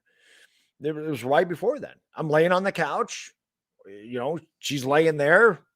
She used to call it the armpit because she was just laying there. She's always said that's her favorite place on earth, is laying there with her head like right here on my chest.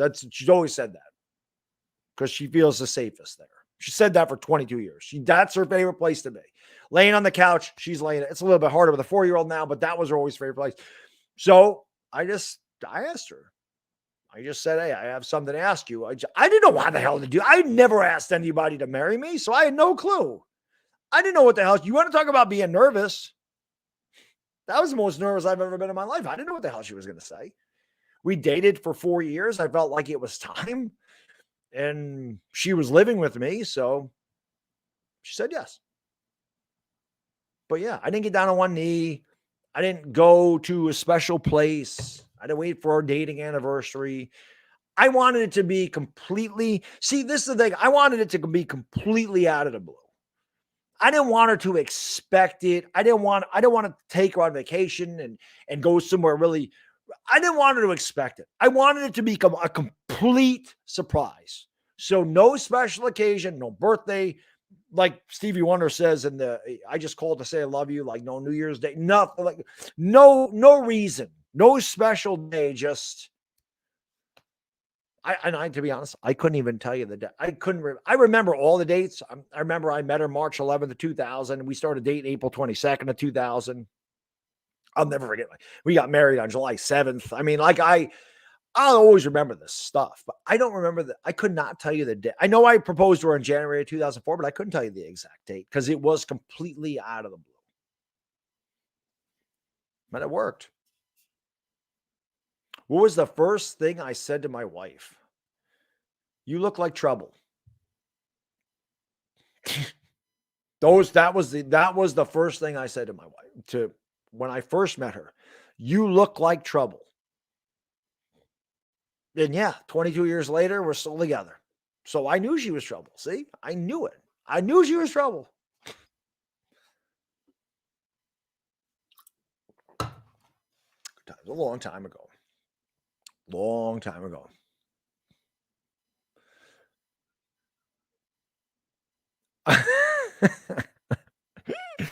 I've never been to one of those places in my life, Bunkum.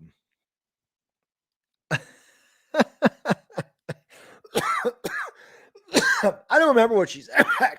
I don't remember. I just remember saying that. I do know she asked for my number. I always tell her that. I'm like, you asked for my number. She asked when I was leaving. She said, I said, I forgot what I said. And she's just like, give me your number. I'll call you tomorrow. I said, you're not going to call me tomorrow. She said, give me your number. I'll call you tomorrow. So back in the day, no cell phones. I mean, there was cell phones in 2000, but most people had beepers. And you couldn't just program, in 2000, you couldn't just program a number into your phone the way you can now. So back then, you wrote the numbers on the hands or the arm. That was how you got numbers. Hands. Many a times you would go and you'd get a number on your hand or your arm. You would hope it wouldn't come off before you got a chance to write it down. But yeah, wrote the number on her hand. She called me the next day. Rest is history. That's how that went. That's how that went. Was it a big what? No, it wasn't a huge wedding. We're an Italian family. I have a small family for being Italian. We don't have like huge people. I don't know, second cousins and all that. I think my wife and I had like maybe 200 people, 220. It wasn't big. I think it was a normal size wedding. I think it was normal size. It wasn't overly extravagant. It wasn't tiny, but it wasn't huge. It's like 200, 220 people, something like that.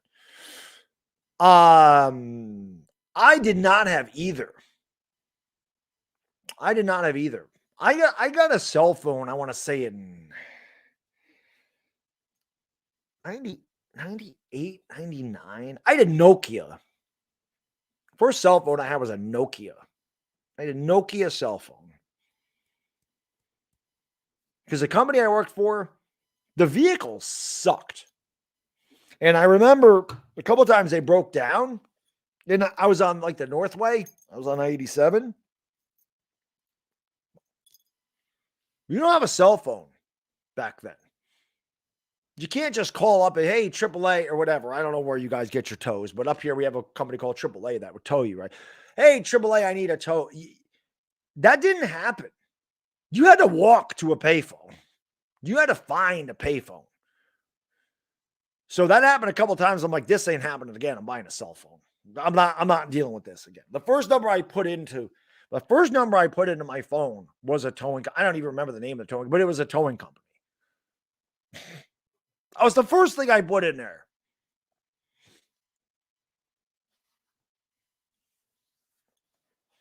Was that. I don't know. Fun stuff. But yeah, I had a Nokia.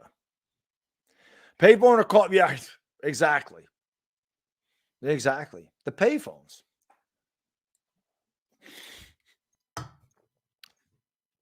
Fun times. Yep, napkins, palm your head. Like when you were in a club, it was hard. It was always dark in the clubs. It was always dark in there. But yeah, you wanted to carry a pen just in case. Just in case. Usually girls are the ones with the pens, though, from what I remember. Men usually didn't carry them, but a girl usually carried a pen. They were, I don't know how they are today. There were some that were definitely pretty aggressive. Usually they weren't, but there was definitely some that walk up to you and just ask for your number. Like I said, my wife didn't walk up to me, but she's the one that asked for my number. I definitely approached her. Napkins with lipstick stains. I don't think I ever got one of those. MILF man. I don't think I ever got a lipstick napkin. I don't know. I've talked about this before, DB. I did have a picture of me on Instagram when I was 18 with my dad. I can see if I can bring it up. I don't know if you can see it. My phone is going to die, which doesn't surprise me. It's been on all day. Let me see if I can find this. Let me accept all these requests here on Insta. Let me see if I can find it, and I'll show you me when I was 18. It's on here something. It was around Father's Day because I remember that's a picture of me and my dad, and I don't know how good you're going to be able to see it on here.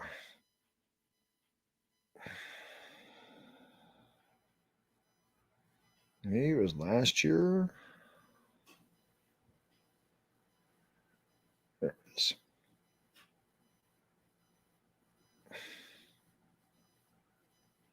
No, I can't blow it up either. I don't know if you can see that, but that's me. There's my Sean Kemp jersey, by the way. Shout out Sean Kemp.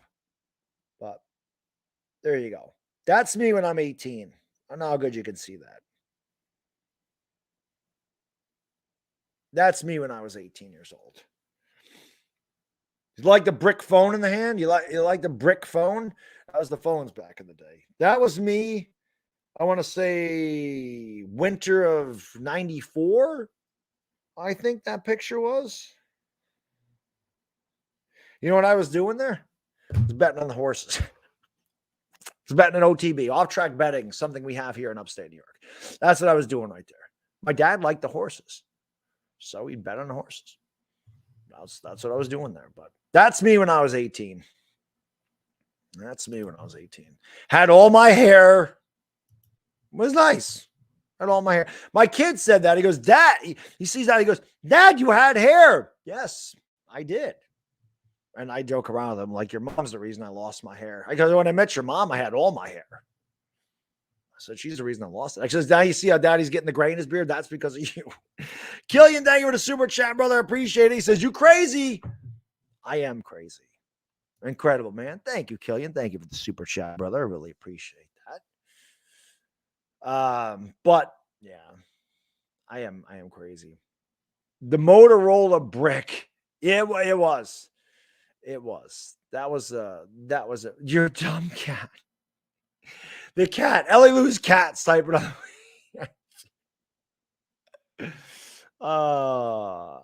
Yeah.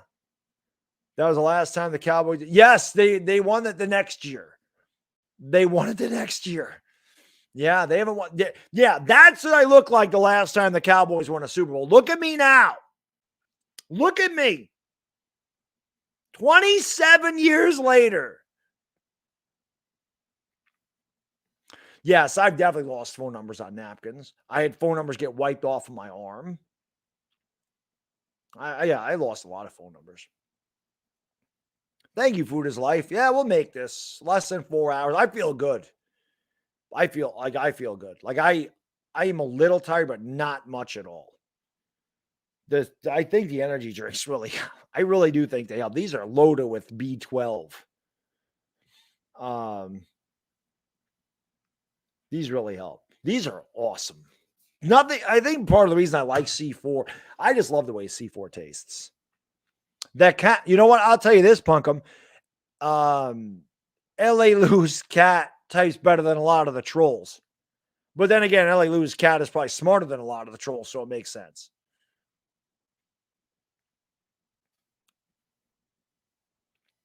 You would pay for minute. Yeah, you would pay per minute back in the day. You were born in 93. Yeah, I was 17 in 93. Baddog was bad dogging it up his senior year in high school. I was bad dogging it up. 93 was a good year. 91 was a good year. 91 was, like I said, never forget your first. 1991, March of 91. Let's go, bad diggity dizzle. 93 was a good year, too. Once I got out of high school, it got better, though. That's a fact. Life got a lot better when I got out of high school. So, did I have a hand in my wedding plans? Yes, I had a lot to do with the wedding. It was definitely a collaborative effort. We definitely both picked things. We definitely did. I got the DJ. I got the limo. We definitely picked out the place together.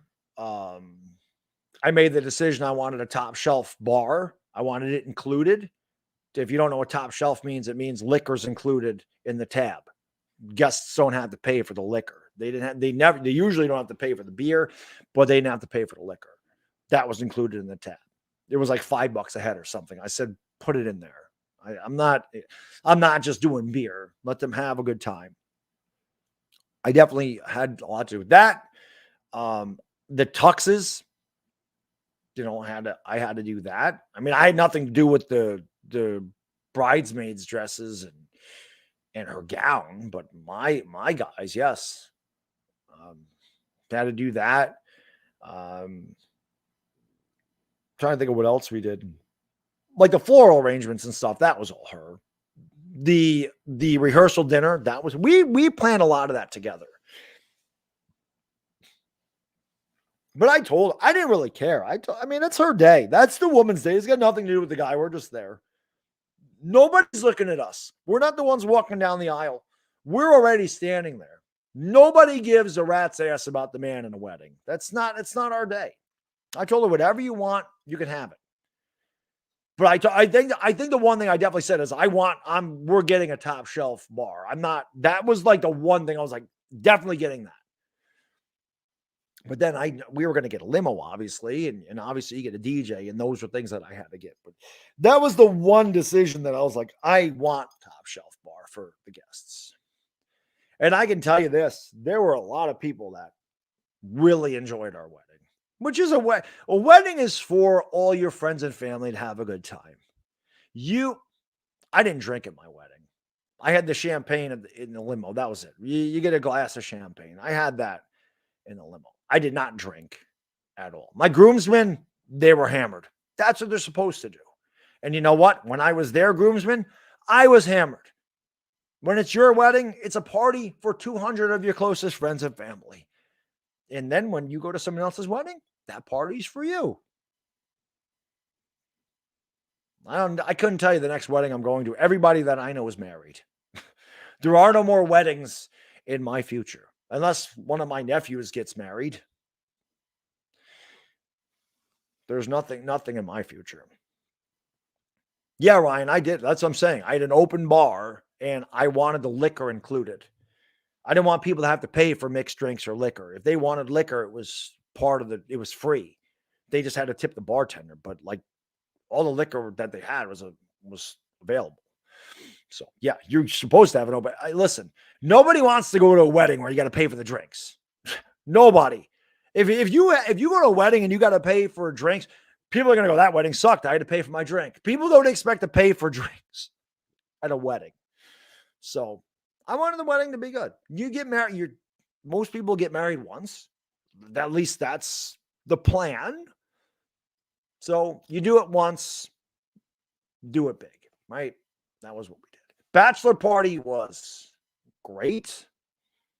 Went to a casino and had a good time. Bachelor party was fun. That bachelor party was good. Bachelor party was good. Went to Turning Stone Casino. That's out west of me. Went out there, did a lot of drinking, played some golf. Did a lot of drinking, a lot of partying. It's fun. It's a good time. It's supposed to be. You know? Yeah. It's a collect call thing. That's right. That's right. Yep. Your name. Yep. Yeah, don't practice pick me up, mom. Like, what was the commercial? We Oughta Baby, It's a Boy? What the hell commercial was that? Who's old? L.A. Lou. Punkum. Afghanistan. What is that commercial? We accept a collect call from We Oughta Baby, It's a Boy. And the woman's like, what? And he's like, they had a baby. It's a boy. What was that? What was that from? What the hell was that? That was like that. We had a baby. It's a boy. We had a baby. They had a baby. It's a boy. You know, so.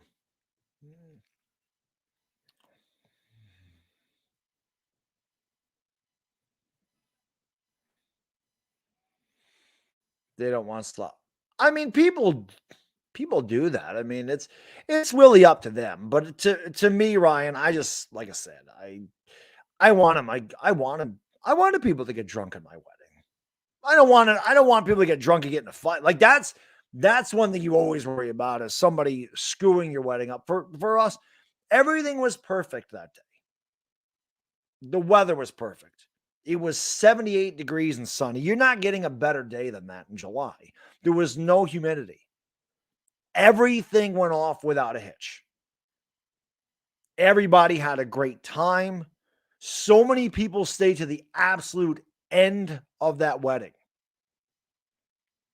A lot of people eat and leave. A lot of people do that.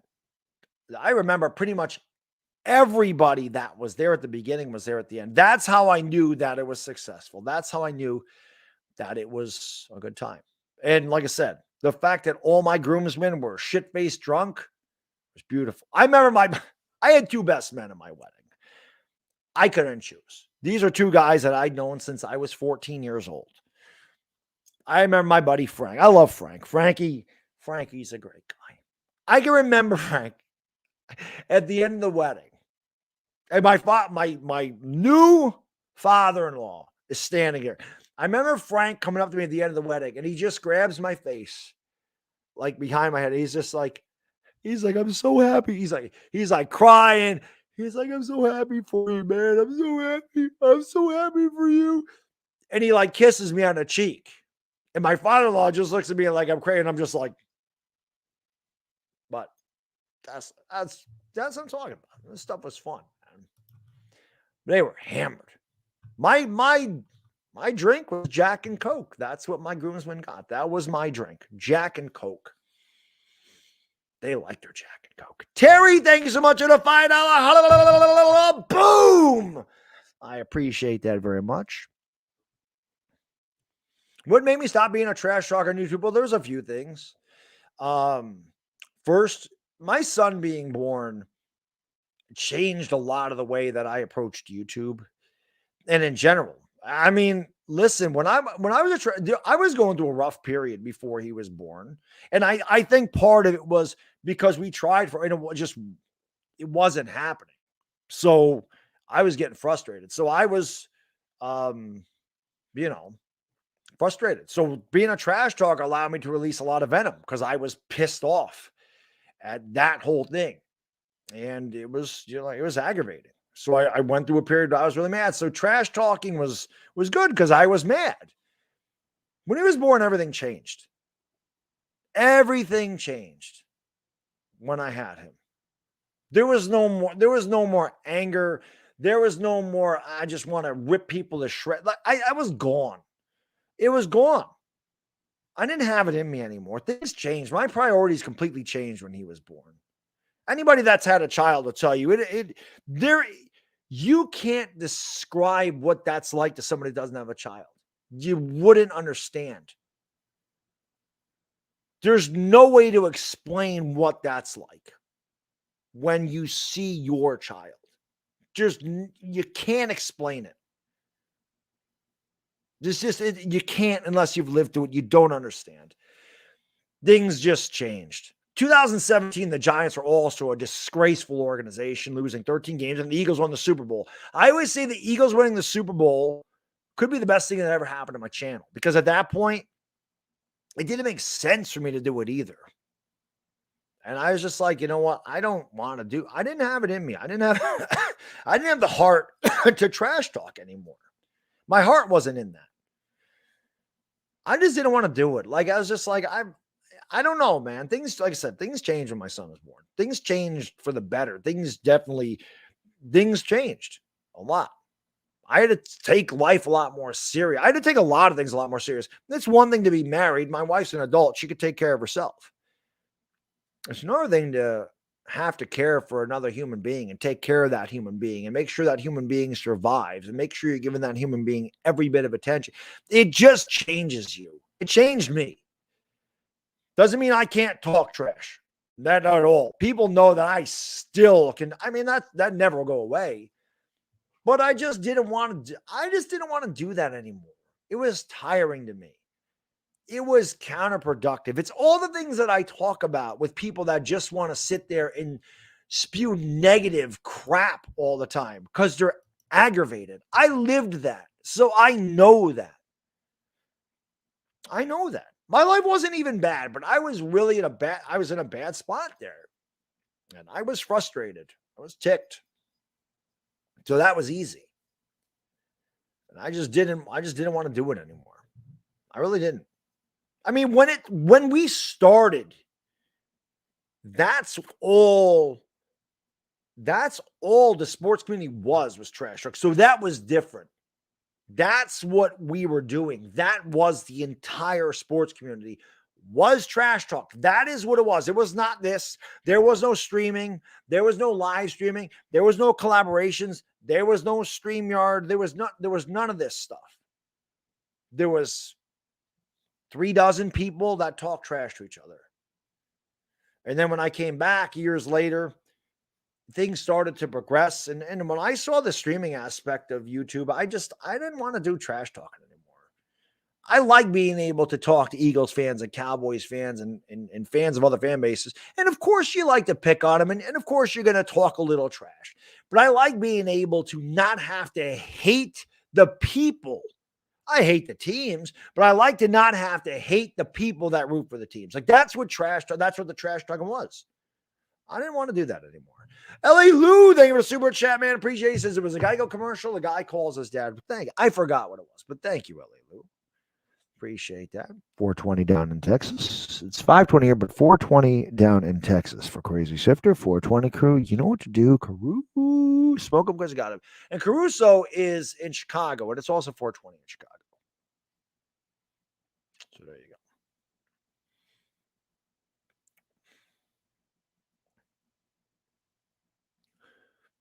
I had my son before the Eagles won the Super Bowl. My son was born in 2017. He was born before the 2017 football season.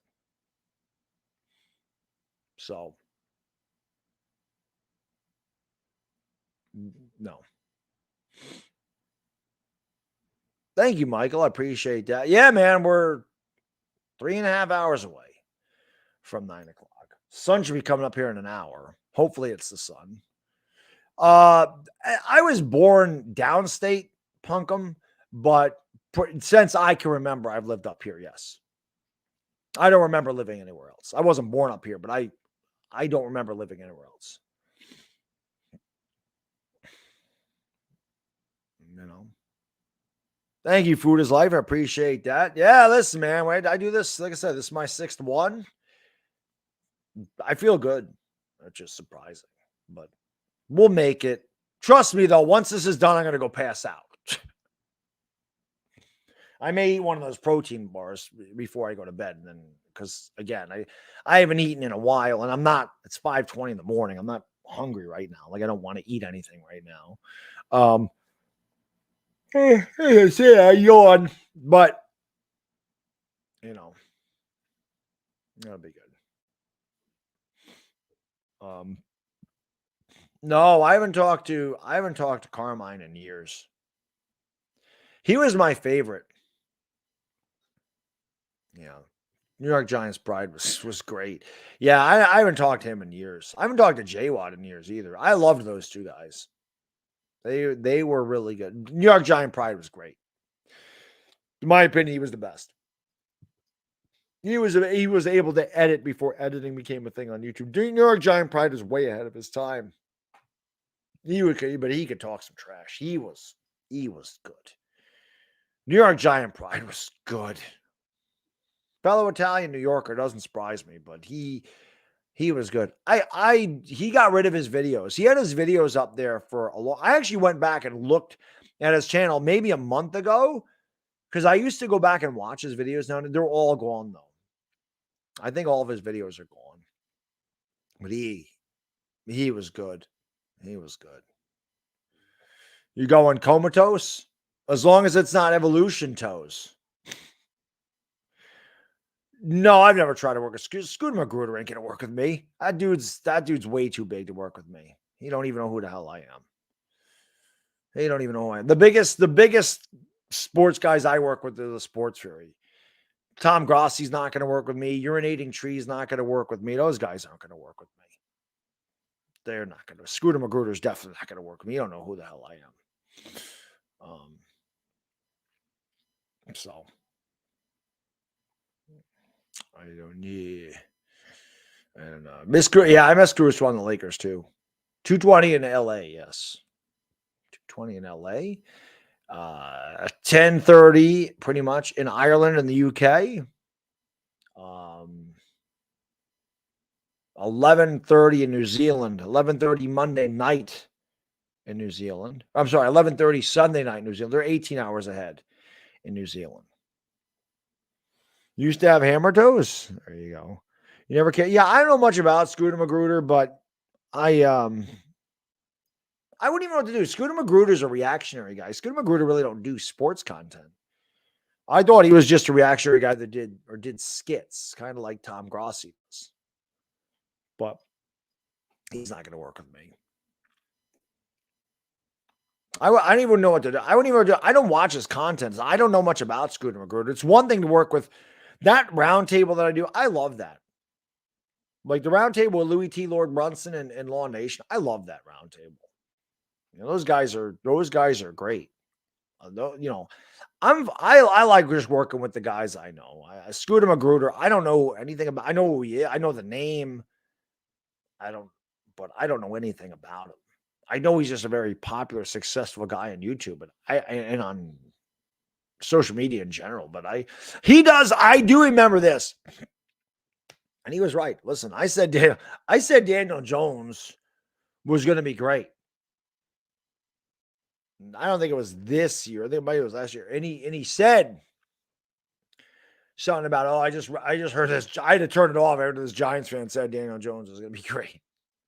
And I saw it. And I said to him, I'm like, you're talking about me. I go, why isn't he? Why isn't he going to be great? And then he said something back. And I said, okay, well, we'll come back to this. We'll come back to this comment at the end of the year. He never commented, but he was absolutely right. Daniel Jones sucked. But that was the only interaction I've ever had with Scooter Magruder, because he was in that live stream when we did the roundtable. And that was it. That was I forget if that was on my channel. I don't remember if that was if that was the one with Vach Lombardi. I don't remember. I remember that. But that's the only interaction that I had with Scooter Magruder was on Twitter. And he never came back and said, I told you so. I told you Daniel Jones was going to suck. That's the only time I can remember interacting with him. But I do remember thinking to myself, wow, he was watching. That was the biggest thing for me, was saying, wow, Scooter Magruder was just in my chat. That I remember. I remember thinking to myself, wow, he was just watching that live stream. That I remember. Because I was like, well, I'm like, I can't believe he was just in there watching this. Yeah, he didn't comment. I don't remember seeing him comment in there, but he might have. I don't remember seeing him comment, but I remember the comment on Twitter. I think because somebody said he mentioned me. Not by name or anything, but he was talking about me and I saw it there. Because I don't even think I follow Scooter Magruder on Twitter. I just happened to see the comment. But, yeah. That was crazy. But yeah, I was definitely wrong about Daniel Jones. I can own that. Been wrong about a lot of things. I was wrong about him. I was hoping for the best. I thought he'd be better. He didn't end up being good. You know, everything that they said about him was correct, and I still, like I said, I still think that Daniel Jones can be a good quarterback. I don't think he'll ever be as good as I thought he could be. After 2019, I really did think he would take a step up. I really thought he would improve. He did. He never did. He never did. We'll see what he does this year, but he never did. So, I don't know. I never know. He did comment on one of the roundtable. Maybe I don't remember seeing him comment on the roundtable. I don't remember seeing the comment. I remember the comment on Twitter. But again, that just because he was in that live stream don't mean he knows who I am. You know, those guys that are like really, I never reach out to the guys that have 500,000 subscribers, because I'm just like, those guys aren't they don't give a shit who I am. They don't care about me. I don't blame them, you know? But, yeah, I don't know. Who knows? I do want to do another roundtable. I do want to do some roundtables, though, with the Giants content creators. The thing is, the one thing I'll say is this. As a content creator, and I'm sure you guys have your opinions, and when I have people on my channel who's better, who's not, who I work with well or whatever. And whenever you see a collaborative live stream, certain content creators have certain chemistry with one another. So you'll notice a lot of the guys that I bring on are usually the same guys because I feel like I have good chemistry with them. Like I didn't get to work with Online Big Blue today. I wanted to, and then I didn't see him in the when I lost the power. I was just getting ready to end that first section and bring him on when I started the second part. And then my power went out. And then I didn't see him. But I feel like I have good chemistry with Tim. I feel like we work well together. Authentic. I feel like I work very well with Authentic. I feel like Authentic and I have a really good chemistry, right? The sports reaction, same thing. I feel like there's good chemistry there.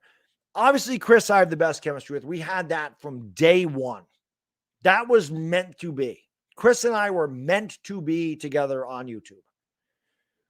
That was meant to be. It was. We were meant to be. We were meant to do Giants content together. That was great. Philly 500. I have great chemistry with Philly 500. And like I said, I've done roundtables. I did a roundtable with Ed Oliver, Philly 500, and Mark Holmes. That was a good roundtable.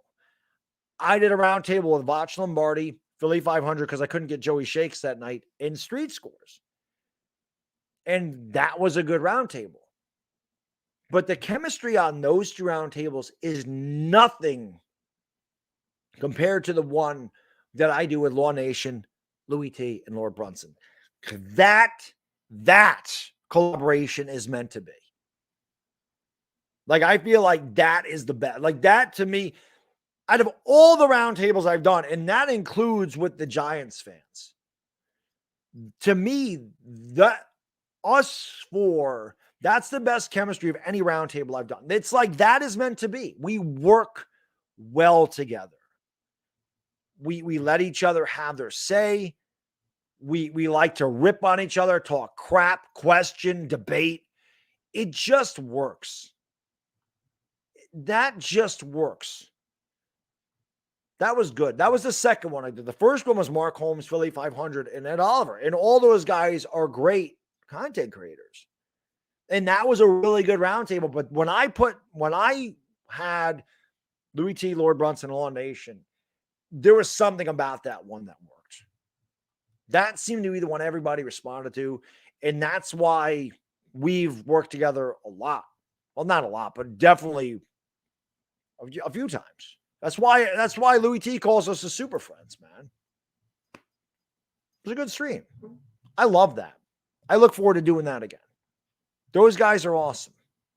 It's a lot of fun. That's a lot of fun. I mean, you talk like I remember Louis T because Louis just had, I think he had twins.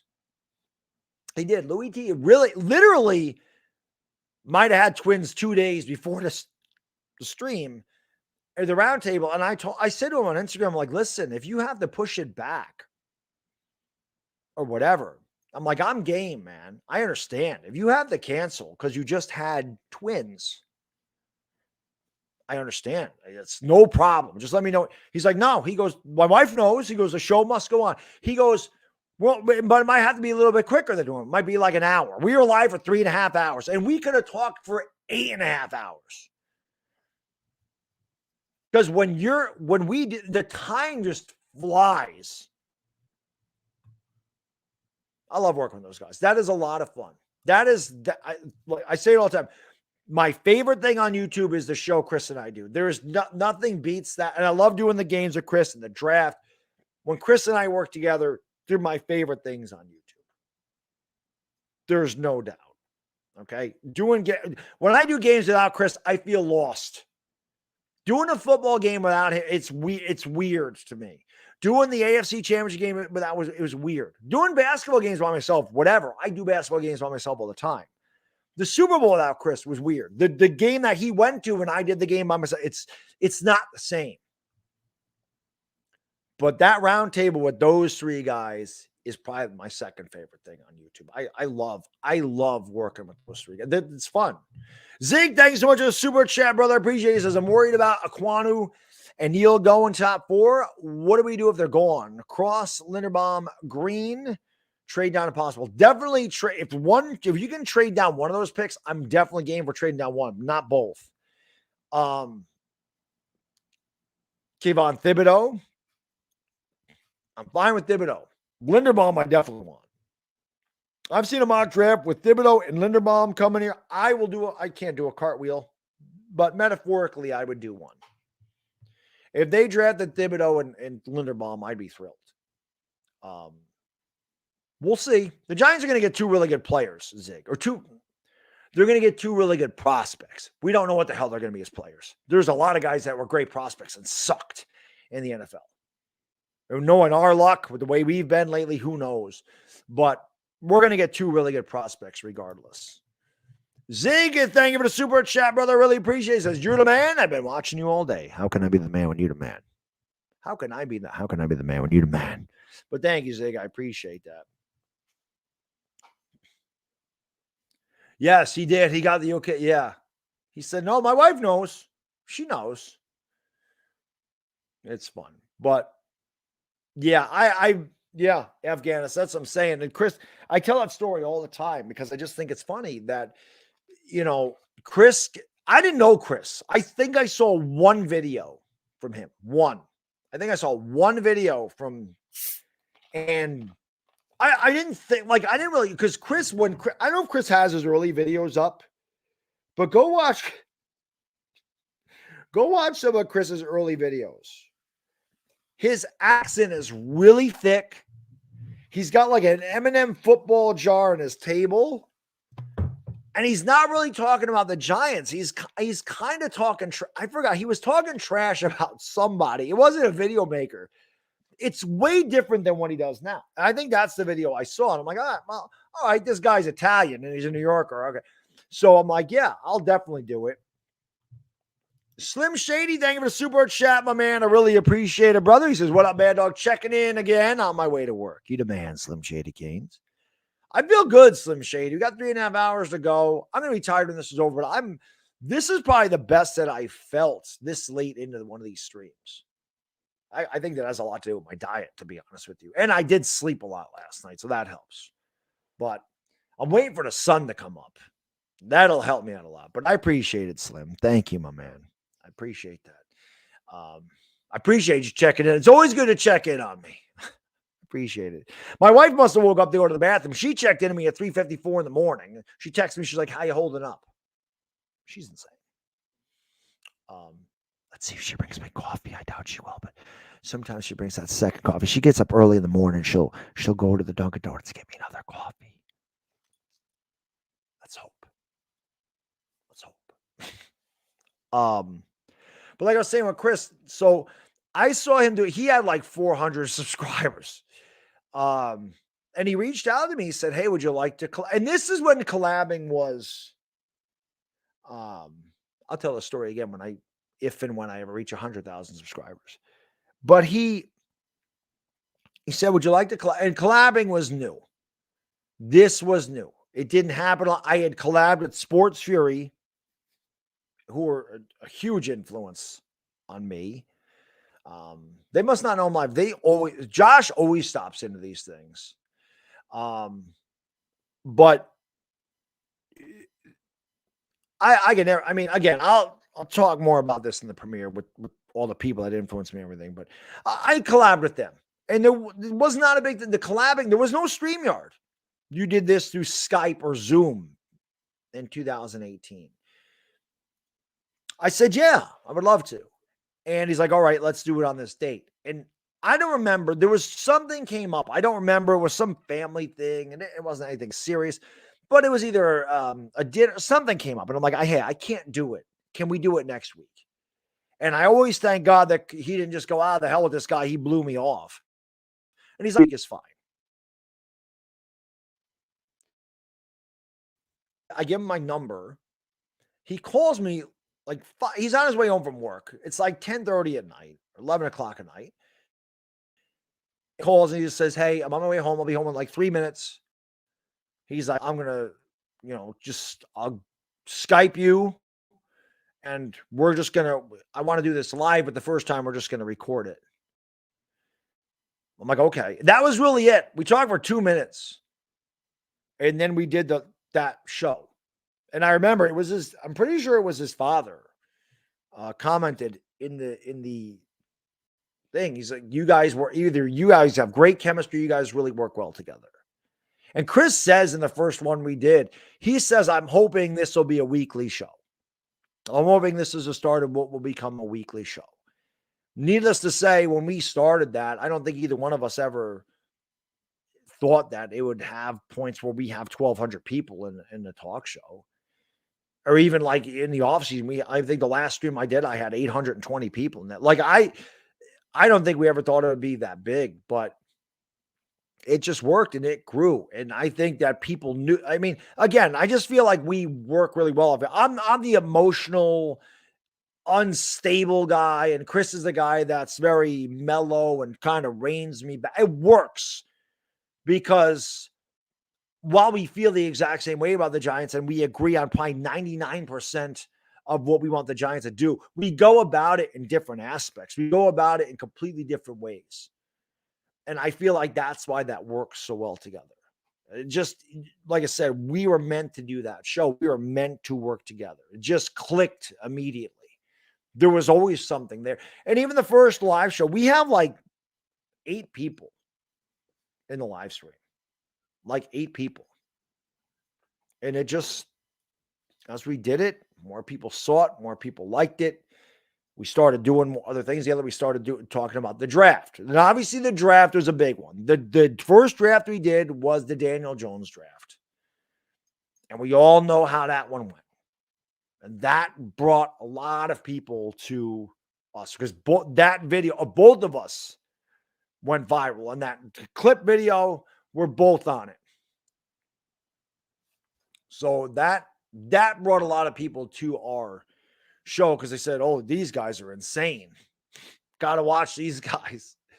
But yeah, we've been doing that show this will be our 4th year doing it. And I'm telling you, from what I remember, we were the first guys to have a weekly talk show, where we did it weekly, where it was a collab weekly talk. I don't know any other. There's a lot of people that do that now. That's everywhere. Almost every fan base has those now, where they have these talk shows or they collab. I don't remember people doing that back then. So I think we were the first to do that, to have that weekly talk show with the collaboration.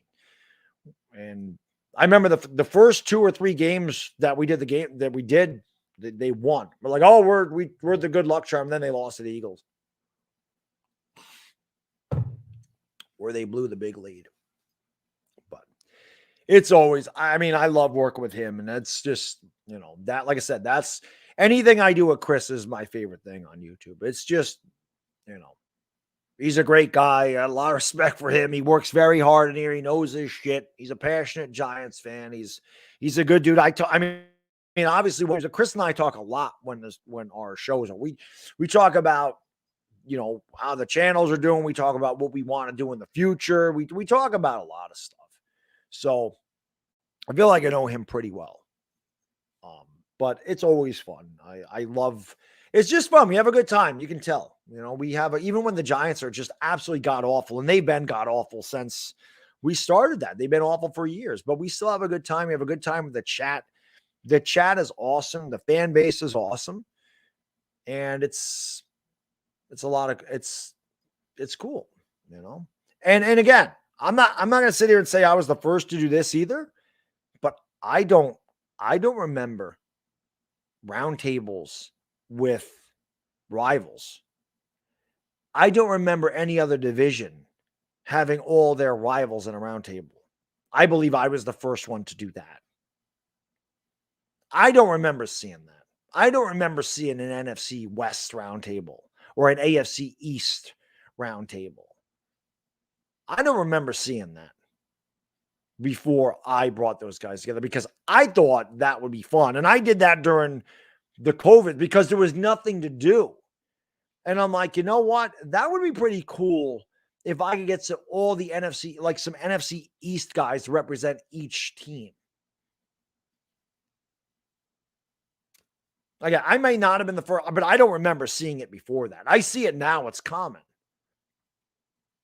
But I just thought that would be fun, especially the NFC East, because the NFC East has the oldest rivalries. It is the most historic division in football. It has the most championships. It has the most NFC championships by far. Played in a lot of Super Bowls. This division won a lot of Super Bowls. The only division where every team has won a Super Bowl. And the rivalries go back a long, long ways. The only division with maybe longer rivalries is the NFC North. But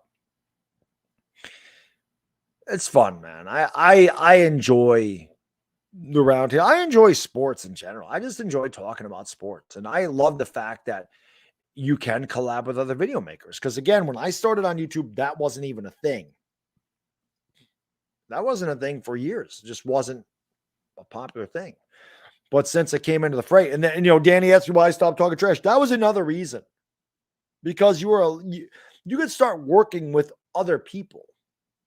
And I just liked that a lot better. I like being able to be live and talk to somebody live. That was a lot of fun. I don't know how, when that video blew up, I'm the thumbnail for SI.com. You see my face, my veins like this, and that's really my face. But there's no credit to who I am.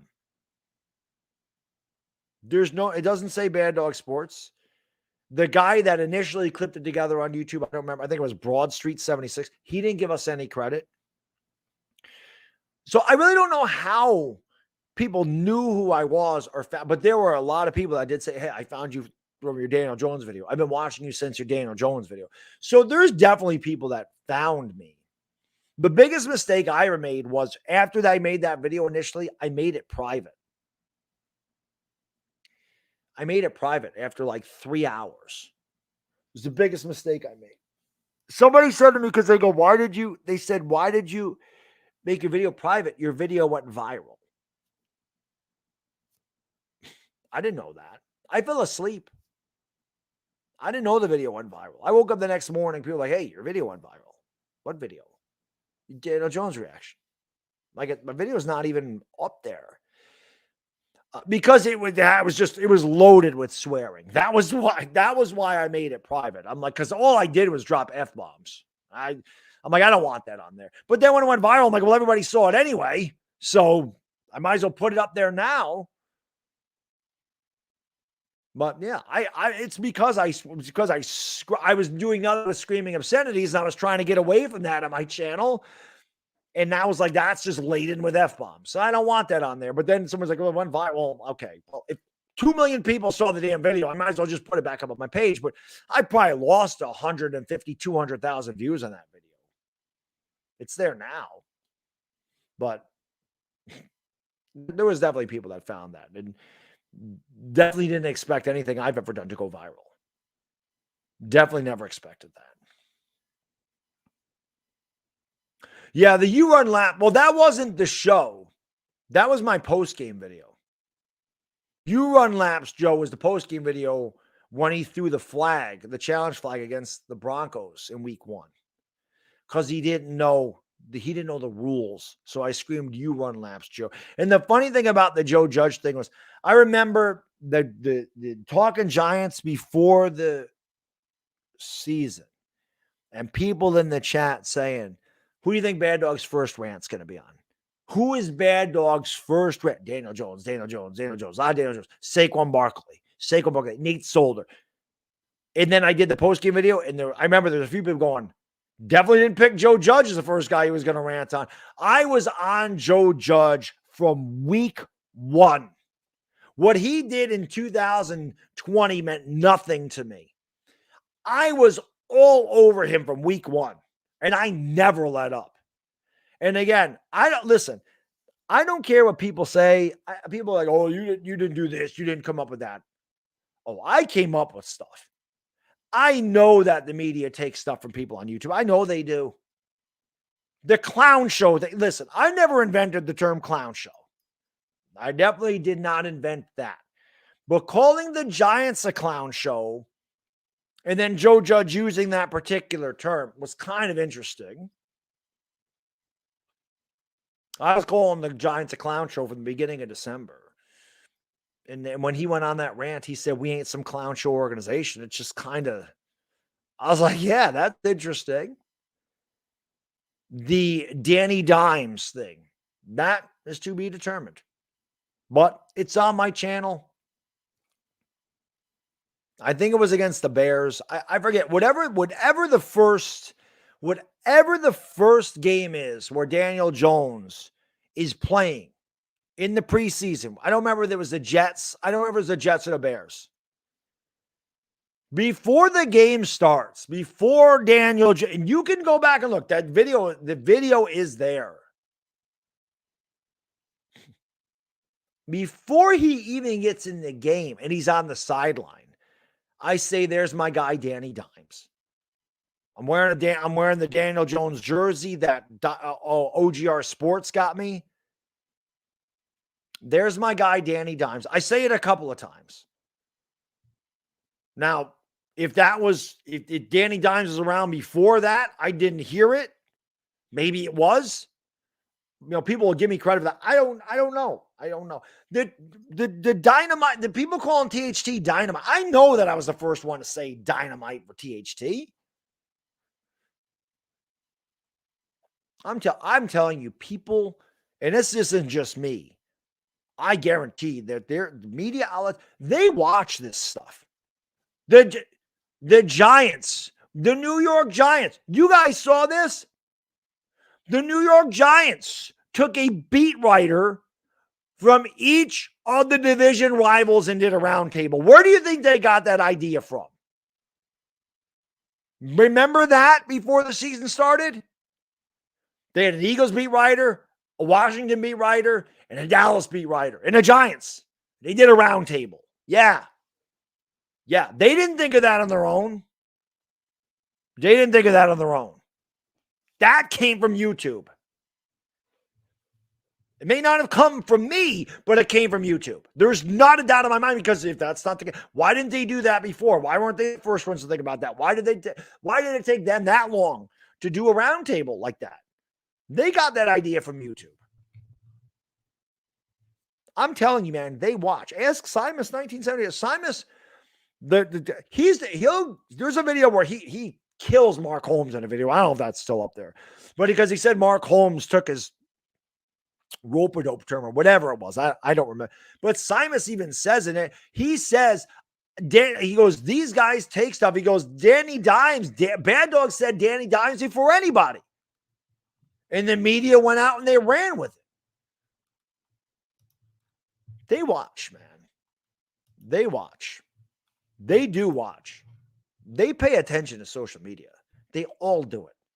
Because I'm telling you right now, the mainstream media, the media on the sports media, they need ideas. They need originality. And they come here for that. Because I've said that the best thing about YouTube is we can be ourselves. Our personalities shine through here. We're not told, we don't have a boss telling us what we have to say, what we have to do, how we have to approach it. This is all heart.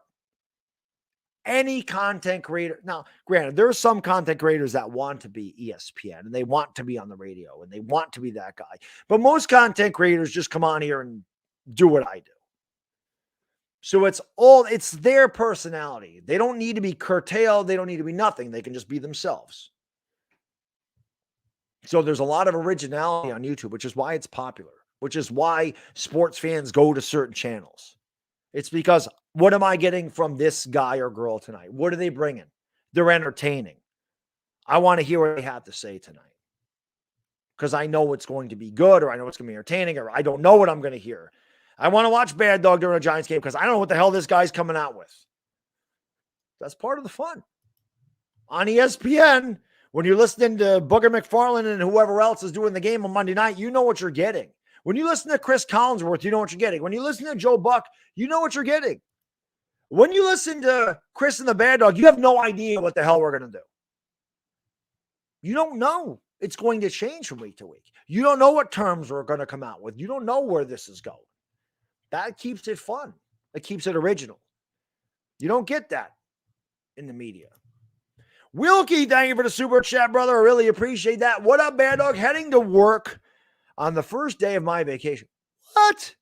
Only good thing is I woke up and know that on my 2-hour commute you were on. Well, I appreciate that, Wilkie. But if you're on vacation, why the hell are you working?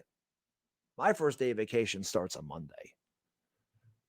But then again, I guess you could consider what I'm doing today working, right? But Monday, I'm on vacation this week too. But why are you working, Wilkie? You shouldn't be working. You shouldn't be working.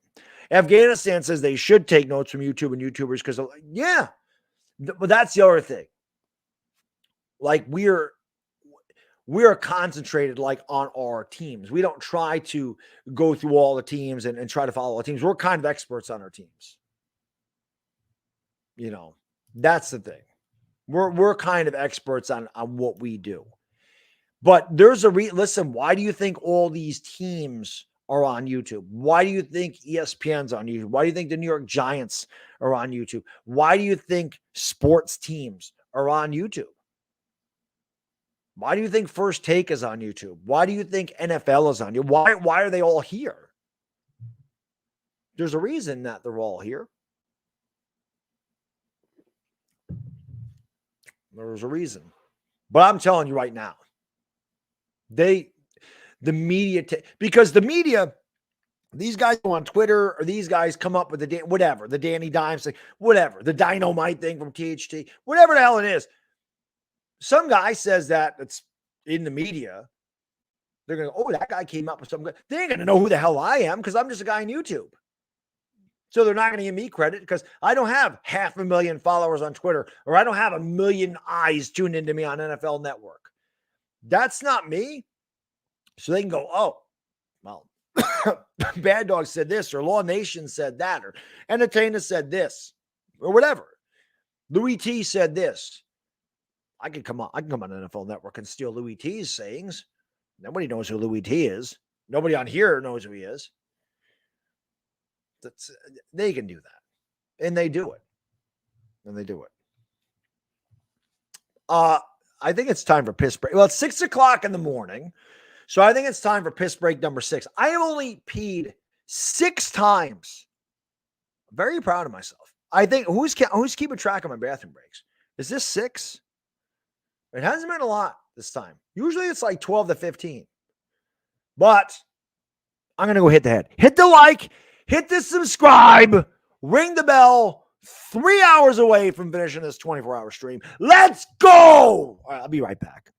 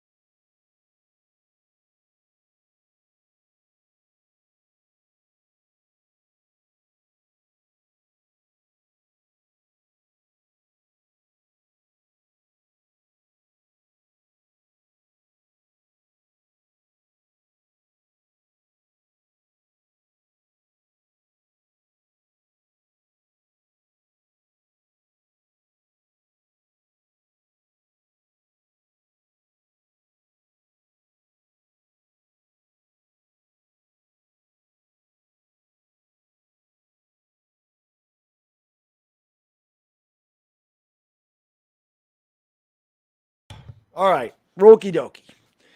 Let's go. The sun should start coming up here soon. 3 a.m. on the West Coast. Let's go. Yes, the double up thing. Yes, double. But yeah, I like I said, I definitely think that the media definitely takes from the content creators. Like I said, you ever hear anybody saying Swiss cheese sandwich? I mean, I don't know how much more obvious it can get. You know, I've definitely said the with the kiss thing that I do and put my own spin. That's Bill Raftery. A lot of the sayings I get are from, you know, Yes in the Foul is Marv Albert. Like a lot of things I get, I put my spin on, but I definitely got them from somewhere else. But the Swiss cheese sandwich is mine. The Boom Shakalaka is NBA Jam. But the Swiss cheese sandwich is mine. The 420 thing, I don't even know how I came up with that. But that obviously, I mean, I didn't make that up, but I don't think anybody else uses that on YouTube. So, I don't know. Mr. Entertainer Senior's in the house. Says, you the man. But how can I be the man when you the man? You are the man. My man Rosario's up at 6 o'clock. You know what he's going to do? He's going to go running because that's what he does. Or maybe go to church. 6 o'clock in the morning, though. My man is getting up for a run. I know that's what he does in the morning. My man gets up for a run. Mr. Entertainer Senior in the house. There you go. Yes. But I can't be the man when you the man. But that's correct. So, yeah, the media is what the media is. But I still think they get a lot from us. I know that they watch. I know that they do. They watch, they listen, they see things on Twitter. You can't avoid it. You can't avoid it. You know, it's the thing. Whatever, but good times. Good times. But I'm going to continue to do it because it's fun. It'd be more fun if the Giants could win some damn games. That I do know.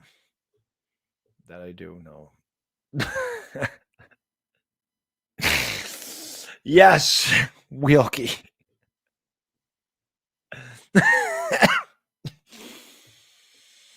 The basketball. Yeah. That baseball. The football, I really don't do the play. Chris does the play-by-play. I just do like the analyst part. But yeah, basketball and baseball. I definitely put my own the Bye Felicia. I mean, obviously I got Bye Felicia from Friday, but you know, that's a good home run call. Bye Felicia. There you go. He says, running, then going to church, praying for you and all your subs. Thank you, man. Entertainer. I knew it. See, I knew what my guy was going to do. My man's a beast. The beast.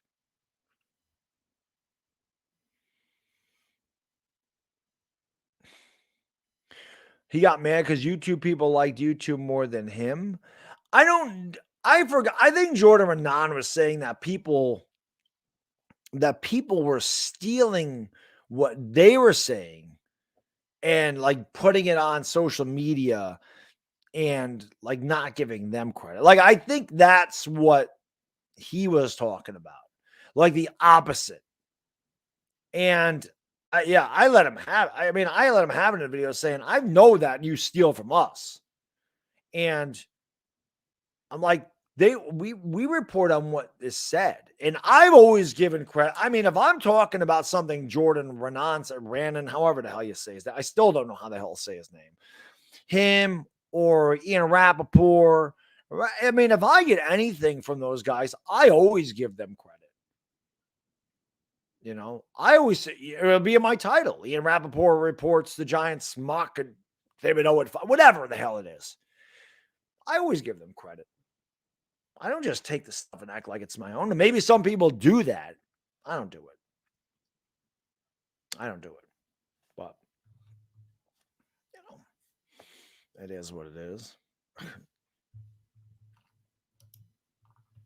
Yeah, I'm not saying Jordan Rannan, whatever. Like I said, whatever. I'm not saying he ever stole my stuff, but yeah, I just know that I know that they watch. I know that players watch, coaches, they do.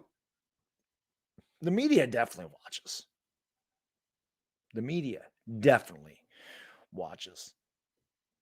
Because they want something creative. You know? It is what it is. Slim Shady Canes, thank you for the super chat, man. I really appreciate it. My good guy, my man. Another truck driver in the house. I don't know where Boda Winner is. Boda was here. We had Boda Winner. We have Slim Shady Canes. We had New York for Life. He says, another problem with big sports media, the narratives they push about teams with Tampa, it was all Brady all the time. And if you follow the team, it was an easy to see a stacked team except for Winston. Right. Yeah, they all have narratives that they put. You're right. And again, that comes from the top. And that's what I mean, Slim, is we don't do that. We don't have narratives and all this other. We don't have things that we need to push.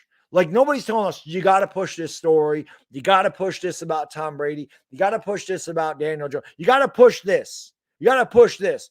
We just come on freelance. We're going to talk about what we want to talk about because we run the channel. We decide what comes on these channels.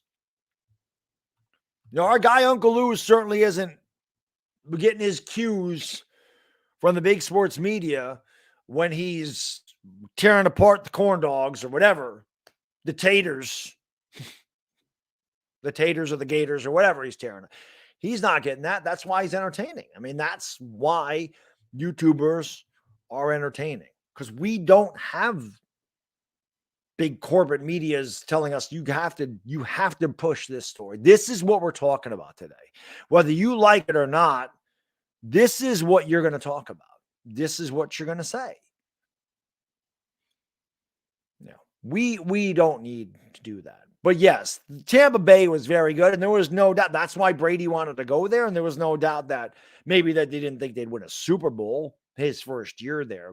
But yeah, that's why they went out and got Brady. Tampa knew they were stacked and knew that, hey, we were a quarterback away from winning this thing. Let's go out and get the best quarterback available. Guys won 6 Super Bowls, and they did. They were very stacked. Dire Giants, what's up, buddy? I feel pretty good. I mean, I said this about half an hour ago. This is the best I felt doing one of these 24-hour streams at this time. But I'm going to start to get. I mean, I've been up since 8 o'clock yesterday morning, so been up for 22 hours. I'm yawning now. I'm definitely getting more tired, but I still feel pretty good. I know I'm going to be able to finish this. We're going to kill this. Definitely. My favorite John Sterling home run call.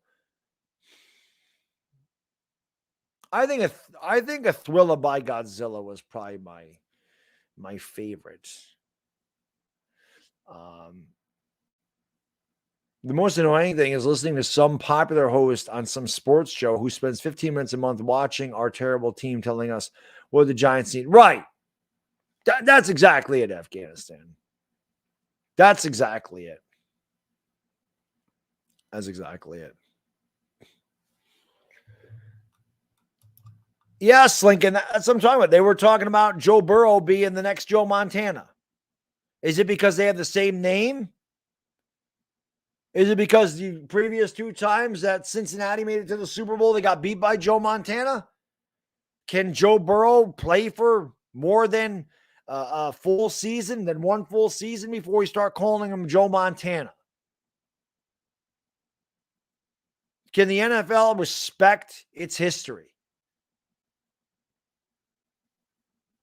God, look at Micah Parsons. Oh, what a rookie season Micah Parsons is having. Oh, let's compare him to Lawrence Taylor. Yeah, that makes sense. Micah Parsons has played 12 games in the NFL. How about we compare him to Lawrence Taylor? The greatest defensive player in the history of football, a guy that revolutionized the game of football, the guy that absolutely changed the way the offenses had to guard and block. A guy that invented the strip sack. Every guy that comes after the quarterback and tries to strip the ball, Lawrence Taylor did that first. Let's compare a guy who's played 12 games in the NFL to the greatest defensive player ever. Yeah, no disrespect to LT, right? Joe Burrow and Micah Parsons was great this year. And Joe Burrow was great this year. And Joe Burrow in Cincinnati was a nice story this year. But yeah, let's go compare that guy to a dude that won 4 Super Bowls and is one of the greatest quarterbacks in the history of football. Yeah, let's compare him to him. No disrespect to Joe Montana. Let's just compare Joe Burrow to Joe Montana. Can we stop with that? Can we stop jumping the gun? Can Micah Parsons make the All-Pro team 8 years in a row before we start comparing him to Lawrence Taylor, please? Can he win an MVP and 3 defensive players of the year before we compare him to LT? Can he do that and win 2 Super Bowls? Can Joe Burrow at least win 2 Super Bowls and an MVP before we compare him to Joe Montana? Can they accomplish something, please?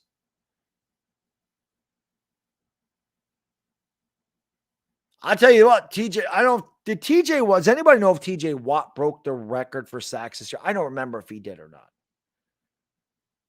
I think he did, right? He broke that record or no? He tied it.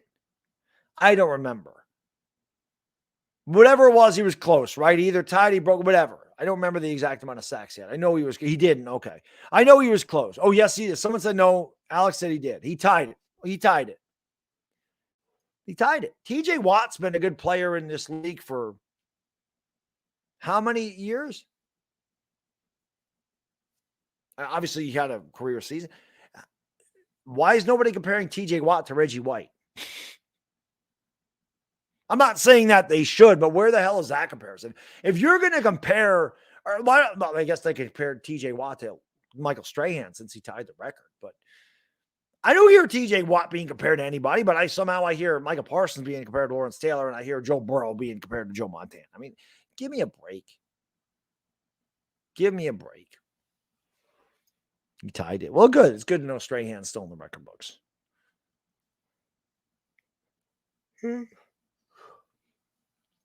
Yeah, I would, Mr. Entertain, I would definitely do that. I would definitely take Evan Neal and Tyler Linderbaum. I'd be very happy with that draft.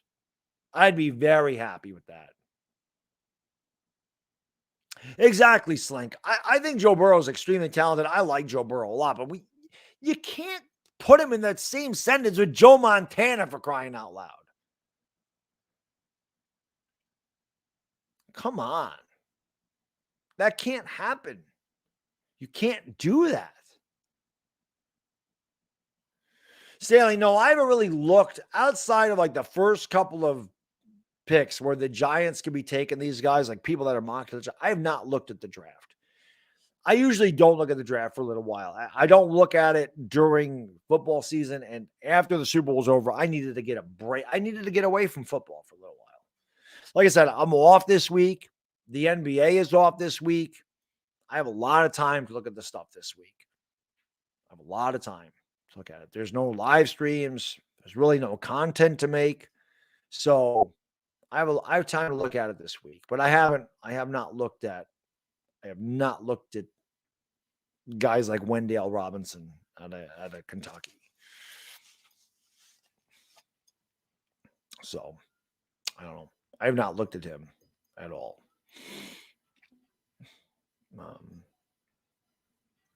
No. Officer and a gentleman's over. What can I put on here now? You know what I can do? Let's just put the Dynamite Kid on there. I've only seen this one like 10 times. Let's put the Dynamite Kid on there.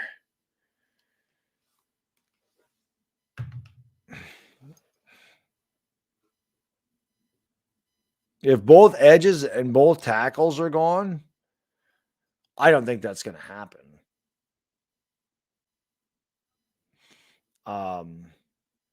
There's other tackles. I mean, you're talking about Neal, Akwanwu, Cross. They're all. I'm taking Linderbaum. I've already said that. I'm taking Linderbaum. I want Linderbaum as one of those picks. And I mean, probably Jabo, Nakobe Dean. I am one of those guys. So I don't know. Who do I think would have won the fight? Oh, Mark Colombo would have killed Joe Judge. That's not even a question. Mark Colombo would have pounded Joe Judge into a greasy spot on the pavement. I don't think there's any question about that. Exactly, Slim. That's what I mean. I mean, listen, Pat Mahomes was great. He is great. He is.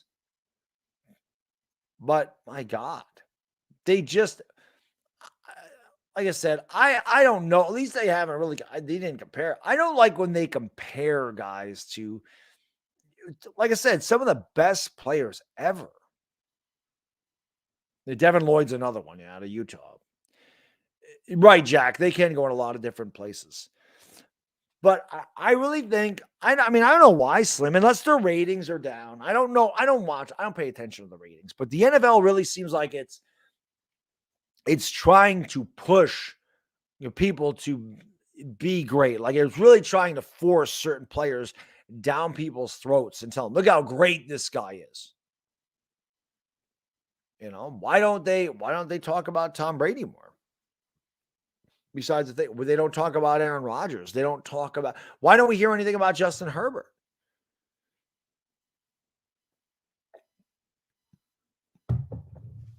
I don't know. Or Daniel Jones, you think has 8 touchdowns, 11 touchdowns, 13 interceptions. We'll see. I definitely see the -500, the under 500 record. I don't think the Giants are going over 500 this year. I still think Daniel Jones is better than he showed the last 2 years. I still think he could do better than 8 touchdowns and 11 touchdowns and 13 picks. I think he's better than that. But I think the Giants have to help. He's not going to be here in 2023. But I think the Giants they've got to give him a chance. I don't think he ever had a chance with Joe Judge. I don't think he ever had a chance to succeed with that. I don't. That's possible, Stanley. If they cut Bradbury or trade Bradbury, it is possible they take Stingley to replace him. That is very possible.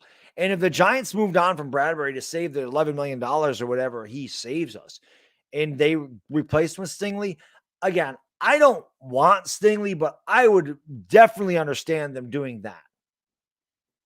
Shut down corners, go early in the draft. That is definitely something I can see them doing. Again, not my preference, but if they cut Bradbury and drafted Stingley, I would completely understand. And I would not have a problem with that. Wouldn't have a problem with that. Daniel Jones will have a breakout season. He's not getting a 5th year. They have to make that decision by June. He's not getting a 5th year. They're not giving him $26 million with a screwed up neck. It's not happening. He's not going to get a 5th year option. They're not doing that. They won't give him a 5th year option. And I've heard Daniel Jones is going to have a breakout season for 2 years now. And that hasn't happened. People, you can call them haters all you want, amazing. You can call them haters. The fact of the matter is, Daniel Jones has given nobody a reason to be confident in him. He hasn't. Is he as bad as he's been in the last 2 years? No, I think that he's a better quarterback than that. But I don't understand why when people look at 21 touchdowns and 17 interceptions in the last 2 seasons, and a guy that hasn't been able to get through a full season without being injured in 3 seasons in the NFL, why when somebody doubts Daniel Jones, they're a hater. That doesn't make sense. If Daniel Jones put up good numbers and had a couple of bad games, and the Giants are just losing games, and they said, this guy sucks, that's a hater. Daniel Jones has had 3 really good games in his career. You take those 3 games away, the other 30-some-odd games are pedestrian. I want Daniel Jones to be amazing. I want Daniel Jones to be a top 10 quarterback. I want him to succeed. I have no ill will towards Daniel Jones. I like Daniel Jones. I think Daniel Jones is a good kid. I think Daniel Jones works hard. I think Daniel Jones was put in a shitty spot by the Giants. Very shitty. They did nothing to help him. John Mara admitted they did nothing to help him. However, I don't think you can call people that don't have confidence in him haters because he's given them no reason to be confident in him. His statistics are bad. His win-loss percentage is bad. He can't stay healthy. People have a reason to doubt. This isn't after a rookie season. This is after 3 seasons in the NFL. At this point, I don't think, if you wanted to say that after his rookie season, I understand that. If you want to say guys are just haters after rookie season, not giving him a chance, I understand that. After 3 years, I think people have the right to question that Daniel Jones isn't the guy. I don't think that makes them haters. I think that makes them fans that say, I don't believe this kid can do it. He hasn't done it in 3 years. Why all of a sudden is it light switch going to go on in year 4? I can't blame people for doubting him. It doesn't matter. Do you think the situation's getting better this year? Because I can tell you this. Colt McCoy also played in a terrible situation last year, went into Seattle, and we beat them. We beat Seattle in Seattle with Colt McCoy. I don't know what that says about anything. Joe Burrow's situation, not great. The dude got sacked 9 times in a Super Bowl. Justin Herbert's situation when he got there in Los Angeles, not optimal, still incredibly successful. Deshaun Watson's situation in Houston last year, the year before, was awful. Awful. Houston was terrible. Put up the best numbers of his career. You want to talk about a guy in a bad situation? Trevor Lawrence is in a bad situation. Daniel Jones had as much time to throw from the pocket as any other quarterback in the league. That is the statistics. You can look that up. 2.5 seconds in the pocket. He had time. Joe Judge didn't do him any favors. That offensive philosophy didn't do him any favors. The Giants didn't do him any favors. And I'm not saying that he's in a great situation. He's not. But at the same time, you can't say people are haters after he has not done anything to prove that he can be good. All we're doing at this point, saying he's in a bad situation, is speculating that if things get better around him, he'll get better. But we don't know that. All we've seen is what we've seen. All we can judge, all people can judge Daniel Jones on is what he has done the first 3 years in his career. That is what you have. You can't base it on, well, what if the line's better? What if this is better? We don't know. We don't know. You would assume he'd get better, but you don't know for a fact. What we do know for a fact is he's been less than average his 3 years in the league. That's not a hater. That's somebody that has legitimate concerns about, I don't think he's the guy. That's not a hater. That's not a hater. A hater is somebody that just hates that I got. A hater is this. Daniel Jones could have 4 touchdowns. Daniel Jones could throw over 354 yards, 4 touchdowns. And the Giants are driving for a touchdown, right? Their Giants are down 38-34. And Daniel Jones throws an interception on the last drive.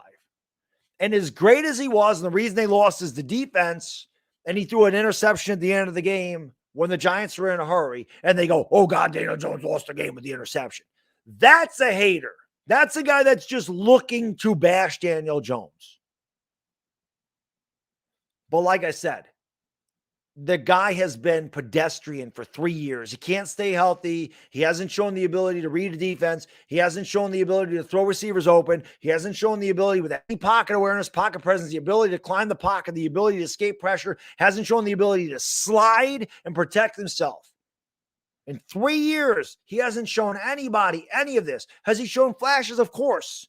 Every NFL quarterback shows flashes of being good at some point, or they wouldn't be in the NFL. That's not a hater. There's reasons to be legitimately concerned about what Daniel Jones is. That's the way I look at that. He's given no reason. No reason. Daniel Jones is not in the worst situation possible. Not close. Trevor Lawrence is in a worse situation. He's in a worse situation. Trevor Lawrence is in a much worse situation. Correct, dire Giants fan. A great quarterback elevates the talent around him, not the other way around. It doesn't matter if Daniel Jones is in the worst possible situation. Doesn't matter. That doesn't matter. That means nothing. How does that improve? How are people haters? He hasn't done anything at all. It's not a hater. That's people looking at his body working 3 years and going, I don't think he's the guy, with legitimate reasons why they don't think he's the guy. It's not a hater. Hater's somebody that's going to look for the one bad thing that the guy did the entire game. That's a hater. Not when you look at a guy who's played whatever, he's played 35 games, has a losing record, and has barely more touchdowns. He has more turnovers than anybody since he came into the league in 2019 and missed time. It doesn't matter. People have a reason to doubt him. It doesn't make them haters. But it doesn't make them haters. It makes them legitimately concerned. That's not a hater at all. There's legitimate questions about what Daniel Jones is. Legitimate. That's legitimate. That's a long body. This, like I said, this isn't 8 games. This isn't 12 games. This isn't his rookie season. This is 3 years. Everybody was talking about last year. Oh, Daniel Jones going to take that Josh Allen leap. Year 3, they got Kenny Galladay. Oh, he's going to take this leap. He's going to take this massive leap. He didn't take any leap. He took nothing. He was the same. There was no leap. Oh, well, this happened or that happened. Well, I mean, we knew the Giants weren't a very good team. They went and got him a number 1 receiver. They drafted a wide receiver. Saquon Barkley was healthy for a lot of this year. He missed some games with the sprained ankle. But his situation this year is better than it was last year. He didn't have Kenny Galladay last year. He didn't have Saquon Barkley at all last year. He had Evan Ingram for most of this. I think Evan Ingram missed the game this year. Sterling Shepard was there for a lot of this year before he hurt his leg. And it didn't even matter. I don't think Daniel Jones was a quarterback when Sterling Shepard tore his ACL or his Achilles. So there was no, why was he going to, what was going to make him take this Josh Allen leap in year 3? That's all I heard in the offseason. And now he didn't. And now it's going to be year 4 that he's going to take this leap. Now all of a sudden he's going to find it this year. Well, last year when they got Galladay and they did all this stuff, it wasn't, oh, he's in a terrible situation. But then after he had a terrible year, now it's, oh, he's in a terrible situation. I don't get it. Can we just be consistent?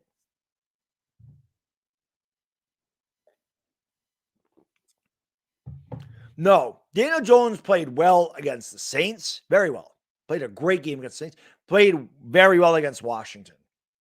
Did not play well against Denver at all. Did not play well against Denver. And did not play well against Atlanta.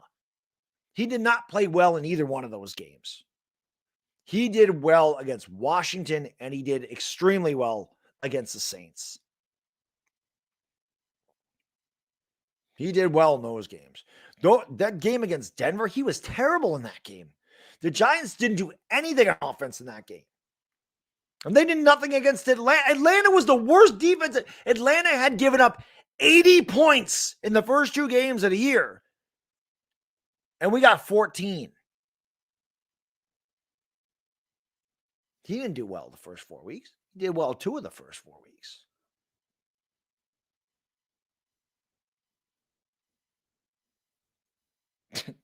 That's a fact. Our offense was garbage against Denver. We scored a garbage touchdown. We were down 27-7 with 2 minutes to go in the fourth quarter. Scored a garbage touchdown. The offense was terrible against Denver. Yeah, exactly, Jack. They couldn't score against Atlanta. And that's kind of when I also said this is done. Then they went out and they beat New Orleans, which I couldn't believe. And Daniel Jones was incredible in the fourth quarter and overtime. I never saw Daniel Jones play like that. They prompted me to make a video. Is this, I'm not going to go crazy about it, but is this what he can be? Is this what is there? Is this the potential we've been looking for? And then he went out against Dallas, and before he got the concussion, he was playing like garbage in that game. He was terrible in that game.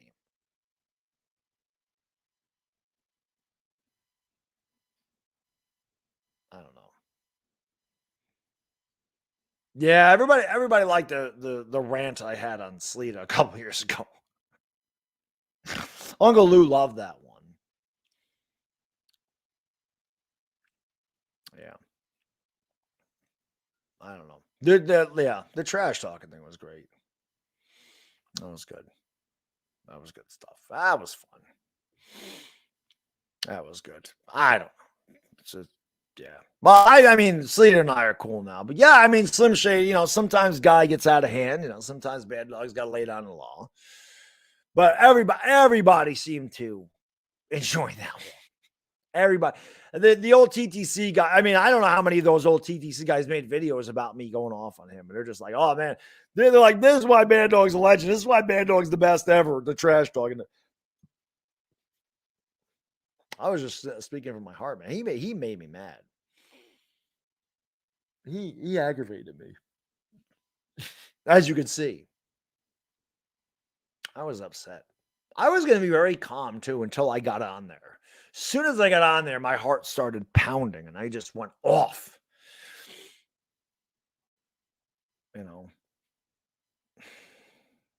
Why are the Giants so injury-prone? Training staff has a lot to do with it, I would imagine. Gentlemen of Culture, yes, this is a 24-hour stream, man. I'm live till 9 o'clock. I'm live for another 2.5 hours. Sun is starting to come up here, which is good.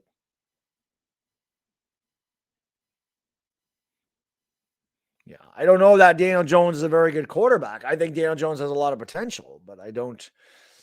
Yo, Bodo, my man. Thank you so much for the 50, man. I appreciate it. You're amazing. You're amazing, sir. Bang. Thank you, Bodo, man. I really appreciate that, man. Thank you so much for just being the man. I appreciate it. But thank you, Bodo. I really appreciate that, my good man. You guys are awesome, man. You guys and girls are the best. I say it all the time, man. I love you guys and girls, man. I could never do 24-hour streams without you guys and girls. There's just no way. There's no way. It's 6:30 in the morning. We still got over 100 people in here. I think it's been like the same. The chat has been about the same amount of people the entire time. Maybe it's been the same 120 people in here the entire time. I do have Verizon. Yes. I got to talk to Verizon this week about my streaming, though. There's definitely a problem with my streaming and the wireless connection. The internet's fine. The television's fine. Streaming upstairs is fine. I don't have any problems streaming Netflix or Peacock or any of that stuff. But whenever I stream on YouTube, I'm having issues with me losing the bit rate all the time. And I don't know what the hell the deal is with that. Yeah, Dire Giants says a simple question. Do you trust DJ with 2 minutes and score a touchdown and win the game from behind? Enough is enough. Yeah. Again, I'm not even saying that. I'm not even saying that Daniel Jones isn't in a shitty situation. He is. My point of that whole rant was, I don't like when people say, when people say Daniel Jones isn't the guy, move on. And then someone goes, you're just a hater. But that's not a hater. Like I said, if Daniel Jones has 350 yards and 4 touchdowns, and the Giants are losing 38-34, and he is driving down the field, and he throws an interception, and somebody goes, Daniel Jones lost the game, the guy sucks. That's hating. He plays an incredible game. The defense gives up 38 points, and we lose because he's trying to force the ball into the end zone when we have no time left, and he throws an interception. The guy blames Daniel Jones. That's hating. But like I said, a guy that has a terrible win-loss record, a guy that's led the league in turnover since 2019, and a guy that can't stay healthy the entire season going into his 4th year, and a guy who's shown no improvement since his rookie season. And a guy says, I don't believe he's the quarterback. That's not hating on him. Daniel Jones has given us no reason to be confident. Now, I don't care what his situation is. He's given us no reason to be confident. He has shown flashes of, hey, this kid can play. Again, every quarterback has shown that. Every quarterback has shown that. But he's not consistent at all. And his bad games far outnumber his good games. It's just a fact. That's a fact. That's indisputable facts. Dem's facts, man. Is he better than he showed last 2 years? Yes. I totally think he's better than he is the last 2 years. I don't think he's that bad. But I still don't trust him. Hell no. I don't trust him. I'm not giving him a fifth-year option. I'm not giving Daniel Jones $24 million or whatever the hell is fifth year. No. I'm not committing $20+ million to Daniel Jones at this point in his career. No way, no how. No way. Super Bowl 6 days ago. I'll tell you what, Bodo, these 24-hour streams sometimes feel like 6 years. This one's not one of them. This one actually seemed to move pretty quickly. But it is hard to believe that was only a week ago. I thought that was 2 weeks ago. The Daytona 500 is today. I'll be sleeping when that happens. Actually, I'll probably be waking up. I'll probably have my wife wake me up just as that's starting. I don't want to. I'll probably have it on the background. I don't even care about NASCAR. You want to talk about, we talked about how baseball is getting, NASCAR ruined its sport. NASCAR destroyed its sport. I was a big NASCAR fan in the late 90s and early 2000s. They totally ruined that sport. NASCAR destroyed every bit of history that they had, man. Stanley, thank you for the super chat. I appreciate it. Why do I think Eli Manning's a Hall of Famer? I would say to somebody, why don't you think he's a Hall of Famer? Why is he a Hall of Famer? I think it's pretty simple. Top 10 in every major passing category. Completions, touchdowns, yards. 2-time Super Bowl MVP. I think that pretty much sums it up. There isn't another multiple-time Super Bowl MVP that's not in the Hall of Fame.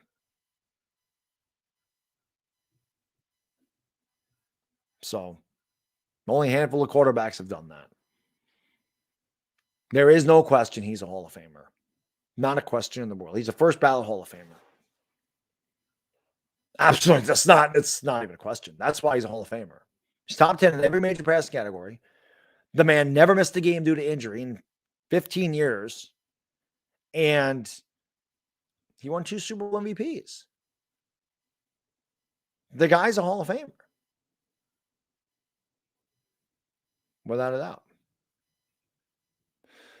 Are you a hater for hoping Gabbert stays on the bench for No. I'll be honest. I mean, Slim, there's no reason that Gabbert should start. You drafted Trask for a reason. And yeah, I think Trask should go.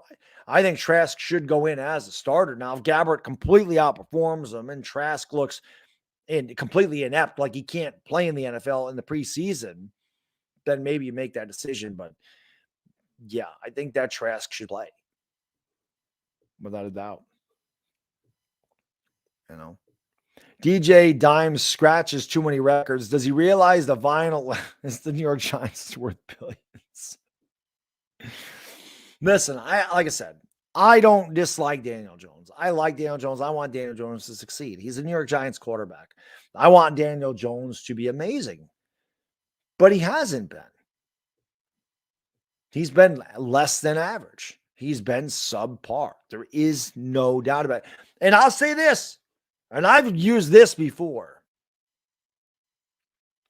If Daniel Jones, and this is for Giants fans, if Daniel Jones is a Philadelphia Eagle, if Daniel Jones puts up the same numbers in Philadelphia and has the same record in Philadelphia as he does here, say the Eagles drafted him, and he puts up the same record and the same numbers, the same injuries in Philadelphia, are Giants fans saying, oh, Daniel Jones is really good, you're just a hater?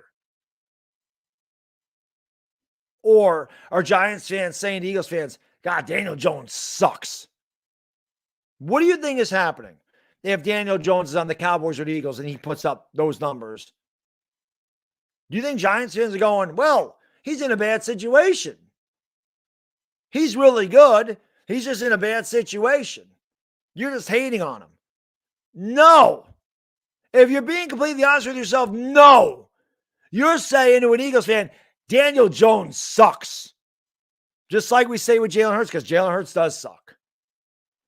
So Yeah, there's no way a Giants fan is being honest and telling me if Daniel Jones is an Eagle and had the same body of work with the Philadelphia Eagles that he does with the Giants, they'd be going, give Daniel Jones a chance. He's really going to blossom in his 4th year. There's a lot of potential there. No, they were saying, your quarterback sucks. Quarterback's Daniel Jones. He's trash. There is no doubt in my mind that's what would be coming out of Giants fans' mouths about Daniel Jones if he was an Eagle or a Cowboy. Correct, Bodo. He is the only quarterback to win 2 Super Bowls not in the Hall of Fame. But yeah, Marcus Allen won the Super Bowl MVP in Super Bowl 18. But that's a fact. There's no doubt in my mind if he wasn't a Giant. That's what we call an apologist. Because let's keep it real. Let's keep it a buck. If that guy is not a Giant, you don't have the same opinion of him. You don't. Am I giving DJ an extension if he throws 30 touchdowns and wins like 7 games? Daniel, listen. I don't know. This is the problem with Daniel Jones. If he has and I hope he does. I hope he has a great season. My biggest problem with Daniel Jones, again, he has a hard time staying healthy. If he has a breakout year, you definitely consider it.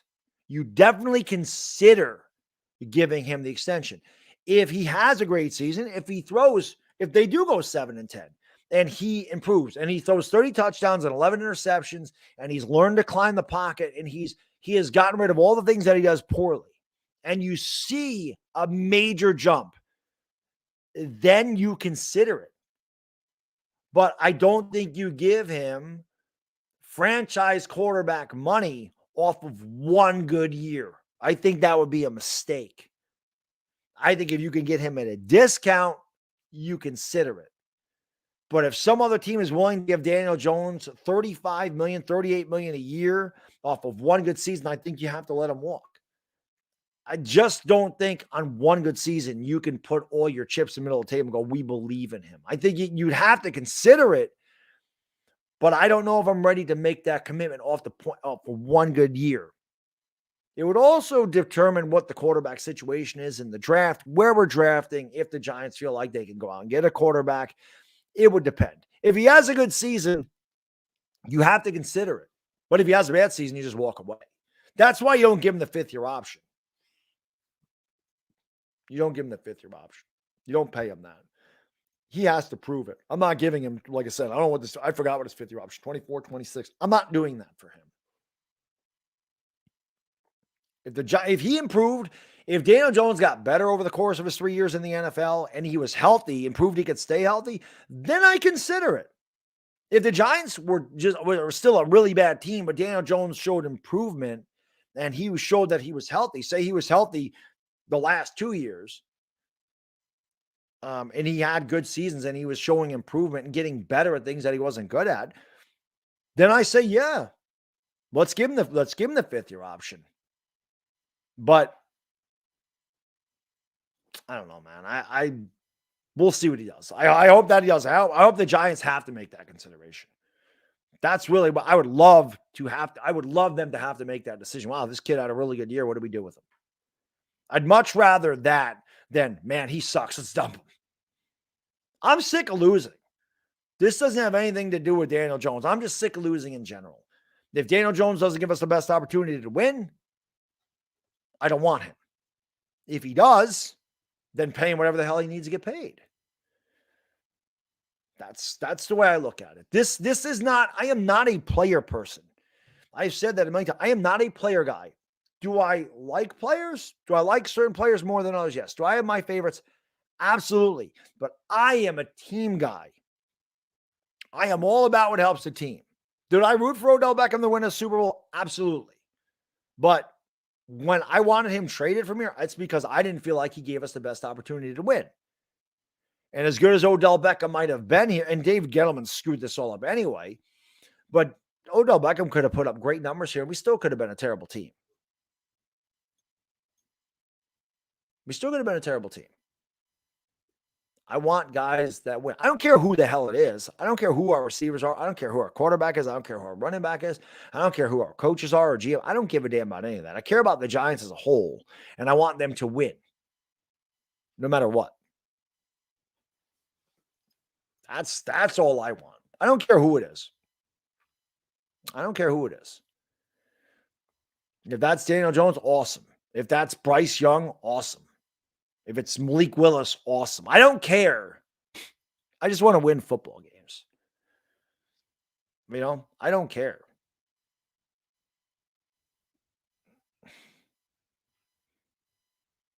Why does Kyler deserve an extension? I never said Kyler deserved an extension.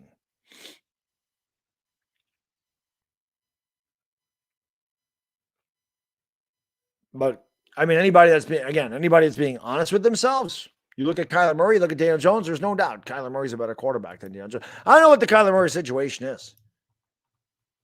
He's also dealt with injury issues. I don't know what's going on. Kyler Murray's going to be interesting. Jeremiah, thank you for the super chat, brother. I appreciate it. Down the stretch, indeed. Indeed, my good man. 6:46 in the morning. In the morning. Let's go. No, I agree with you, Jack. I think the Giants overvalue their talent. I think it's a major problem with the Giants is they overvalue their players. They overvalue their potential. I agree. Loyalty has been a problem with the Giants. Sun is coming up. Looks like it's sunny out there. So that helps. Stanley, it depends on the mock draft. I mean, the mock drafts are all different. I've seen Malik Willis going as high as 9 to Denver. I've seen Malik Willis drop to 32 to Detroit in the second round. And again, you take these with a grain of salt because after the combine, all this is going to change. All this is going to change. It's all going to change. I don't know what the Colts are going to do with quarterback. Very interesting. Yeah, Philly does have the ammo to get Kyler. A nightmare for me because all my Sooners always end up going to my rivals. You know, Jalen Hurts is a Sooner, Eagles. You know, DeMarco Murray was a Sooner, Cowboys and Eagles. Neville Gallimore, Cowboys. CeeDee Lamb, Cowboys. It's crazy. Glenn and they're terrible. I mean, those guys don't even belong in the NFL. Fromm will not be in the NFL next year. Neither will Glennon. I think they'll both be gone. Yeah, we'll see. We'll see where I don't think Malik Willis would go to the second round either, just because I feel like there's three teams that I know for a fact need a quarterback in the first round. The Steelers need one, the Washington needs one, and Denver needs one. That's three. I don't think Malik Willis is the fourth best quarterback in this class. I think that Malik Willis has a very good possibility of going 9th or 11th. That's where I think he has the possibility of going, Denver or Washington. And I think he has a very good chance of being the first quarterback off the board. Maybe the first quarterback off the board, he may go to Pittsburgh. That may be the place that he ends up. But I have a feeling he's the first quarterback off the board. And I don't think he gets to the second round. I definitely, well, again, the combine has a lot to do with things, but I definitely think that if he goes to, I definitely think Pittsburgh is a place he could land.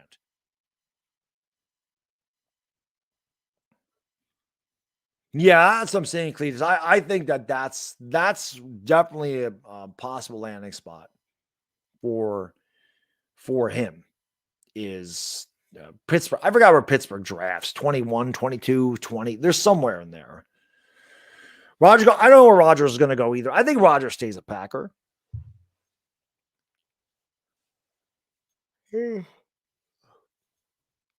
Dicker the kicker from Texas. Well, I don't think we need a kicker. But yeah, he does punt. Yeah, our kicker, Graham Gano is the only good player we had last year. That's it. That's it. 6:50 in the morning. 2 hours and 10 minutes to go here. Yes, I don't know. I mean, that's like I said. The combine has a lot to do with things. If he blows up the combine, he could go to 9. He might go 6. He could end up with the Panthers. I mean, the combine really can screw things up, man. And it makes, if he has a bad combine, he could drop to the second round. He's a project. And that's the thing with Malik Willis. I don't know if teams drafting that early want to take a project. Pittsburgh, though, they're a playoff team. They're set up well. They're well coached. That's a good team. He fits there. He fits with Pittsburgh. They can afford it because they have a good team already. But if you're Washington or you're Denver and you're not good and you take a project and you miss, you become the Giants. Daniel Jones, I don't know why they thought he was a polished quarterback going to the NFL, but we missed. We missed. And what did that equate to? 4 wins, 6 wins, and 4 wins. Right? That equated to 14 wins in 3 seasons. 14 wins. That's not good. That is not good. That's what those 3 years equated to. 14 wins. 14 wins and 35 losses since we drafted Daniel Jones. 14 and 35 ain't getting it done. That's pathetic. That's winning 27% of your games. 14 and 35 ain't getting it done.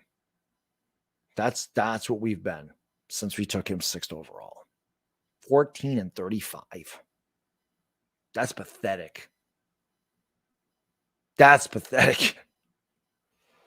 You can't miss. So that's why I think Malik Willis has a better opportunity to fall to Pittsburgh at 21. And I think he should be the first quarterback off the board. But again, the combine's going to have a lot to do with where these guys go. It always does. Whether that's right or wrong, it's just what happens. Oh, man. All right. I'm starting to feel it now. We got about 2 hours to go. Starting to feel it now. But we'll see.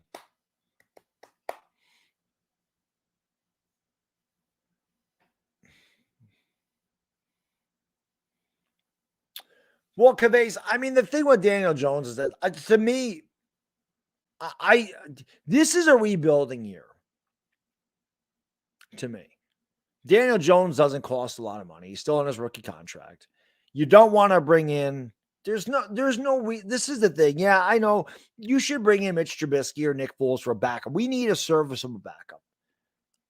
We definitely, especially with Daniel Jones' problems of staying healthy.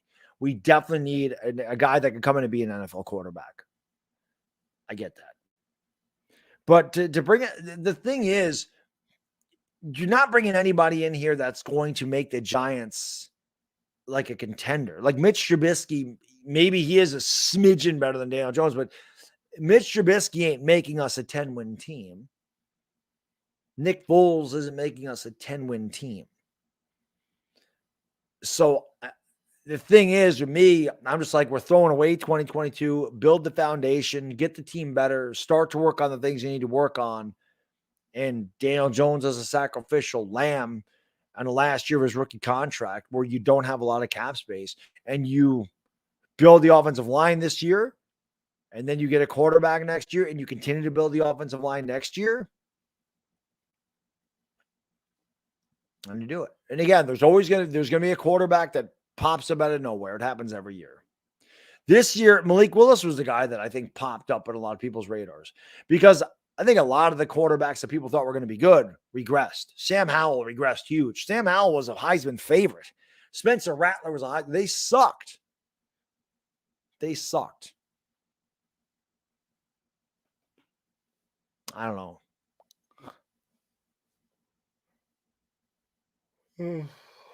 People hating on Malik Willis. I don't.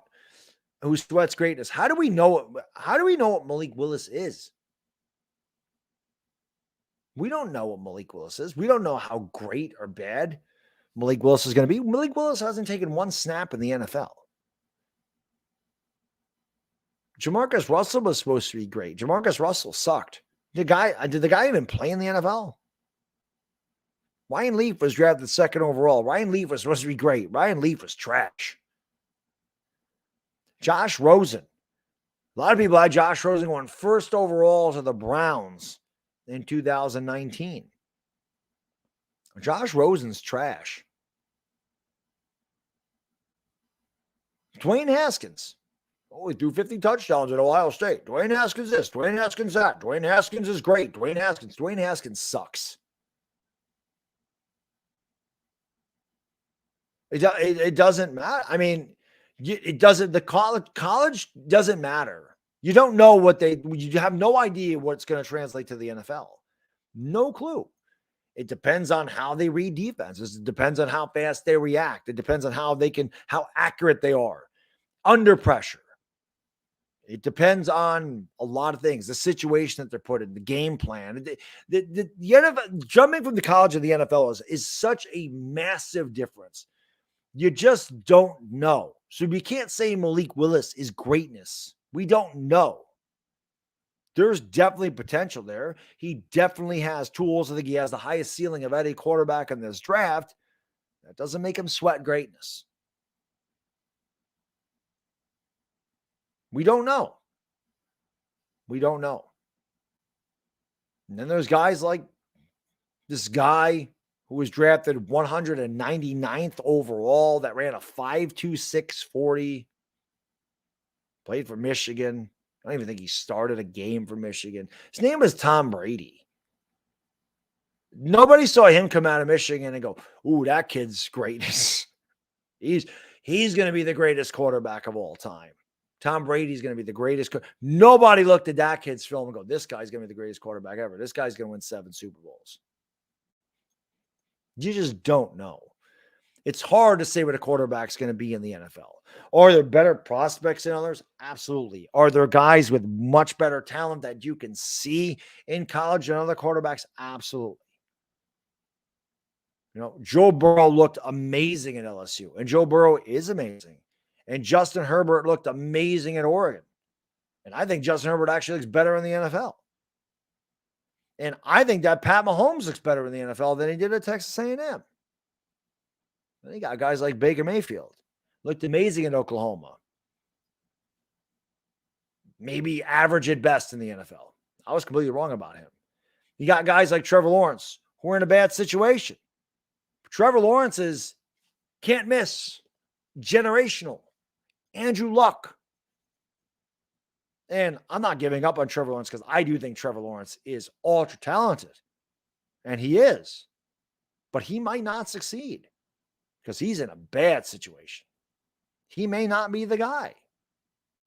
You never know. I mean, that's the thing. You never know with college quarterbacks what they're going to be. So to say they're going to be, because everybody was touting this, myself included, how great Trevor Lawrence was going to be. He wasn't last year. I still think he's got a lot of potential. I still think he is going to be very good. I think that Urban Meyer was the worst thing that could have happened to Trevor Lawrence.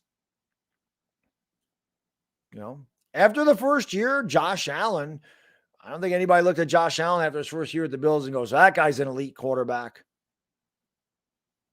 There's a lot of factors that play into a quarterback's success going from college to the NFL. So I don't want to say Malik Willis is greatness. I'm not going to say Malik Willis is going to be a failure. I think Malik Willis is a project. I think Malik Willis is raw. And I think that in the right situation, he can be good. But I'm not calling him greatness from his tape at Liberty. Like I'm not giving him that. Yes, the Colts did. The Colts ended Andrew Luck early because of the bad offensive line. And he was about as talented as they got.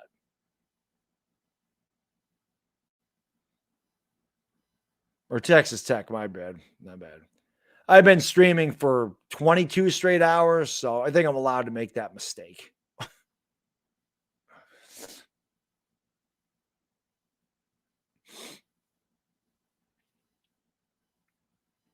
No idea what Dable and Kafka are going to do. We don't know what this offense is going to be yet. We don't know who's on this offense. We know a few players. We don't know everybody. But it'll be interesting. I have no idea because, again, Daniel Jones is not Pat Mahomes. Kafka worked with Pat Mahomes. Daniel Jones is not Josh Allen. Dable worked with Josh Allen. You obviously have really good offensive minds. They were able to develop these guys and make them into really good quarterbacks. They have much more talent than Daniel Jones. But listen, I will be absolutely shocked if Daniel Jones does not improve somewhat this year. I will be shocked if he does not get better from the last 2 years. Shocked. Because I don't think he was as bad as he was the last 2 years. I don't think he's an elite guy. I don't think he's a top 10 guy. But I'll be shocked if he is just as bad as he was the last 2 years under this regime. I'll be very surprised.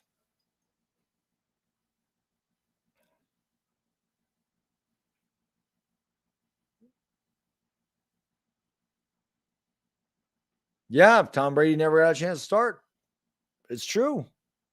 It's a fact. That's a fact. That happened with the Yankees. Wally Pipp got hurt.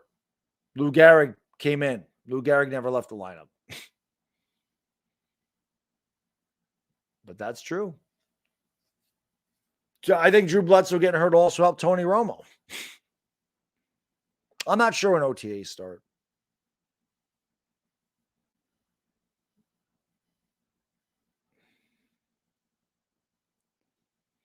Yeah, Afghanistan. I gotta be honest. I thought I thought the Giants had to sign Galladay. I thought Daniel Jones needed an absolute number one wide receiver, and he was the best receiver on the market. And they went out and got him. But the Kadarius Toney thing I didn't mind the trade back, but the Kadarius Toney thing didn't make a lot of sense to me. That one didn't I didn't understand that pick at 20. I didn't quite understand why we took a wide receiver. If Trent Dilfer could win a ring, any quarterback. Don't forget about Brad Johnson. He also won a ring. Yeah, Trent Dilfer won a ring, but I mean, let's be honest. I mean, Trent Dilfer played for one of the greatest defensives in the history of football, the 2000 Ravens. That helped. That helped. That definitely helped. So, yeah, that's a good comparison to me. He's a guy, you're right. That was about the same. I don't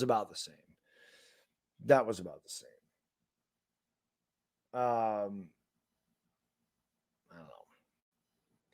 Yeah, there's definitely some bad quarterbacks that won Super Bowls, but again, man, I just the Giants have they've been in a funk for 5 years. They've been the worst team in football for 5 years. So hopefully this regime figures this out and you get them the hell out of this and start going in the right direction. Because I am sick of losing. 22 games. They've won 22 games in 5 years. It's a joke. It's a joke. Or 23 games, whatever. It's not a lot. It's not a lot. It's been terrible. It's been terrible. Yeah, exactly, Mike. The Tampa Bay was really good too.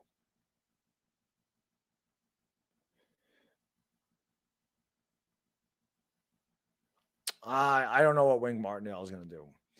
I don't mind him being aggressive with the blitz. I don't know about him making adjustments. I felt like we should have blitzed more last year. You have James Bradbury on one side. You paid $39 to Adoree Jackson. Why are we playing zone? Why are we not blitzing? Why are we not trying to get to the quarterback? Why are we not letting the corners play man? Why are we playing a soft zone? Why'd you pay all this money for your secondary if you're not going to allow it to work? What was the point of that? The coaching last year was so screwed up. It was ass backwards.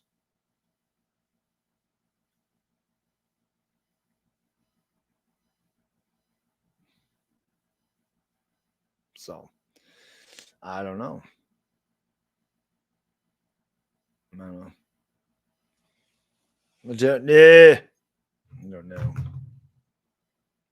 Now all of a sudden, like maybe it's because I'm tired and my bladder is tired. Now all of a sudden I have to start running to the bathroom every half an hour. Like I didn't pee like the first 19 hours, 20 hours, I think I peed like 4 times. Now, like in the last 2 hours, this is twice. What the hell is going on? What the hell is going on?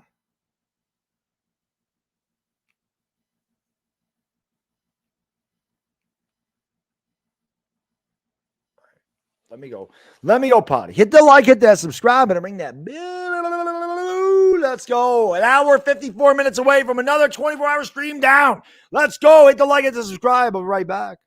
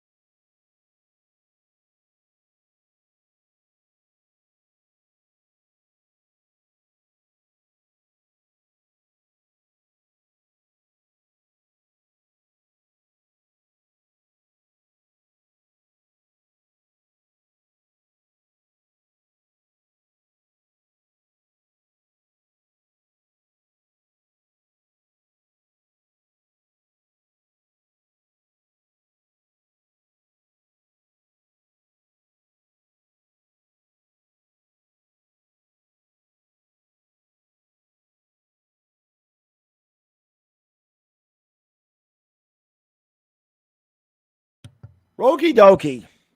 Okie dokie. Oh, but Bodo, we are tied. We are tied with the Jets for the worst record in football since 2017. So we are right there with the Jets. We're right there with them. It's been that bad that we have become the Jets. Yeah, I think that Matt Ryan, it's the same thing. And I mentioned this with Slim. Who was I talking about? Shit. I was talking about how like the star gets I was talking about Patrick Ewing before. How when you don't win a champ, like when you get close to winning a championship, but you don't actually win it, the star usually gets to blame. Like the crowd, like the fans will turn on the star. You know, Matt Ryan was the star of that team. And he's a Hall of Fame quarterback because he never won. And because they blowing a 28-3 lead didn't do him any favors either. Taking that sack didn't do him any favors. And that's just something that you'll never forget. That sack if he don't get sacked to kick a field goal, the game's over. So regardless, he was their best player for a long time, just like Ewing was the Knicks' best player for a long time. But because they never won, the fans go after. Like the fans never appreciated Ewing. Ewing got booed. Like Ewing was maybe outside of Clyde Frazier, Ewing's the greatest Knick ever.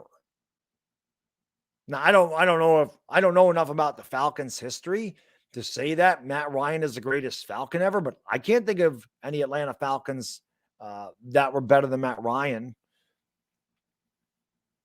But I think because he's the superstar of the team, they never won. He takes the brunt of it. But yeah, I agree. I think he's hated for no reason. I think that's why. I feel like if he would have won the Super Bowl, they would never hate him. You know, but yeah, the defense definitely blew a 28-3 lead. I mean, that wasn't all Matt Ryan. But that is hating on the guy. Like we were talking about haters. Like he made a mistake. He made a mistake taking the sack. But yeah, defense can't give up 25 points in a quarter and a half in the Super Bowl. Can't do it. So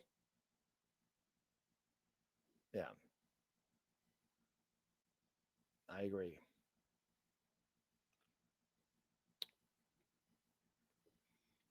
Coffee machine broke down. No, I don't have a coffee machine. I didn't take any coffee. It's been soda energy drinks. I had energy drinks overnight here.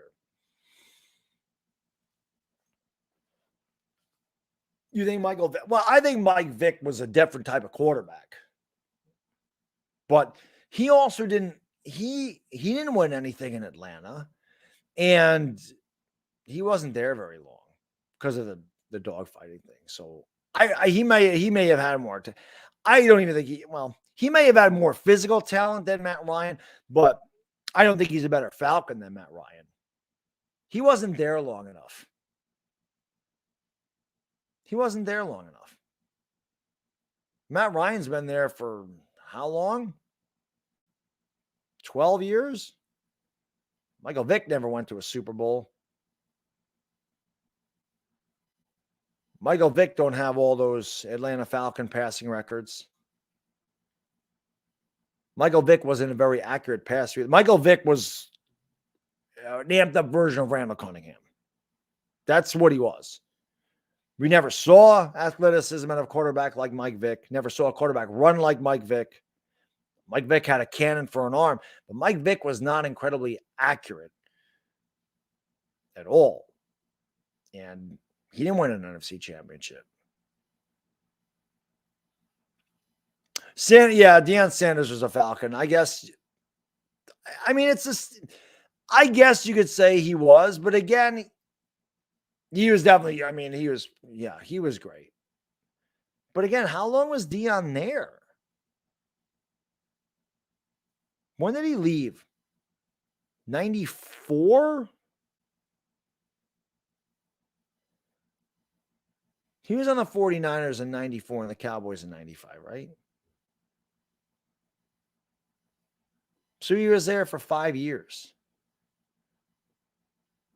I mean, Deion Sanders was a better player than Matt Ryan. Yeah, that I agree with. Deion Sanders is better at his position than Matt Ryan is. Deion Sanders is one of the greatest corners in the history of football. I'm not going to say Matt Ryan's one of the greatest quarterbacks in the history of football. But I look at the entire body of work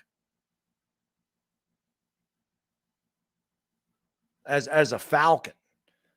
And yeah, Deion was like I said, one of the greatest corners of all time, but he was a Falcon for what, 5 years? 89, 90, 91, 92, 93? Can you really say that he's a better Falcon than Matt Ryan? Maybe Julio Jones. I mean, I don't know how you want to look at that. Julio Jones is there for a long time. You want to say Julio Jones? I guess. Yeah, that's what I thought, Slink. He was there for 5 years.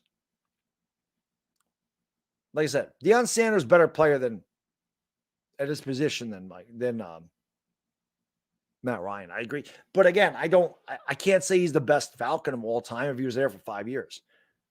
That's like saying Reggie Jackson was one of the greatest Yankees of all time. And Reggie Jackson was a great Yankee, but he was there for 4.5 years. You know? Yeah, I mean, the 4.5 years of the Yankees are great. Won 2 World Series. Game 6 in 1977. Nobody will ever forget that. But he was a Yankee for 4.5 years. Michael Turner, definitely not. Righty White, definitely not. Tony Gonzalez, no, I can't give Tony Gonzalez. To me, I think Tony Gonzalez, I don't know. I don't think I can say Tony Gonzalez is the greatest Falcon ever.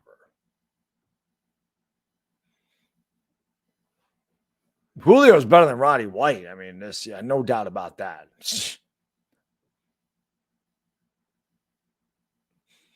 Yeah, Adam, like I said, I would always take the mock drafts with a grain of salt. There's 600 mock drafts out there already. We haven't even hit the combine yet. We haven't hit free agency yet. It changes with all these things. The mock drafts after free agency and the combine, those will be your most accurate probably. That's how I would start paying attention to the mock drafts. Because you've known what teams have done in free agency. And you know how players performed at the combine.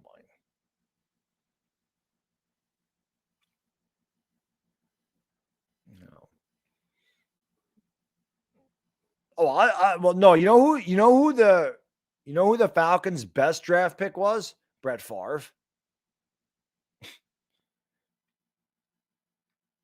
That was the Falcons' best draft pick. He didn't play much for he didn't play. I don't think he played at all for the Falcons. Or Brett Favre, as they said when he was drafted. That's probably the best draft pick that the Falcons ever had, but they didn't keep him. Yeah, there you go.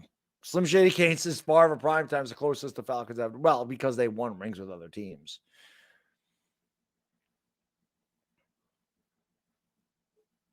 So it'll be interesting.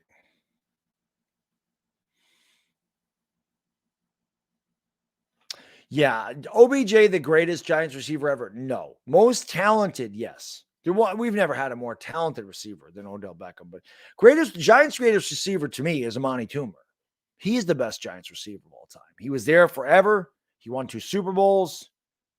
Actually won 1. He wasn't there in 11, but he was still great. I mean, Toomer's our best wide receiver of all time. Nobody was more talented. We never had a receiver the talent level of Odell, but he's not the greatest Giants receiver ever. He didn't play long enough.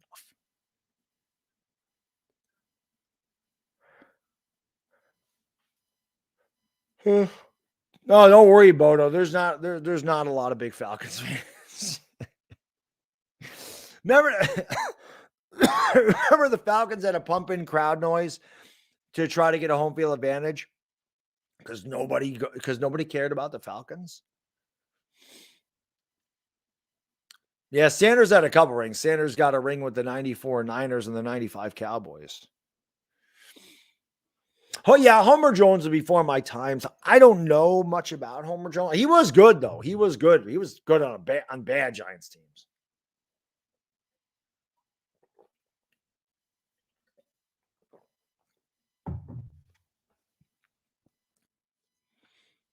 Yeah, Hakeem Nicks had big games for the Giants. Yeah, Homer Jones is definitely a guy that I remember the name, but again, I didn't see the terrible 70s Giants. I'm seeing the terrible Giants now. But what I know, when I've seen guys say, "Hey, this is the 19." I grew up in the 70s, and this team is worse. That says a lot. That says a lot, for sure. Yeah, Victor Cruz does, man, no doubt. Mac, the Giants fan, how can I be the man when you the man? Let's go. 1 hour and 42 minutes away. Let's do this. Piece of cake. Cake a piece. Yeah, we'll get through another one of these buttes. The Olympics are over. Norway wins the medal count. USA finishes 5th. I didn't know the Olympics were over, but there you go. They all done. Now I really got nothing to watch. Now there's really nothing to watch at night. There's no basketball. There's no Olympics. I got nothing to watch at night. I guess I'll be getting a lot of sleep.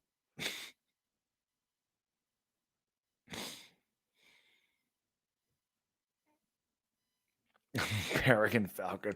What about the Maltese Falcon? Bodo? The Maltese Falcon is pretty famous, right? Who do I feel worse for? Dan Marino, because Dan Marino is one of my favorite players of all time. No other reason. I feel bad for both of them. I don't feel bad for Jim Kelly in Super Bowl 25 one bit. I don't feel sorry for Jim Kelly in that Super Bowl at all. I wish Jim Kelly would have won the other 3, though. I wish he would have beat Washington. Actually, I shouldn't say that. I rooted for Washington. I've always rooted for Washington when they make the Super Bowl. I don't root for the other teams. I wish he would have beat Dallas twice. But I say Marino because, like I said, Marino was one of my favorite quarterbacks of all time. He's one of my favorite players of all time. And I like Jim Kelly, but not on the level that I like Dan Marino. Dan Marino was amazing. By the way, it's 7:20 here, so punk 'em. LA Lou. Afghanistan, West Coast people, 420 crew. You know what to do. 420 in Los Angeles. Crew, smoke them because you got them. And I also think that Dan Marino threw 420 touchdowns. So double smoke them because you got them. 420 in Los Angeles. There you go. There you go. 420 in LA. Get her done. Where's my LA guys? 420 in the morning. Pungum says he wants this wild. Oh, it's pretty funny. Did we lose LA Lou? I haven't seen LA Lou in a bit. Bodo, it's all right. I mean, we've been up for how long? There's a lot of oversights going on at this point. I said that Pat Mahomes went to Texas A&M and not Texas Tech. It happens. You know, Johnny, I thought about, I was talking when Philly 500 got on the channel. I said it would have been funny if Philly 500 wore his Bavaro jersey and I wore the Eric Allen jersey when we streamed together. That would have been funny, but we never did it. 420 in Vancouver, 420 in Vancouver, 420 Greeno. There you go, Peter. But yeah, so for sure. That would have been funny. Maybe next time. I can't wait to see another one either, Jacob. They never get old. Doesn't matter how many championships you win, how many championships you see, it never gets old. You think that when the Yankees won 3 straight from 98 to 2000, when they lost in Game 7 to the Arizona Diamondbacks, I wasn't disappointed? I wanted to win that one too. I wanted to win 4 in a row. I definitely did. I want to win it every year. That never gets old. Yeah, I loved Warren, but Warren Moon was one of my favorite players too. I loved Warren Moon. Took Warren Moon way too long to get into the Hall of Fame too. I would like Warren Moon's rookie card's expensive because it's a black border card. I would like a Warren Moon rookie though. I don't think it's. I forgot which PSA I was. I loved Warren Moon though. Loved Warren Moon. Loved Randall Cunningham too. I was a big Cunningham fan. Cunningham, the Eagles that I liked, I loved Cunningham, even though he used to kill the Giants. I loved Cunningham. I loved Eric Allen. He's my favorite Eagle ever. And Reggie White. Oh, my back. Like those 3 guys, I really. Oh, my God, my back hurts. Those 3 guys I liked. Like, I actually liked those guys. I don't think I liked any other of the Eagles, so. I think it was just those guys.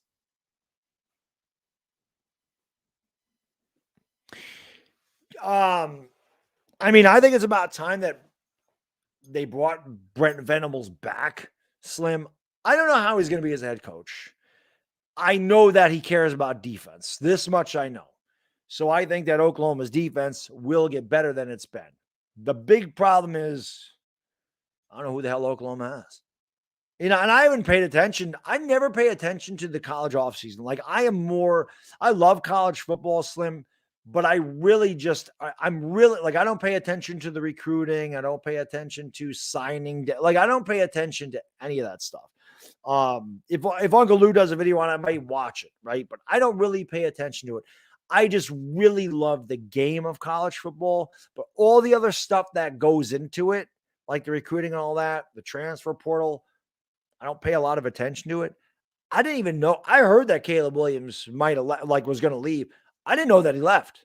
He left 2 weeks ago. I just found that out yesterday that he went to USC. I didn't even know that he went there. So I really don't pay attention. I don't know what Oklahoma is going to be this year. I do like Venables. I do think that Venables can be a good head coach there. He's an OU guy. So I think that was the smart hire for them after snake ass, overrated piece of shit, garbage Lincoln Riley left. Yeah, Lincoln Riley's a freaking snake, man. Lincoln Riley's slime. Lincoln Riley's a bitch. That's what he is. Dude's a bitch. Lincoln Riley's a bitch. He didn't want to go to the SEC. You know why he didn't want to go to the SEC? Because if he went to SEC, he went to the SEC with Oklahoma and lost 4 games, it'd be proven that he's an overrated head coach. Oklahoma by far. There is no reason for Oklahoma not to win the Big 12. The man couldn't win the Big 12. The man couldn't beat Baylor. The man got shut out in the first half by Kansas. Oklahoma got shut out by Kansas, not Kansas State, Kansas. He's not a good head coach. The guy's completely overrated. The guy's had remarkable talent at Oklahoma, and whenever he's played a good opponent outside of the Rose Bowl in 2017, they've gotten their ass kicked. They're down 28-0 in Alabama. They don't play anybody tough in the Big 12. Their non-con games are not tough either. But when he played a good opponent, they beat the holy hell out of him. Look at LSU. They scored 49 points. Joe Burrow put up 49 points in the first half. He's not good. So he left. He's a bitch. I don't like Lincoln Riley. I never liked him, but what he did to Oklahoma was pathetic. Pathetic. The guy's a piece of shit. Screw him. Screw the Pac-12. The Pac-12 is trash. USC's trash. And I hope they suck. That's what I hope. He went over there to live in obscurity because nobody pays attention to Pac-12. Nobody cares. But if he went to the SEC with Oklahoma and he's losing 4 and 5 games a year, there goes his legacy. So I don't know how the Brent Venables thing got turned on to Lincoln Riley, but yeah, I like to rant on Lincoln Riley. Don't like him. Was I nervous when Hostetler started? No, I wasn't, because the Giants were able to beat the 49ers. And if they were able to beat the 49ers in Candlestick back then, I felt like the Giants had a good chance to beat Buffalo. Hostetler didn't make me nervous. Hostetler played well in the playoffs. So I felt like he'd be good. Ian, we got time. Thank you for the super chat, my man. I appreciate you. He says, you're a legend for these streams, Bad Dog. Definitely a huge motivator. I appreciate that, Ian. When you got time. Thank you very much. But how can I be a legend when you're the legend? That's how it goes.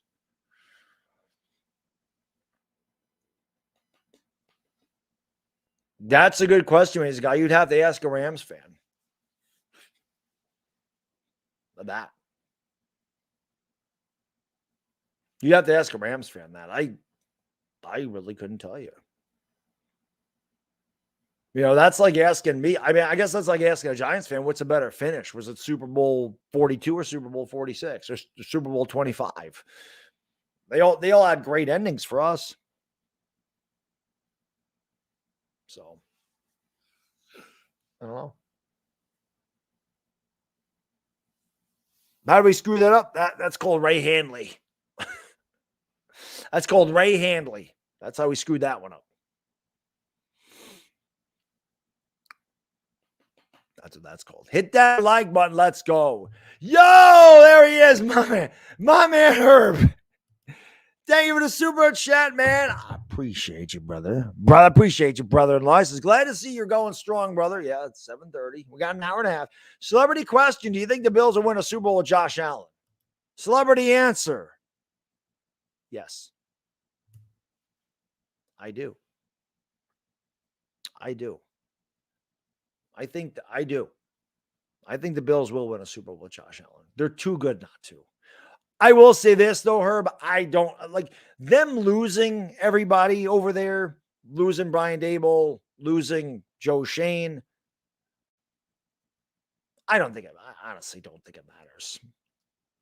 It'll be interesting to see the way they go now, but yeah, I definitely think that I think they could win a Super Bowl with Josh Allen. They've been close. I mean, they lost to Kansas City back-to-back years, right? This year is ridiculous. The way they lost this year was ridiculous. And to be completely honest with you, I mean, I don't know if they would have beat Cincinnati was able to beat Kansas City, but that would have been something if they had to go to Buffalo and play in Buffalo. I don't know how that matchup would have went with the Bengals and the Bills, but yeah. And it would have been the Bills and the Rams would have been an interesting Super Bowl. But yeah, I do think that they can win with Josh Allen. I think Buffalo is a really good team. They need a running back, though. The Bills need a legitimate running back. But I think they're good enough to win a Super Bowl with him there. But it's going to be tough because, as you know, Herb, you know the salary cap better than I do. When they give did they give Josh Allen his money? Does anybody know if Josh Allen got paid yet? Like, I don't know what his contract is. I don't know if Josh Allen didn't get a second contract yet, right? Or did he?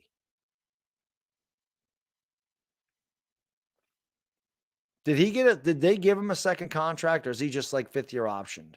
No, not until 2023. Okay.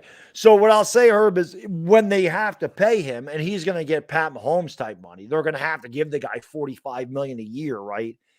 You know as well as I do, and you and I and Sean talk about this all the time, your best opportunities, and we talk about this on here too, your best opportunities to win a Super Bowl is when the quarterback's on the rookie contract because they're not making the money. But once you have to put $45 million into your quarterback, then all of a sudden it gets tougher to build around your guy, and you really need to draft really well for them to win on the second contract. Most quarterbacks don't, Tom Brady not included, most quarterbacks don't win in their second contract. So that's going to be interesting. When they have to pay him, we'll see what they do. But I honestly think that the Bills can win a Super Bowl in the next 2 years. I really do. But they can't give up game-tying field goals with 13 seconds left. I don't know what to say. They should have beat Kansas City. But I think they can win a Super Bowl. Yes. They're good. They're really good. If chicken's the closest thing to relative T-Rex, what does that mean? Dinosaurs are tasty? I don't know. Allen got a 6-year, $258 million extension, but I think he's saying they're not paying him until 2023. I think that's what he was saying. They're not paying him until 2023. I think that's what he was saying. That doesn't take place until 2023. I think that's what he was saying. Not that he's not. I think that contract doesn't happen until 2023. It doesn't start next year. I think that's what he was saying. Giants slot receivers have a history of being hurt. I mean, Giants just have a history of being hurt in general, it seems like. Yeah, I loved Sly Guy Bryce. Steve Smith was one of my favorite. I have a Steve Smith autographed jersey right there.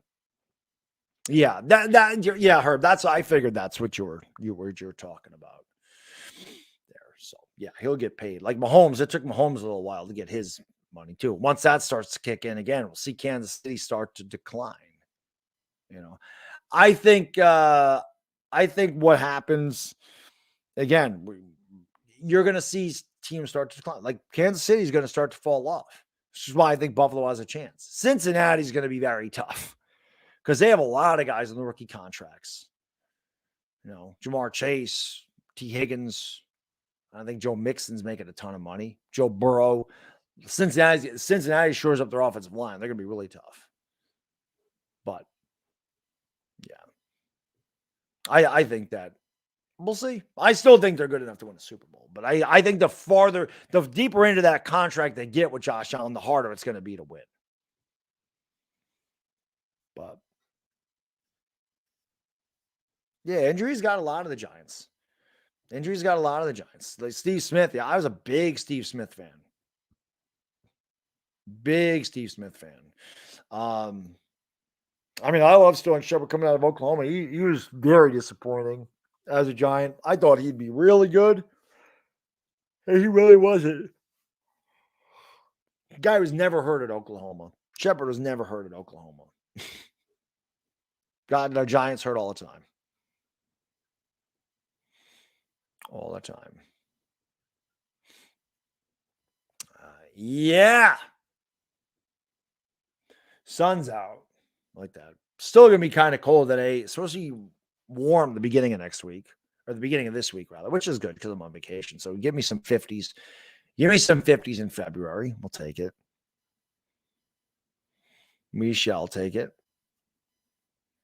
Giants have a lot of bad luck when it comes to injuries, amazing guy, especially lately. Shockey, the thing is, Shockey getting hurt might have helped the Giants. Kevin Boss did just fine. They won a Super Bowl with Shockey with a broken leg. So Shockey wasn't there in 2011.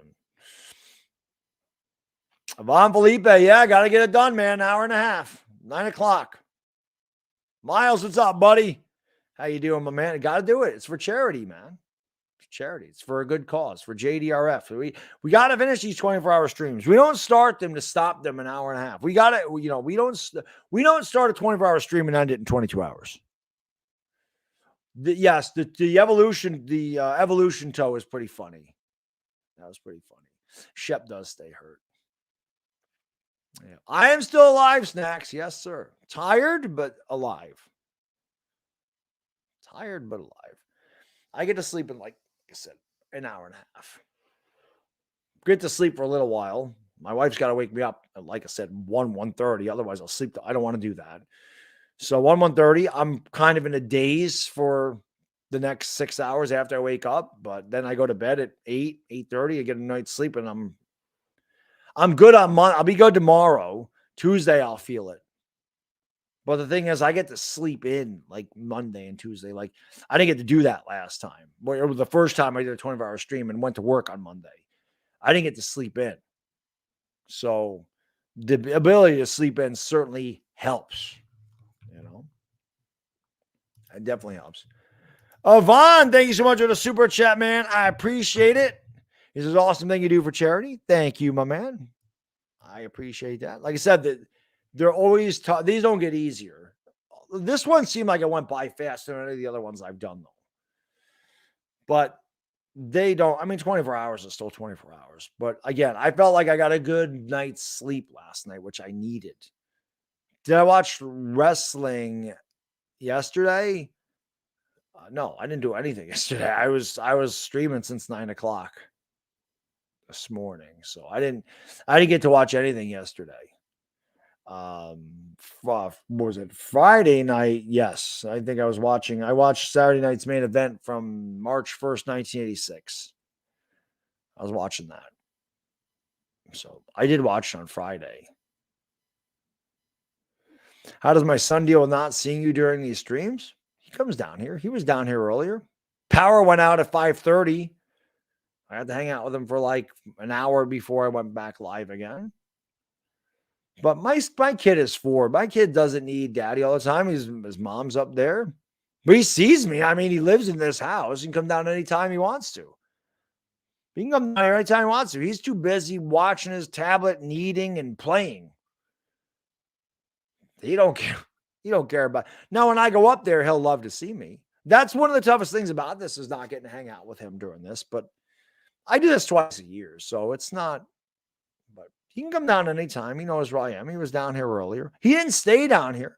Sometimes I get my son down here, and he loves to see himself on camera, and he loves to mess around and act and be goofy. And then sometimes he wants nothing to do with it. Today was one of those days where he was like, I forgot ice in my hand, Dad. And then he went upstairs. That was it. Yeah, Miles, I had 2. Well, I almost finished 4 liters of soda, diet soda. 2 of these. I saved the C4s for this shift, the 1 to 9 shift. So I drank these during this. I had a large coffee earlier in the day. But yeah, I think the energy drinks definitely helped. It's something I'll have to remember for next time. I also didn't have any alcohol, which I think helped too. I didn't have 1 beer. I didn't have one drink. I think that helped. So, entertaining talking drugs in the house. What's up, buddy? What's going on, man? Why is it no NBA player has a number retired with a number 0? I don't know how many good number 0s there were. I can't even think of guys that wear number 0. Westbrook wears 0. Does DeAnthony Melton wear 0? Tyrese Maxey wears 0, I think, for the 76ers. Like, I'm trying to think of who used to wear 0. Did Olden Polynice wear 0? Or was he a different number? I don't know guys that wore 0. Miles, or not Miles. Who asked me that question? You tell I'm tired. I lost the question. Snacks. Yeah, I don't know. Fox and Lillard are 0. Lillard will be a Hall of Famer, but I'm saying like before.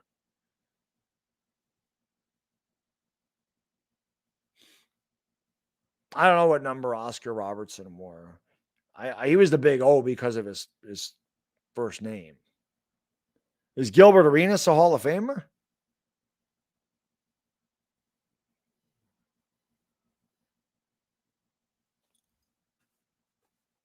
Hibachi? Is he a Hall of Famer? I don't know.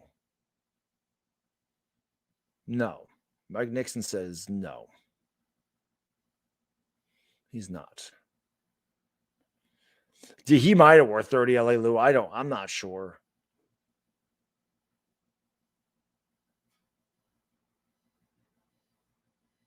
Some players who aren't or who retired aren't half of the games, like Nick Collison. I don't know. But thank you, Miles. I appreciate that. I try. I don't have a lot of Giant stuff to do right now. I can tell you that, man.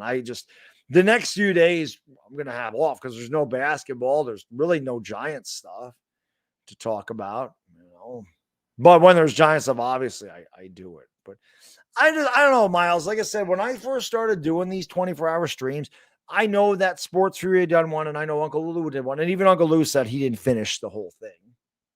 But people said, Baddog, why don't you try a 24-hour stream? Because I was streaming a lot, and I said, okay, I like a challenge. I think I can stream for 24 straight hours, and when I did it the first time, I said, you know what? Why don't I just donate half of the money to charity? Why don't we do something for charity? Why don't we raise awareness for a charity, whatever? And that's how this whole thing started.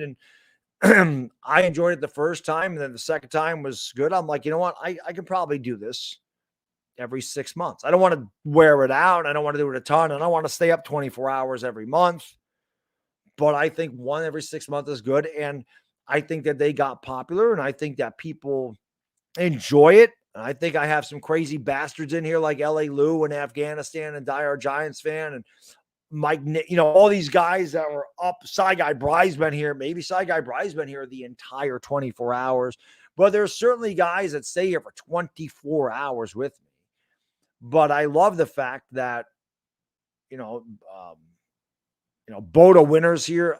There's a lot of people that are here for not just the duration, but when I'm done with it, they always say I'm looking forward to the next one.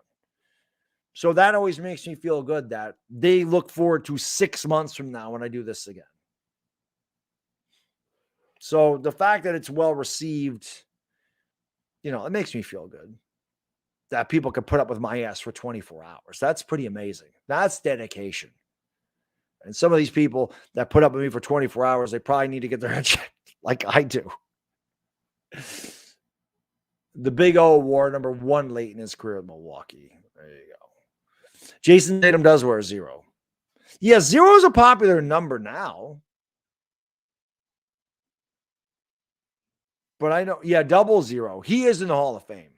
Robert Parrish is a Hall of Famer. Robert Parrish is a Hall of Famer. I'm almost positive Robert Parrish is a Hall of Famer. He is a Hall of Famer because I remember looking at getting a 1977 Topps card. He's a Hall of Famer. The Chief is a Hall of Famer. Thank you, Anthony. I appreciate that. Appreciate it. Every 24-hour stream in February, then, yes. 1 in February, 1 in August. Every 6 months. It's amazing because in February, like right now, it's cold down here. In August, it's hotter than balls down here. The heat doesn't kick on down here like it used to. I don't know what the deal is with the heat down here. Sometimes it does. Most of the time, it doesn't. So if I take a temperature down here right now, it's probably 62 degrees down here, 63, 64. It's cold. During the summer, when it's August, it's probably like 85 down here.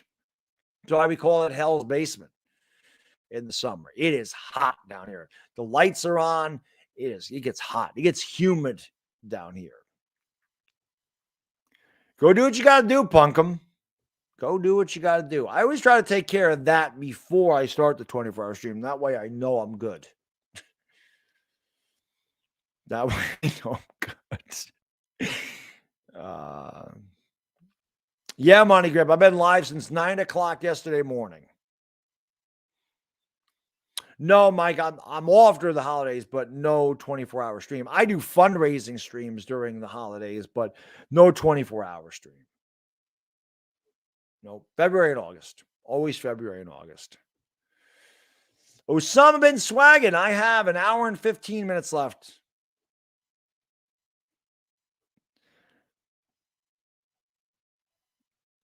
Oh, Slim, I would love, listen, one of these days, one of these years, I should say, I will get to the Slob Olympics. I would love to be able to go down to Tennessee and hang out with you fellas.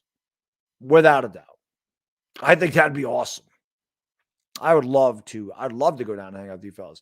It's just difficult because I don't have vacation in March. I don't have a vacation in March. And again, I have a 4-year-old, so it's difficult. You know, if it was just me and my wife and I said, hey, do you mind if I go down to Tennessee for a weekend and hang out with her? I don't think she'd care, but it's a little different with a young child.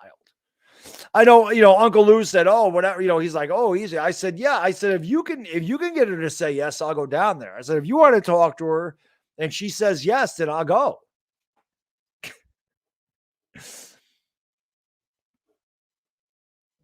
I don't think Randall's I don't know what they're going to do with Randall. He's not getting, they're going to have to wait till next year, but I don't know what they're going to do with Randall. Mike, I don't know. I hope they figure the baseball thing out, man. I do. I hope they figure it out. Oh, you're live in Tennessee. There you go. I thought you were talking about the Pigeon Forge thing. You live in Tennessee. I got what you're saying. I can't read, Slim. I've been up for a long time. Amazing guy. I'm definitely going to a Giants game. And I've said this because I had to buy the computer last year, so that took my money away for the tickets and everything else. I've already told my brother-in-law that I want to go this year. I don't care. I want to go in September and October, one of those months. I want to go when it's nicer out. I don't want to go in November, December. I don't like sitting out in the cold. I don't like the cold. I hate it. So I'd like to go in September or October, preferably like the end of September. The weather's perfect. But I told him I'm definitely going this year. I don't care who goes. I'm going. I'm not sitting here waiting for a plan. Listen, the first year we figured out because OJR went out and got the tickets. This year, everything was a disaster. Like, I didn't know anybody. I didn't know what anybody was doing. So I just have to worry about me going. And that's it. Me and my brother-in-law, whatever. If anybody else is going, great. But I'm not worried about this time. I just want to go to a Giants game again. So I'll know when I'm going. I look at seats. The other big problem was I kept looking at seats. It was hard to find 3 good seats together. I found 4. And I said to Chris, I go, listen, I said, it was like right next to the Giants bench on the 40-yard line. And they were like 8 rows up from the field. And I think the tickets were like $450. And I said, listen, this was before the computer thing. And I said, listen, if you want to go, I'm like, DWG can't go, but I want to buy, this is where I want to sit. So I'm like, do you want one of these tickets? Do you want the ticket? And he said somebody had gotten him a seat already. So now I'm like, well, shoot, I can't just have an empty seat there. And I asked a few people and they didn't want to go. I don't blame them for not wanting to go. Although we did end up winning that game. So I couldn't do that. Then I couldn't find 3 seats together. Then the computer thing happened. I'm like, that was not meant to be this year. Barboski, hey, thank you for the super chat, man. Good to see you, Barboski. It's been a while. I've been doing well. Thank you. Really. He says, sup, man. Anyone who actually like it later rounds. Barboski, I'll be honest, and I mentioned this earlier. Like, I just, I have not looked at anything really past the first 2 picks for the Giants. Like I said, I'm off this week. There's no sports of any kind. The Olympics are over. There's no basketball until Thursday. I have time this week to start looking at that stuff. So I will definitely probably do it, but I haven't now. I just took a week off. Like, I'm like, after football, I just want a week off. I want to get it away from the football stuff. I don't want to talk about it. I want to look at it. But again, this week, I don't have a lot going on. So I'll look more about that stuff. So I don't know about the running backs later in the draft this year, but I will at some point. Definitely. For sure. For sure. But you never know. Yes, go G-Man always. Always go G-Man. Doman slipped off the platform, fractured her spine. I don't know who that is. Who's MS? Hit that like button and subscribe is correct, Afghanistan. Let's go. Need to reload Untitled. Yeah, the Giants need a lot of help. A lot of help.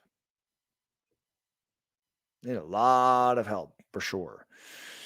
A lot of Stafford, Matt Stafford. There you go.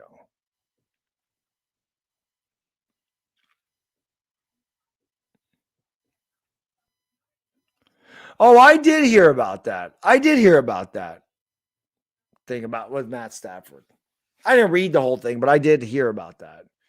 My vocal cords are fine, Corona Kid. I didn't have to scream like I do during the games. I did have a couple of good rants, but listen, I'm wearing a Method Man shirt. I really am the iron lung when it comes to streaming. I have a very strong voice. I think I'm used to it because I'm Italian, so we're used to yelling a lot. It's just how we talk. But yeah, wearing that. So the iron lung. Where's Hot Knicks? I didn't even think about that. I'm wearing a Hot Nickel shirt right now.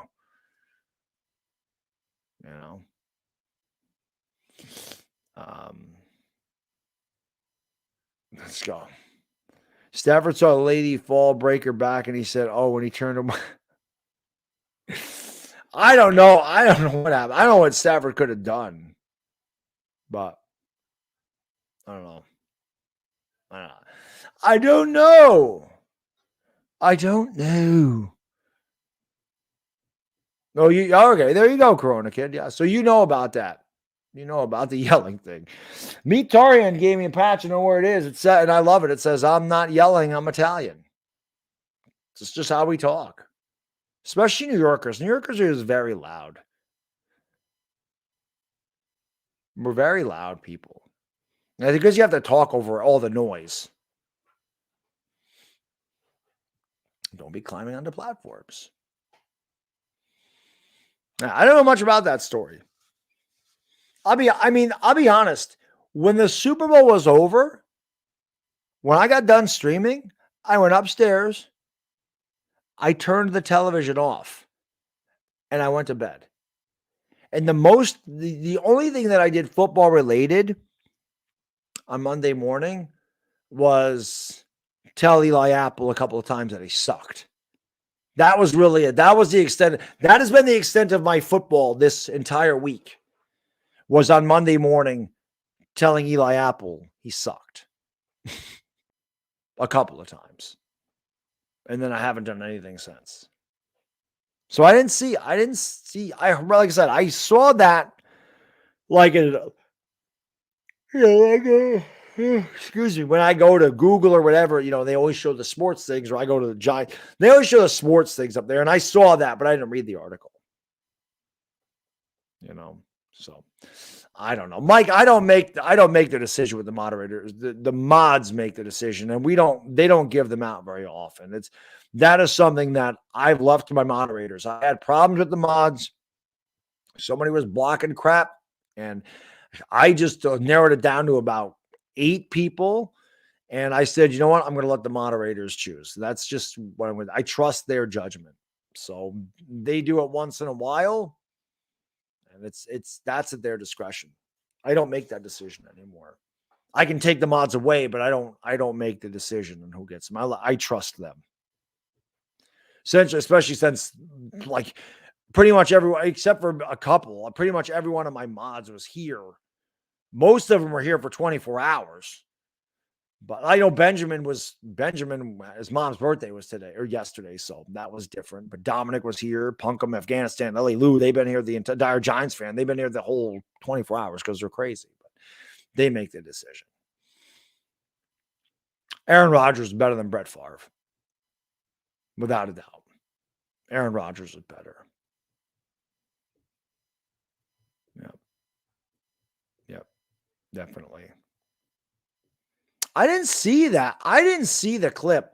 I'm sure I could find it. So,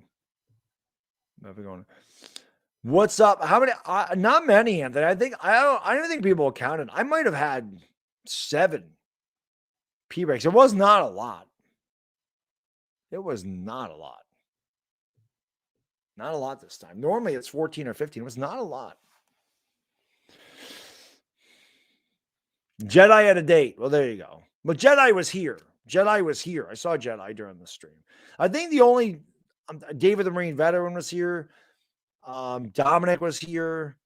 I think the only one I didn't see was Sabrina. I don't think I saw Sabrina.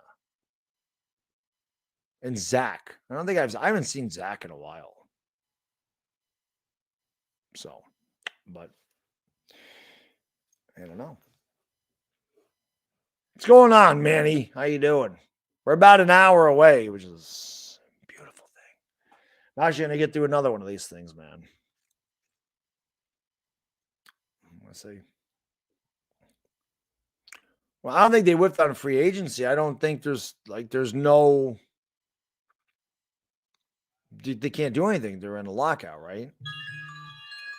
So I don't know.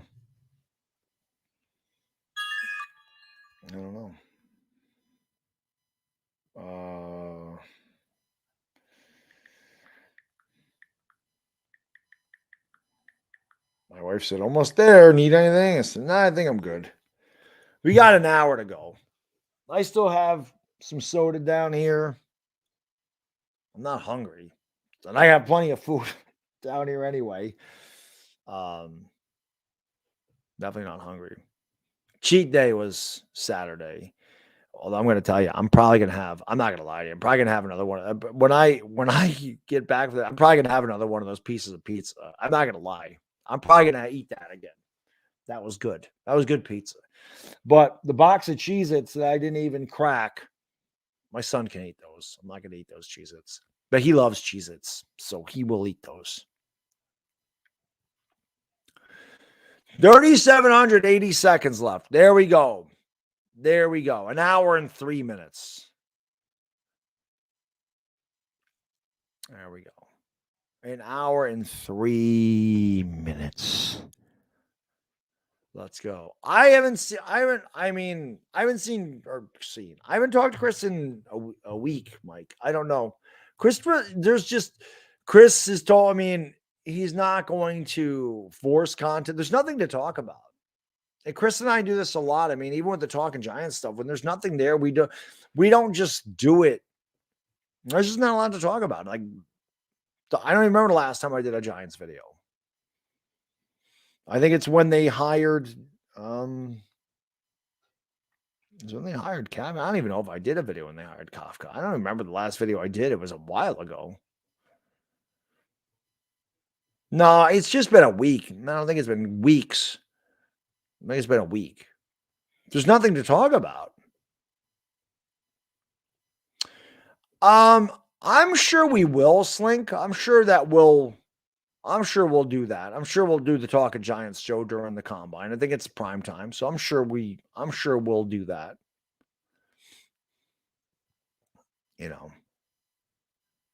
The draft, definitely. I love doing the draft. The draft is a lot of fun. The draft is not tiring like the 24-hour streams, but those are long days, especially the third day. The third day is long. 9 days ago. Yeah.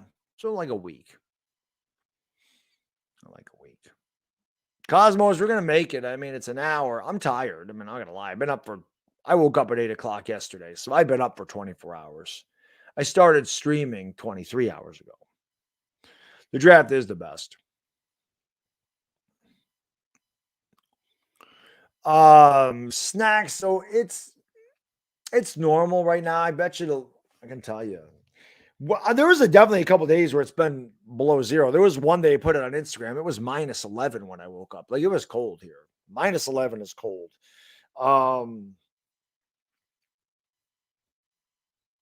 It's cold. It's going to warm up though.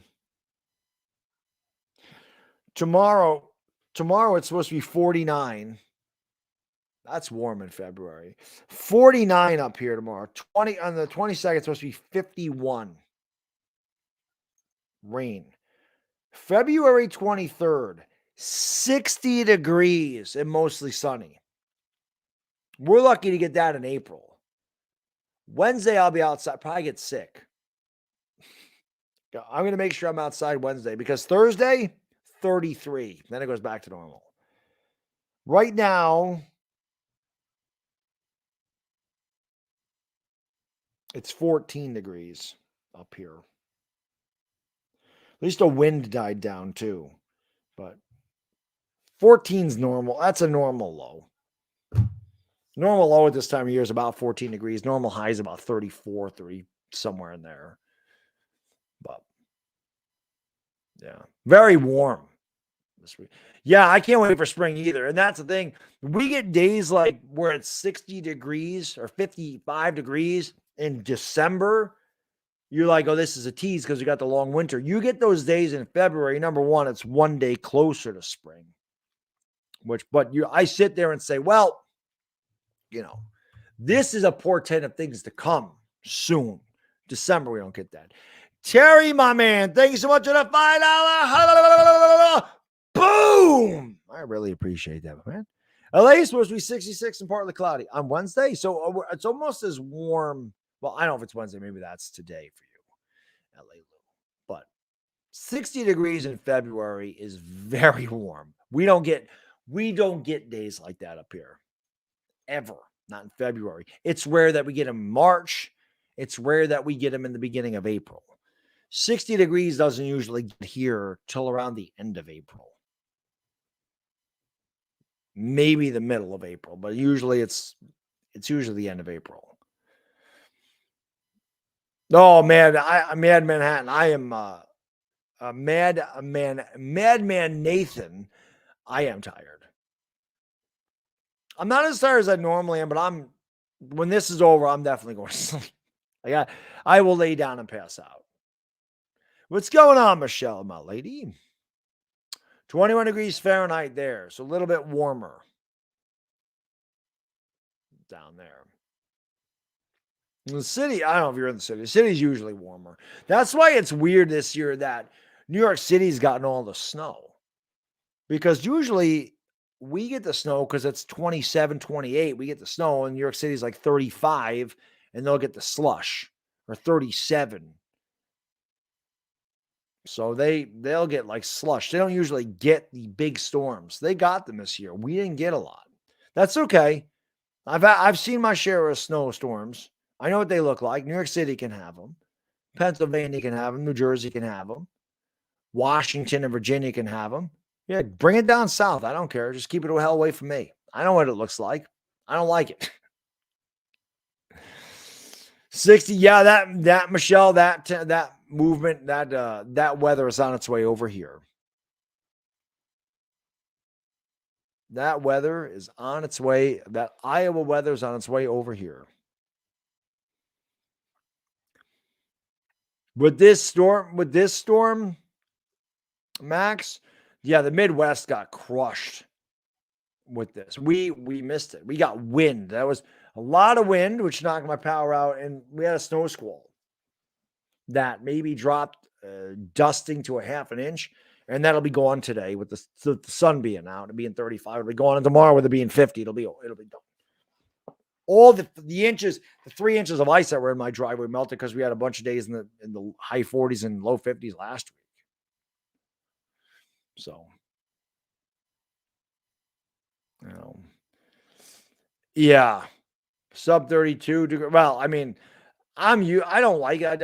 I'm used to that though. I mean, if it's 32 degrees up here this time of year, that's average. So I don't like it, but that's not bad. It's when it gets below zero, I get sick of that. Like, I hate waking up -7. Like, I just, that's miserable. They're cold. I don't like the cold, but it doesn't necessarily bother me when the sun's out. A day like today in February where it's 35 degrees and sunny, I'm like, every day in the winter could be like that. I'd be happy. Every day in the winter was 35 and sunny. I'd be happy. It's those days where it's 14 and it's cloudy as hell. And you got the 20-mile-an-hour wind blowing out of Canada and it feels like it's -5. Those are miserable. 35 and sunny is gorgeous. Like I said, I will definitely go out and enjoy 60-degree weather without a doubt. My back is killing me. On Wednesday, though. No doubt. Yeah, I plan on moving south when I retire. Absolutely, David. I can't wait. We're going to go south. How far, I don't know, but we're definitely going there. We're definitely going below North Carolina. I can tell you that. We're definitely going south of there. How far south of North Carolina? I don't know. It could be South Carolina. It could be Georgia. It could be Florida. It's come to Florida, says Jasmine. It's probably where I'm going to end up. But it won't be for 15 years, 16 years. Yes, I do have to warm up the car. My drive to work is about 50. It depends on traffic, but it's probably about 15 minutes.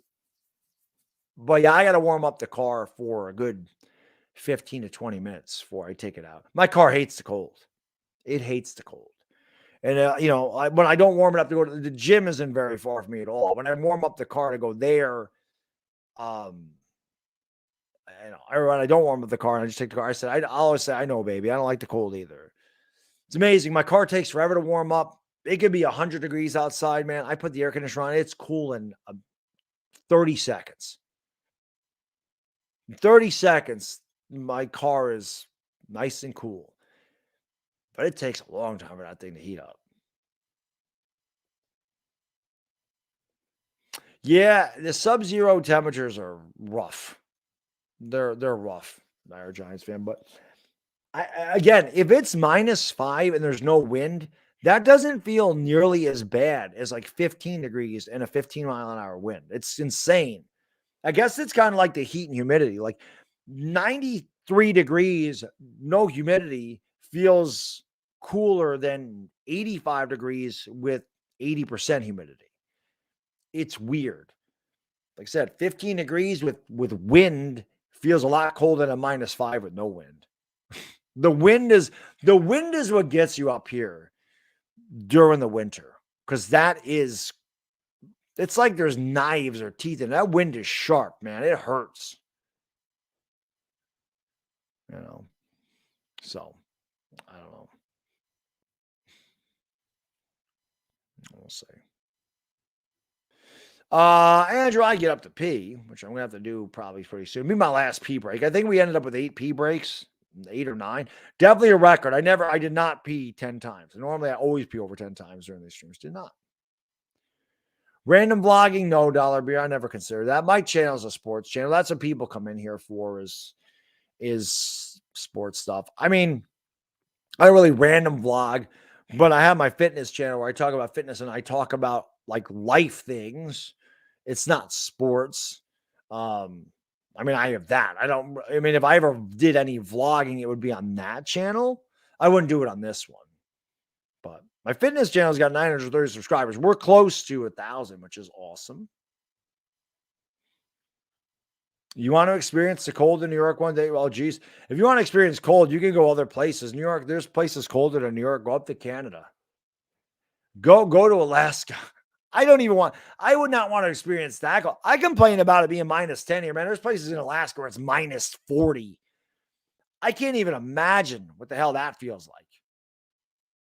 I haven't seen my man Jeremiah Maxwell. He lives up in the middle of Alaska. Not Sabrina. There was another woman. I forgot her name. She lived in Fairbanks. It's cold there too. I don't know. All right, let me go potty. Pee break number 8 or 9, whatever it is. We didn't reach 10. I'm going to hit the head one last time. Hit the like, hit the subscribe. We're 51 minutes away from finishing off another one of these things. It's going to be great.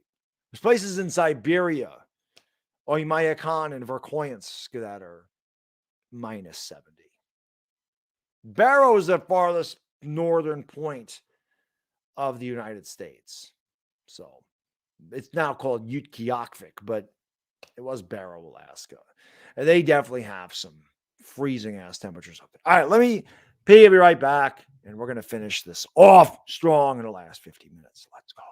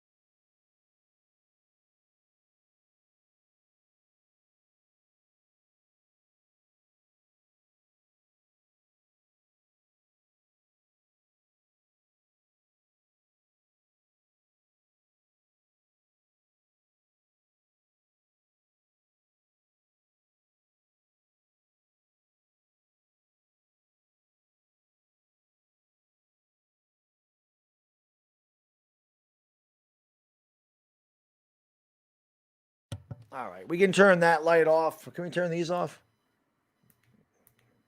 No. Yeah, turn that off. Turn that off. There we go. All right, well, now let's turn it back on.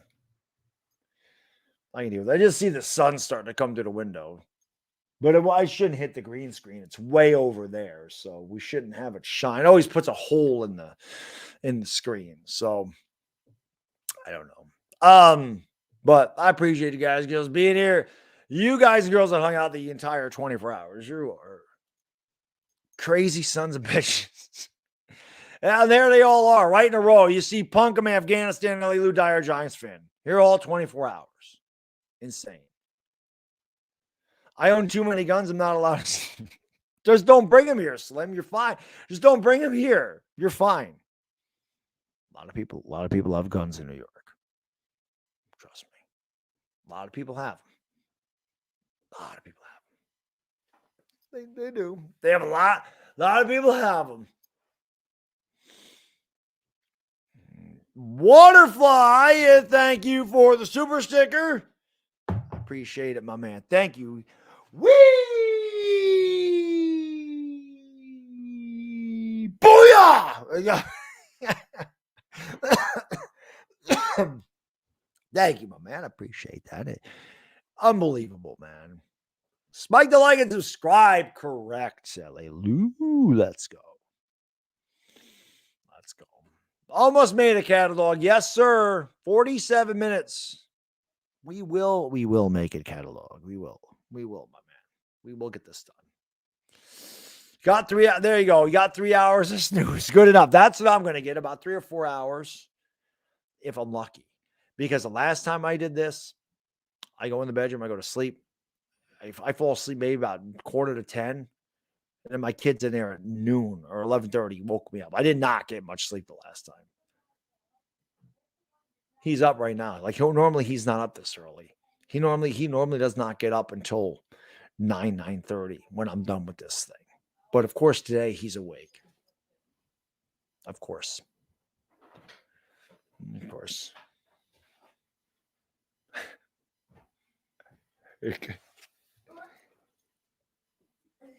Hi, buddy. Hi. Why are you doing this so long? I don't know. We have to finish this. We're almost done. We're almost done. What are you doing? Where's the crazy look? What are you doing?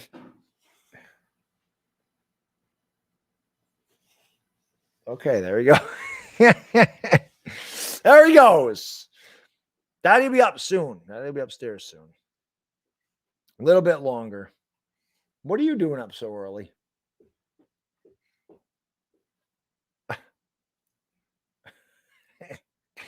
Crazy kid. I don't know where he gets it from.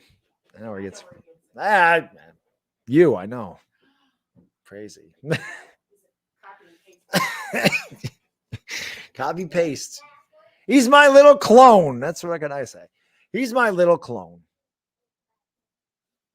Your kids are up before Slim. He usually, because he goes to bed late. He really is my clone. Like I go in his bedroom and he's up at 1 o'clock in the morning. I'm like, what are you doing? You need to go to sleep. He's 4. And then he'll sleep a lot of times till 9:30, 10 o'clock, which is great for me because I like to sleep until that time. My wife, she's an early bird. My wife's sleeping by 8 o'clock. She's up at like 5:30. So she's that. So she gets a nice 3.5, 4 hours to herself in the morning when we're both sleeping. But yeah, she's definitely an early bird. I am not. I am a guy that I like to sleep. I like to stay up late and I like to sleep. I got to do it. Got to do it. I have no idea who that is, Danny. I have never heard of that guy. No clue who that is. Sunday. Yeah, I think during the summer, Danny, like I wake up earlier because it's nice out. Like I know it's nice out. It's warm out. Sun's out. The sun comes up, at 5:30 in the morning, whatever it is, something like that, 5:30 in the morning in the summer. And it's nice. So I'm usually up 7:30, 8 o'clock. Like I'm ready to enjoy the day. During the winter, when the sun rises at 7:30 and it's cold and crappy, it's nice and sunny today, but it's usually cloudy and miserable, man. I just want to stay under the covers where it's nice and warm and sleep. That's what I do. Late sleeper, indeed. Midnight to 5:30. That's usually my work. That's my work. Tired Giants fan. When I do the Laker games, it's like 1 to 5:30. What, buddy? A hug. Aw, thank you, buddy. And mommy, a hug. Okay. Is he gonna have a sister or brother? Absolutely not. No, I'm almost 46. I'm not having another kid. Not having another kid. I love him to death. Listen, you can't make the original. You can't do better than the original. So you don't make a sequel. You just keep the original. But he's the best. He's the best. Best thing I ever did was that little guy. There's no doubt about it. Done a lot of bad in my life. That was something I did good. He's like that in the morning. He's very lovable in the morning. He wants to hug everybody. And then, like I said, he's up for an hour and he's like, I try to hug him. He's like, I don't want to hug. I'm like, you're 4. You're not 14. Give that a hug. Because I know there's going to get to a point where he ain't going to want nothing to do with dad or mom. He's going to be, I hate you. I hate you. You never let me do anything. I know. I was that kid. Everybody was that kid when they're a teenager. You don't understand me. You don't understand. Oh, my parents knew everything that I thought I knew. They knew. And then you turn into your parents and you get really scared that, oh my God, I turned into my parents. And it happens to every single one of us. It's great. Yeah. We're almost done, Sly. We're almost done. 42 minutes. 42 minutes. Mets Soto, $500 million. I wouldn't give Soto $500 million. No. But there's no salary cap in baseball, so the Mets can do what the Mets want to do. I don't think he's worth $500 million. I'm not saying the Mets shouldn't spend it. Mets can do whatever they want, just like I think the Yankees should spend whatever the hell they want. But I don't think he's worth $500 million. No, he's not a junior. Different middle name. Because I'm the second. So I did not want to make him the third. So I gave him a different middle name. That wasn't. My mom's 4th kid make me sound like a crabby franchise.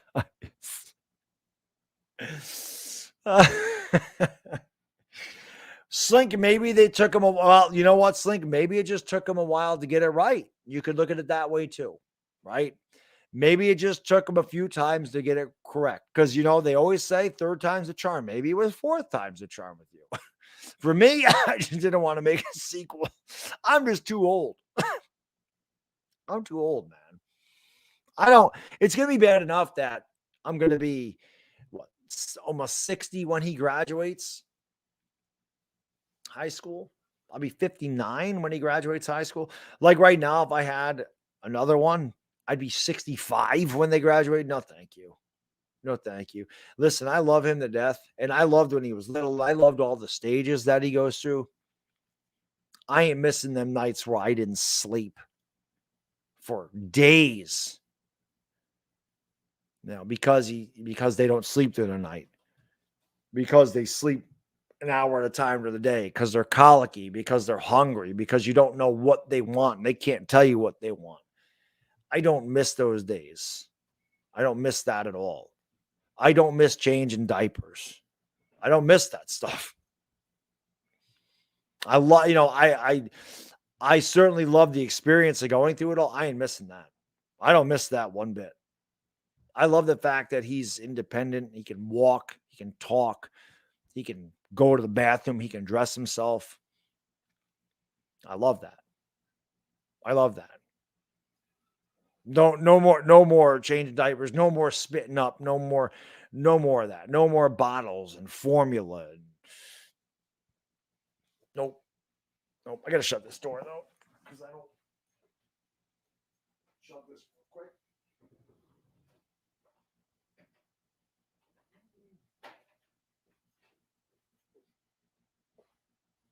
Alrighty. I want to keep the heat up there.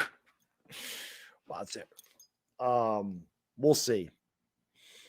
We'll see. Got 5 hours of sleep. Looks like you got your fourth. Yeah, Mike, the funny thing is I never really lost my wind tonight, which is weird. Like, I'm tired. Don't get me wrong. I'm tired. But I never really felt like I've definitely done these streams where 4 a.m, it's like, I get up to go to the bathroom at 4:30 in the morning, 5 o'clock in the morning. I'm like, how the hell am I going to do another 4 hours? Like, I'm dying. I never felt that this time around. Like I said, when I'm done here, I'm going upstairs. I'm going to sleep. There is no, I'm going to hang out or I'm like wide awake. But this wasn't, and I think Waterfly said it, or Bodo, somebody said it when it was like 8 o'clock or 9 o'clock at night. They're like, this is flying by. And it did seem like it went by pretty fast. It seemed like it went by pretty fast. Soon, no, I don't. I mean, that's just, it is what it is. I don't. That's not his fault. Not his fault. I told you, mother's crazy. I don't know what else to say. That whole situation was a disaster to begin with. I'm just glad that he turned out to be good and that he actually ended up with a good father. That's what I'm happy for. But that was just, things happen. It did go by quick. Yes, I got this. This did seem like it went by a lot quicker this time. Philly 500 was definitely an energy boost. There is no doubt. Philly 500 with the clutch 3 hours from 1 to 4, talking about evolution toe and whatever the hell else we were talking about. Philly cracks me up. He's awesome, man. Philly's good people. We needed that. We needed that lab. That was good for all of us. Well, that's the thing, Mike. The first time that I did this, I didn't do it with a week's vacation. I just decided I was going to do it on a weekend. And I said, you know what? I'm going to go to bed at 9 o'clock in the morning. I'll get woken up at 1:30. I'll be tired by 8 o'clock. I'll go to bed. I'll wake up. I'll be okay. Monday, I was okay at work. But Tuesday and Wednesday, both of those days, I was a zombie at work. Like that has to be the equivalent of jet lag. When people talk about jet lag, and I went to Vegas, and I definitely had jet lag, but it's always delayed like a day. So when that happened, Mike, I was like, you know what? I am just going to do this when I'm on vacation. That's going to be the best time to do this. I will plan these the Saturday when I have a week off. Now, August, I don't know. I've said there's a lot of people put in for time for August. We have to put in our time, and if you don't have the seniority and somebody else puts in a vacation before you, you're not getting it. So I said if that happens, if I can't get a vacation in August, I'd probably just I'd probably take a personal day or something like on a Tuesday or a sick day or something where I can just sleep so I can get it back. That's probably what I would do if I can't get the entire week off. But we'll see what we shall see. Yeah. I don't know what time the Daytona 500 is. What time is it? Like 3:00? They never do it early anymore. I'll probably be awake to watch that. You know what's funny? My wife, when I was a big NASCAR, excuse me, I was probably a big NASCAR fan. I'd say from like the middle of 1999 when I found Tony Stewart, because I wasn't into NASCAR. Buddy of mine, the guy that I work with was a big Dale Earnhardt fan, and I was never into NASCAR. It's because I didn't want to root for Dale Earnhardt because everybody rooted for Dale Earnhardt, and I didn't want to root for, I didn't want to deal with, whatchamacallit, the New York Giants, yeah. NY, I can't even talk. New York for life. Thank you for super chat. Budgetary stuff. Definitely not taxation. I do not work in the tax department. Oops. I do not work with taxes. I suck at taxes. That's why I have an accountant. If I worked in the taxation department, I would do my own taxes. My mother's, deceased second husband, he worked in that department for years. And he used to do my taxes, which was nice because I didn't have to pay an accountant to do my taxes. He was good at it. Pay an accountant now. I have to. I don't have a choice. I have no idea. I'm great with numbers, but I have no clue. It was like, you should be an accountant. Man, no, you're great with numbers. You should be an accountant. I'm like, yeah, I'm great with numbers. I suck with taxes. Suck. The toe evolution was the highlight of the night. I forgot what the hell I was. Oh, the NASCAR. So I didn't want to be an Earnhardt guy. I didn't want to be a Jeff Gordon guy. Everybody's Earnhardt or Jeff Gordon. And I'll never forget it. It was New Hampshire. I saw a highlight of this guy throwing a punch at another guy in a moving car. And I went into the work. I said, who the hell was the guy? I said, I saw a highlight. I said, what the hell happened? Some dude was throwing a punch at another guy driving by. And my buddy's like, yeah, they got in a wreck. He's like, this and that. I said, who was that? I said, who did that? He goes, oh, it's Tony Stewart. I was like, you know what? I'm going to start watching NASCAR. That's going to be my driver. I'm going to root for him. I'm going to root for Tony Stewart. And the guy says, he goes, oh, Tony Stewart. He goes, he's really good. He's like, he's a rookie. He's won 2 races. He goes, no rookie's ever won 2 races. He's actually a really good driver. And once I found out he was a rookie, I was like, oh, hell yeah. So I was a big Smoke fan for years before he left. I mean, I stayed with the Home Depot car. So I rooted for Logano in the Home Depot car. I rooted for Matt Kenseth in the Home Depot car. And then I got away from it. All the rule changes in NASCAR really drove me away from NASCAR. It really did. It just drove me away. The stage racing is trash. The tracks are all the same. The same 10 guys have a chance to win every week. It's so stupid. The race for the chase, garbage. All because Matt Kenseth won 1 race the year that he won the championship, and they changed it. The whole point of NASCAR was to finish consistently. I miss that. I just miss NASCAR the way it was meant to be raced. I hate all the changes. I hate the way they do all this stuff. Oh, if you win a race, you're in.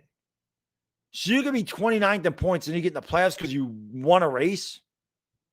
It changes the way people race. It's stupid.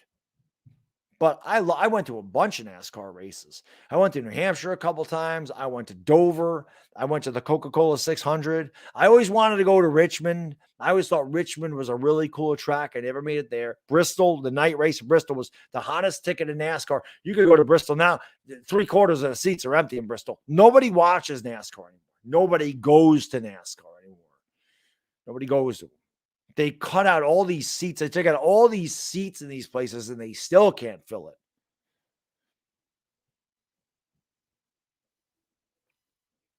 So it's too bad because I enjoyed NASCAR a lot. And I liked a lot of the drivers. But I mean, I will watch the Daytona 500. I will watch the restrictor plate races because they're competitive. People watch them for the big crashes. Obviously, restrictor plate keeps everybody together. There's a crash, it's going to wipe out half the field. A lot of people like to see that, okay? I mean, I'm not going to lie. A good crash is, you don't want them to get hurt, but you're amazed by a good car crash. You're amazed by cars flipping over and cars on fire and 20 cars in a wreck. That's why I say it's like a train wreck. You can't turn away. It's horrible, but you can't turn away. So people, there's nothing wrong with that. But the competition, because you can't get away from one another and the strategy it takes is, I like that. I also like short track racing. I like Bristol and I like Richmond. I like the tracks that are less than a mile and I like the restrictor plates. That's about it though. I root for Chase Elliott. I like Chase Elliott. Again, I'm not a diehard guy like I used to be, but Chase Elliott's the guy that I root for. But back in the day, man, listen, I hated Jimmy Johnson. I was never a Harvick guy. But like I look at today, like I don't like any of the drivers. Back then, I liked Bobby Labonte. I liked Terry Labonte. I liked Dale Earnhardt. I liked Dale Earnhardt Jr. I liked Johnny Benson. I liked Elliott Sadler. I liked Bill Elliott. You know, I liked Tony Stewart, obviously. There was a lot of Rusty Wallace, Ricky Rudd. Like, I liked those guys. They were all good.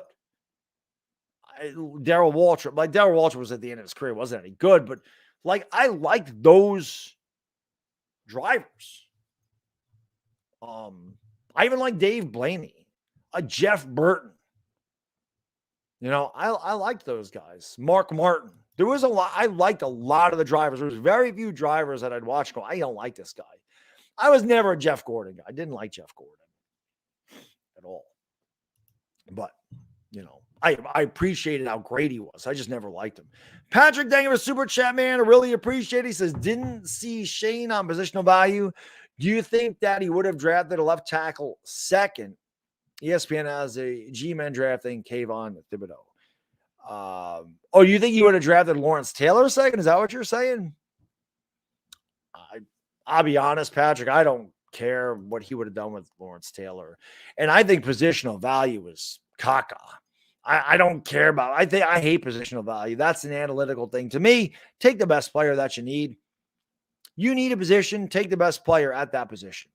Because I'm sick and tired of saying you don't take a center at 7. No, if Linderbaum is there, you take Linderbaum. Kayvon Thibodeau at 5, I have no problem with that. I have seen a lot of mocks having the Giants. I'll be happy with Thibodeau. I'll be happy if he falls to us. But my point is, Patrick, if you like a guy, take a guy. I said this before. We took Saquon Barkley second overall. If Dave Gettleman took Quentin Nelson second overall in 2018, people would have lost their minds. You don't take a left tackle second. You don't take a left tackle second. Oh my God, you don't take I'm not a tackle. I'm sorry. You don't take a guard second. You don't take a guard second. What are you doing? You don't draft the guard second overall.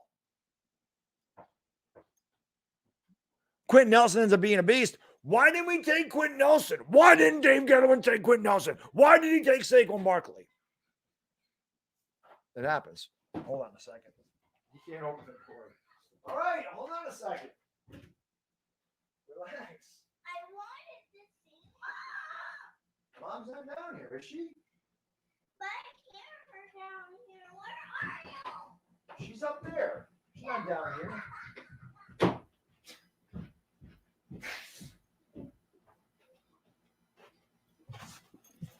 That's twice he did that. I don't know what he said. He's like, I want to see Mom. Mom's not down here. Mom's upstairs. I don't know what he was doing. I thought he was getting mad because he couldn't open the door.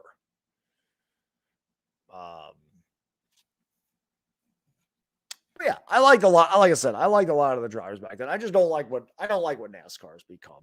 I don't like it. So, like I said, I'll watch whenever I wake up, the Daytona 500's on, I'll watch it. There's nothing else to watch. But I don't watch the way I used to. Like, it's something I'll pay attention, then I'll walk away from it, then I'll come back. But it's, it's not the same. But going to the track was fun. I don't know if any of you have ever been to a NASCAR race, but they're fun. I remember the first time I went, man, that was loud. I remember the smell of the Amoco. I remember that.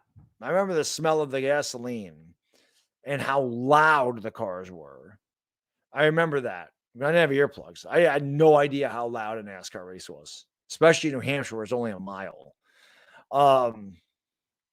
The other thing was, when they're under caution, like on TV, they look like they're going slow.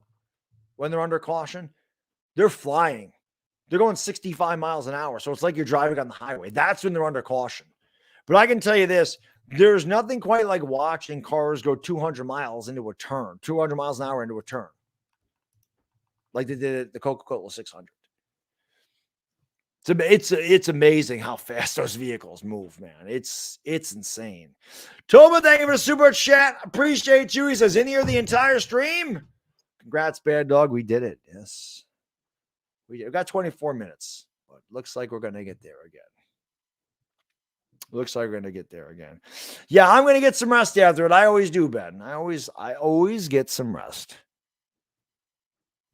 I will always get some rest. Like I said, I'm going to go to bed. Have her wake me up in 4 hours just so that I don't sleep through the day and then be up all night again. I'll be in a fog for a few hours, and then I'll go to bed normal time, wake up without the alarm clock, and whenever the hell I get up, and I should be good to go. As usual, what's going on, Shane? Yes, 1:38 p.m. in Ireland, 8:38 a.m. here in New York.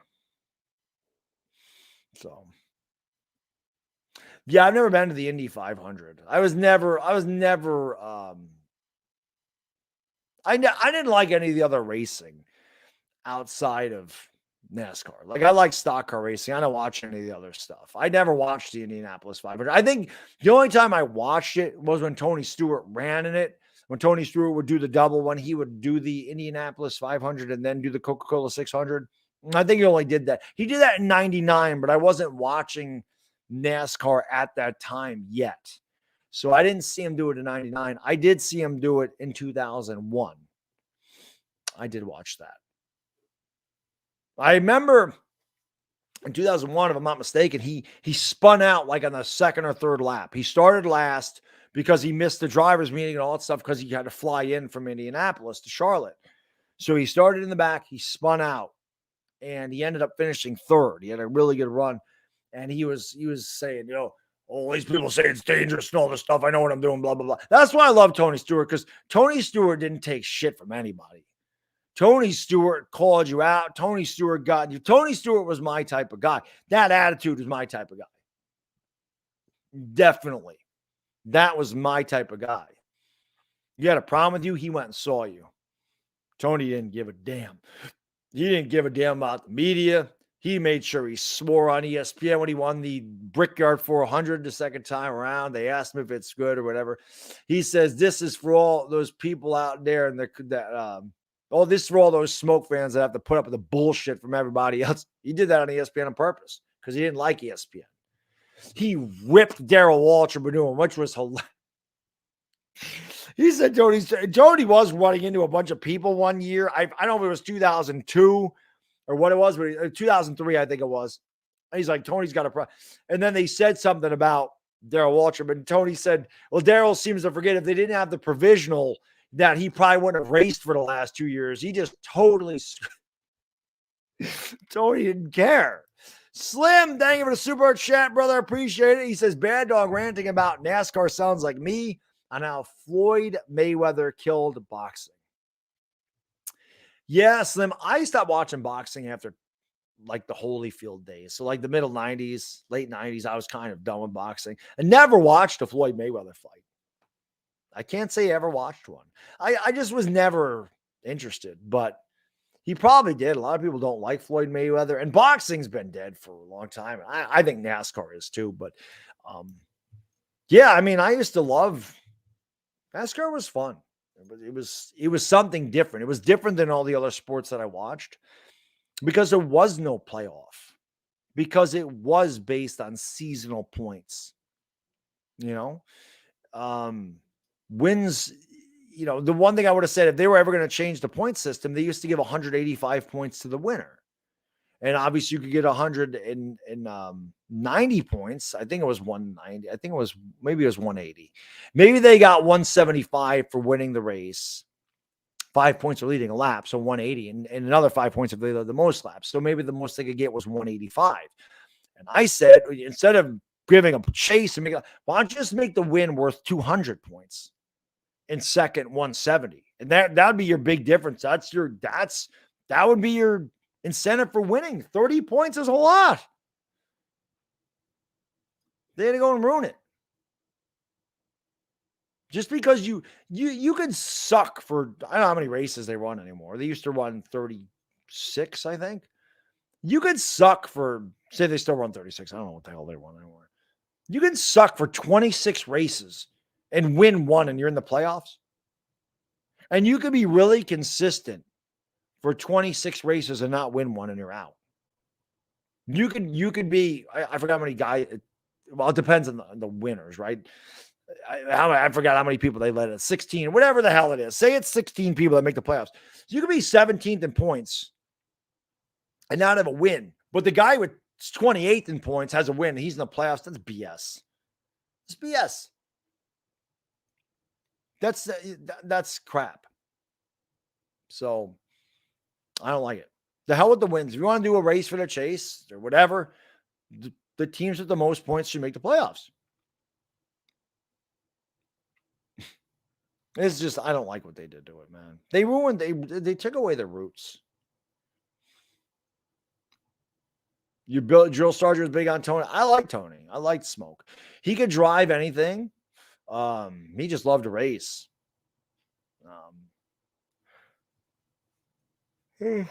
Oh God. 18 minutes, man. Mawad Bigsley. How can I be the man when you need a man? 18 minutes.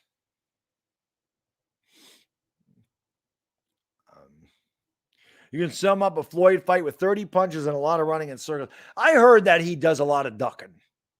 That he doesn't really do a lot. If you ain't first, you're last. This is true. And if you ain't cheating, you ain't trying. That's also a NASCAR thing. Right? That's also a NASCAR thing. If you ain't cheating, you ain't trying. Lake Nona, that's right. We're almost there. Roll these back in the house. We are almost done with this thing. Almost done. Well, Jared, we try. I mean, if I say I'm going to be live for 24 hours, well, damn it, I'm going to be live for 24 hours. Now, I wasn't quite live for 24 hours. I was awake for 24 hours. Obviously, we lost about 35 minutes when my power went out. But Shane, not this time. I really didn't.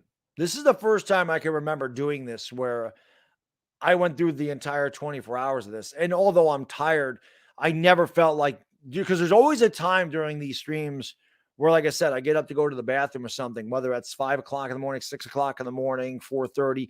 And I'm like, how the hell am I going to do another 3 hours of this? How the hell am I going to stay up for another 3 hours? I never felt that. I never felt that this time around. I'm tired. Don't get me wrong. I'm not about to go to the gym right now.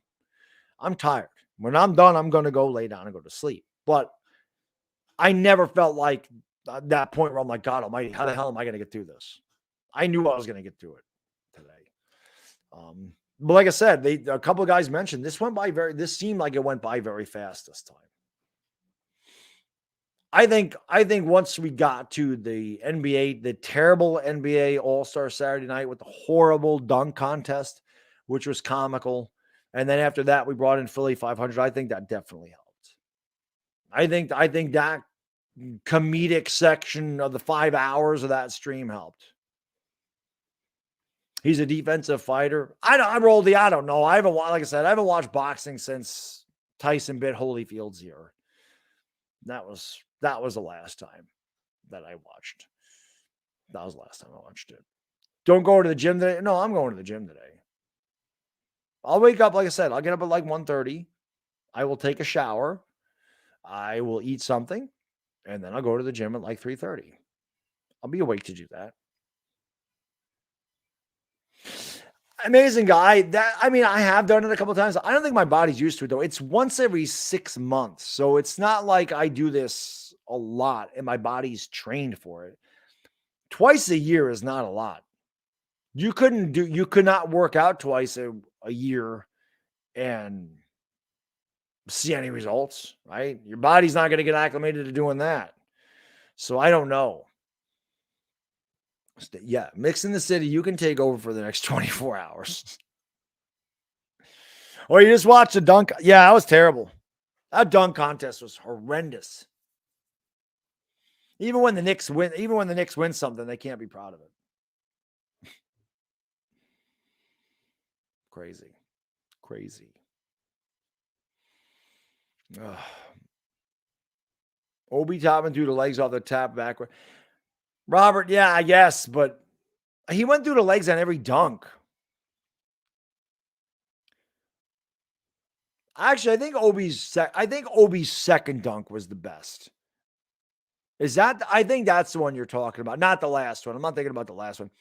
The one where he threw it off the backboard, caught it in between his legs, and it wasn't like a clean dunk, but it went in. That one, yeah. I mean, that was the best dunk of the night, but it was just really disappointing. There was no creativity at all. And the dunks were pretty pedestrian. And there was a ton of misses. No, I'm not doing the All-Star game tonight, Mix.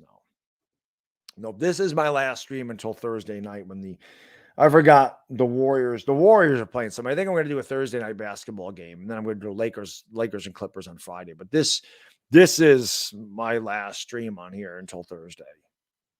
Definitely going to relax. This is LeBron's last year playing in the NBA. Last year with no, I didn't hear that. This is LeBron's last year. I can see him hanging around and play with this kid. Flopping and mopping will be top. Yeah, Mike, you're right. They're all, except for the baseball one. I think the baseball one's bad. I think the baseball one is still pretty legitimate. The Pro Bowl shouldn't even be done. They shouldn't even do the Pro Bowl in the NFL. That's such a joke. They shouldn't even bother. It's not football. I don't know what the hell they're playing, but they shouldn't even bother. You know. I didn't see Neek mouth the words power, but I talked about how none of these guys threw it down with any power. And I know what Juan Toscano's one dunk, it looked like he was trying to do the Jordan kiss the rim. It was terrible. It was a terrible attempt at the kiss the rim Jordan dunk.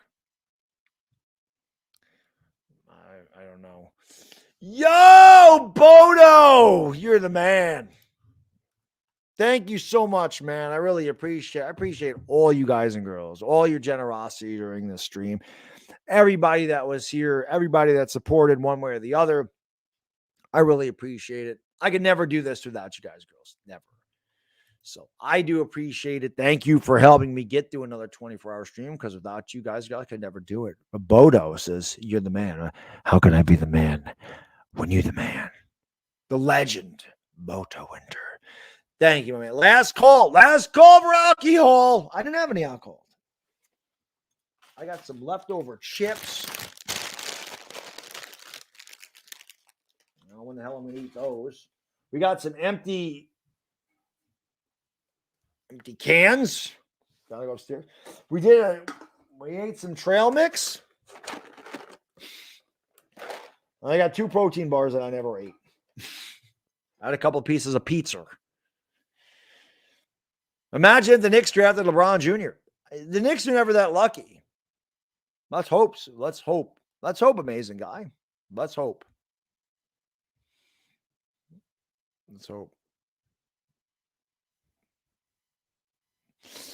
Shane, I've seen all that stuff. I'm not going to stop eating meat. I have to survive. I'm human. I have to survive. So I've seen that. I'm going to keep eating meat. You know, I'm, what are those called? An omnivore? No, it's not an omnivore. Carnivore is a meat eater. Definitely carnivore. I thought an omnivore is somebody that like eats vegetables and yeah, I do that. Gerard, my man, thank you so much for the super chat, brother. I appreciate it. He says, last call. Glad to help out. Thank you, Gerard. Go Giants. Go Giants indeed. The draft is only 2 months away. That takes forever, but it will be here. It will be here. So I can't wait for the draft. That'll be fun. And like I said, I'm on vacation for 2 weeks in April. That's nice. Yeah, omnivores eat both. I'm an omnivore. I like both vegetables, and like steak is fantastic. But yeah, I'm thinking like during the April break when I'm off, probably midday streams, like 12 to 2, somewhere in there, talking about the draft, talking about scenarios, all that stuff. And I have time. I'll probably do that, during the week, leading up to the draft. It'll be fun. Tired. 9 minutes, man.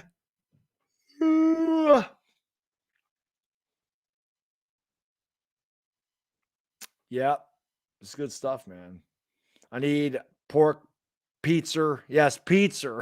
Steak and chicken. Hell yes. Yes, Robert. I need meat to survive. I need protein, man. I'm a bodybuilder. I need creatine and protein. You get that from meat. That is extremely healthy. I need meat. I need it. Pizza.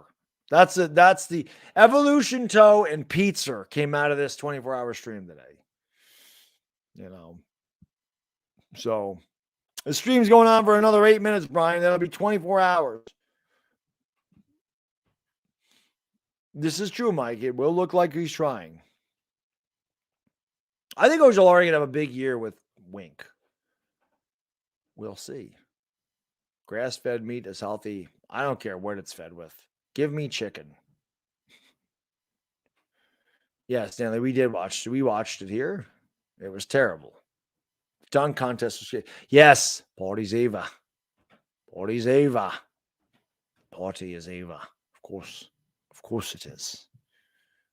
Party's Eva. Let's go. Peter, my man, thank you for the super chat. I really appreciate it. He says, congratulations, Baddog. You did it. No, we did it, Peter. We did it. This is a collective effort. This isn't just about me. This is a collective effort.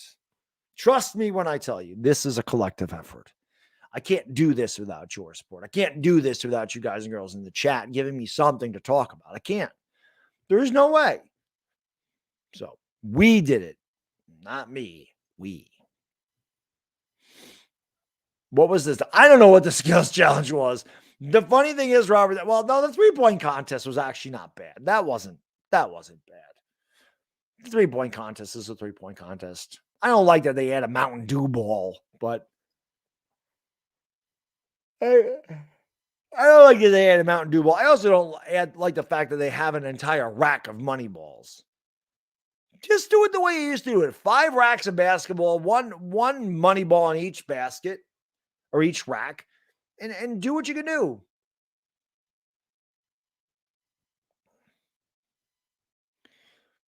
Do what you can do, man. Do what you can do. Yeah, I agree. I mean, Carl Anthony Towns killed it in that last round. So I agree. Definitely deserved it. Definitely deserved it. Mike, thank you, buddy. I appreciate you, my man. That's all right, Mike. Listen, I don't expect people to be in here the entire 24 hours. I just appreciate anybody that comes in at any time and hangs out, no matter how long it is. I appreciate it. Roldy, my man. Thank you so much, brother. I really appreciate it. Roldy, you are the man. Thank you so much, man. He says, you made it, brother. Always enjoy your 24-hour stream. I respect everything you do, man.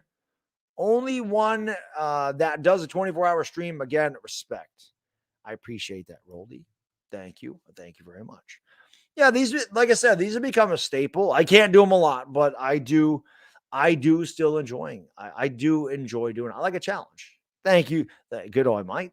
Lucas, thank you. Even though it's time for Lucas to go to bed now, because I think it's 11. It's like midnight in Australia right now. It's midnight.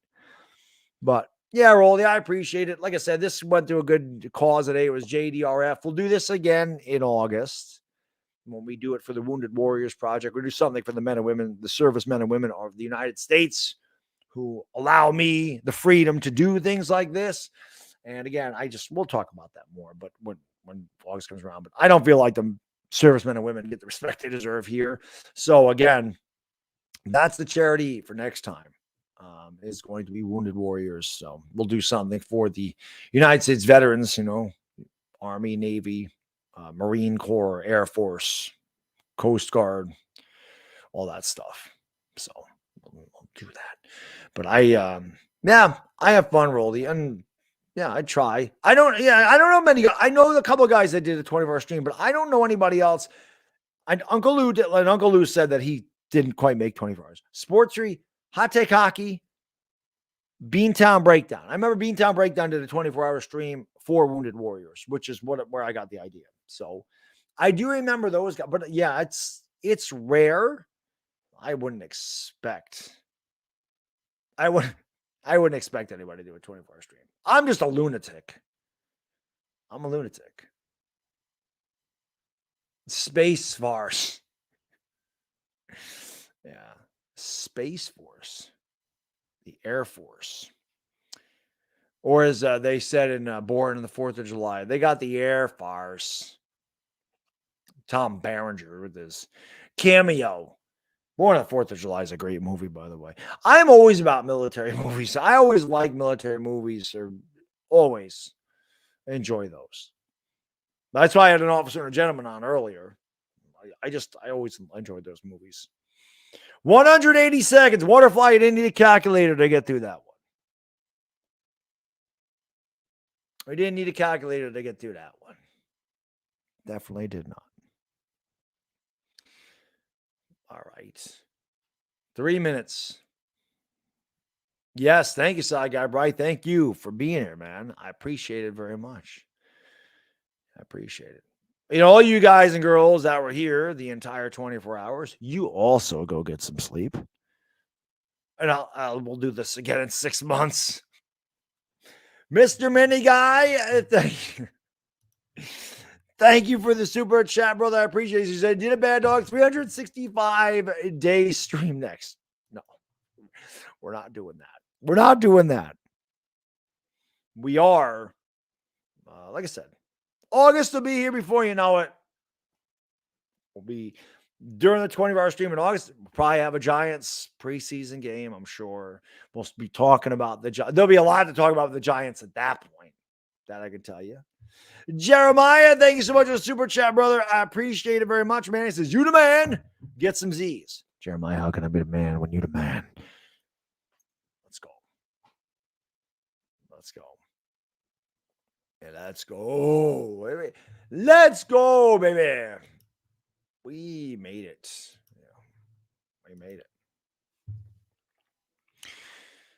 Another one of these down, man. Like I said, this one felt like the easiest one. They're never easy, but I don't know, man. I never hit a wall. Like I said, I'm tired. Don't get me wrong. But there's always that point where it's 4 o'clock, 5 o'clock in the morning, and I hit a wall. That never came today. I was waiting for it. Never came. There you go, Punkum. That's right.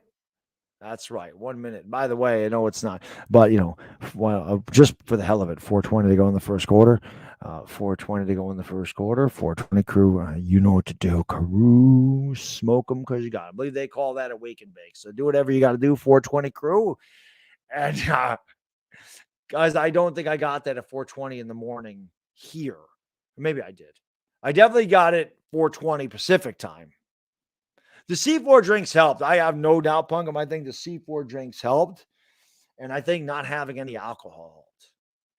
And I didn't eat as much as I had some trail mix, but I didn't eat really anything since the pizza. The pizza. I don't know. We did it. It is 9:00. But we always go 1 minute over just to prove. We always go 1 minute over. We always go to 9:01. That way I can say 24 hours in 1 minute. But thank you guys. I appreciate it. They're guys and girls. I appreciate that. Let's go. Let's go. Thank you, Dire Giants fan. Thank you, guys and girls. Appreciate it. Eating's overrated. I don't like to eat on stream. I hate them a lot, but I have no choice during the 24-hour stream. So I'm going to turn these off. I gotta take. I'm gonna take some of this stuff upstairs, and then I gotta clean up when I wake up. I'm not doing that now. That is there you go. Chicago pizza is better than New York pizza. That is not the majority opinion. New York pizza is the best. It is 9:01. We did it. I appreciate you guys, girls, being here. The fact we had like 110 people here at 4 a.m. is unbelievable.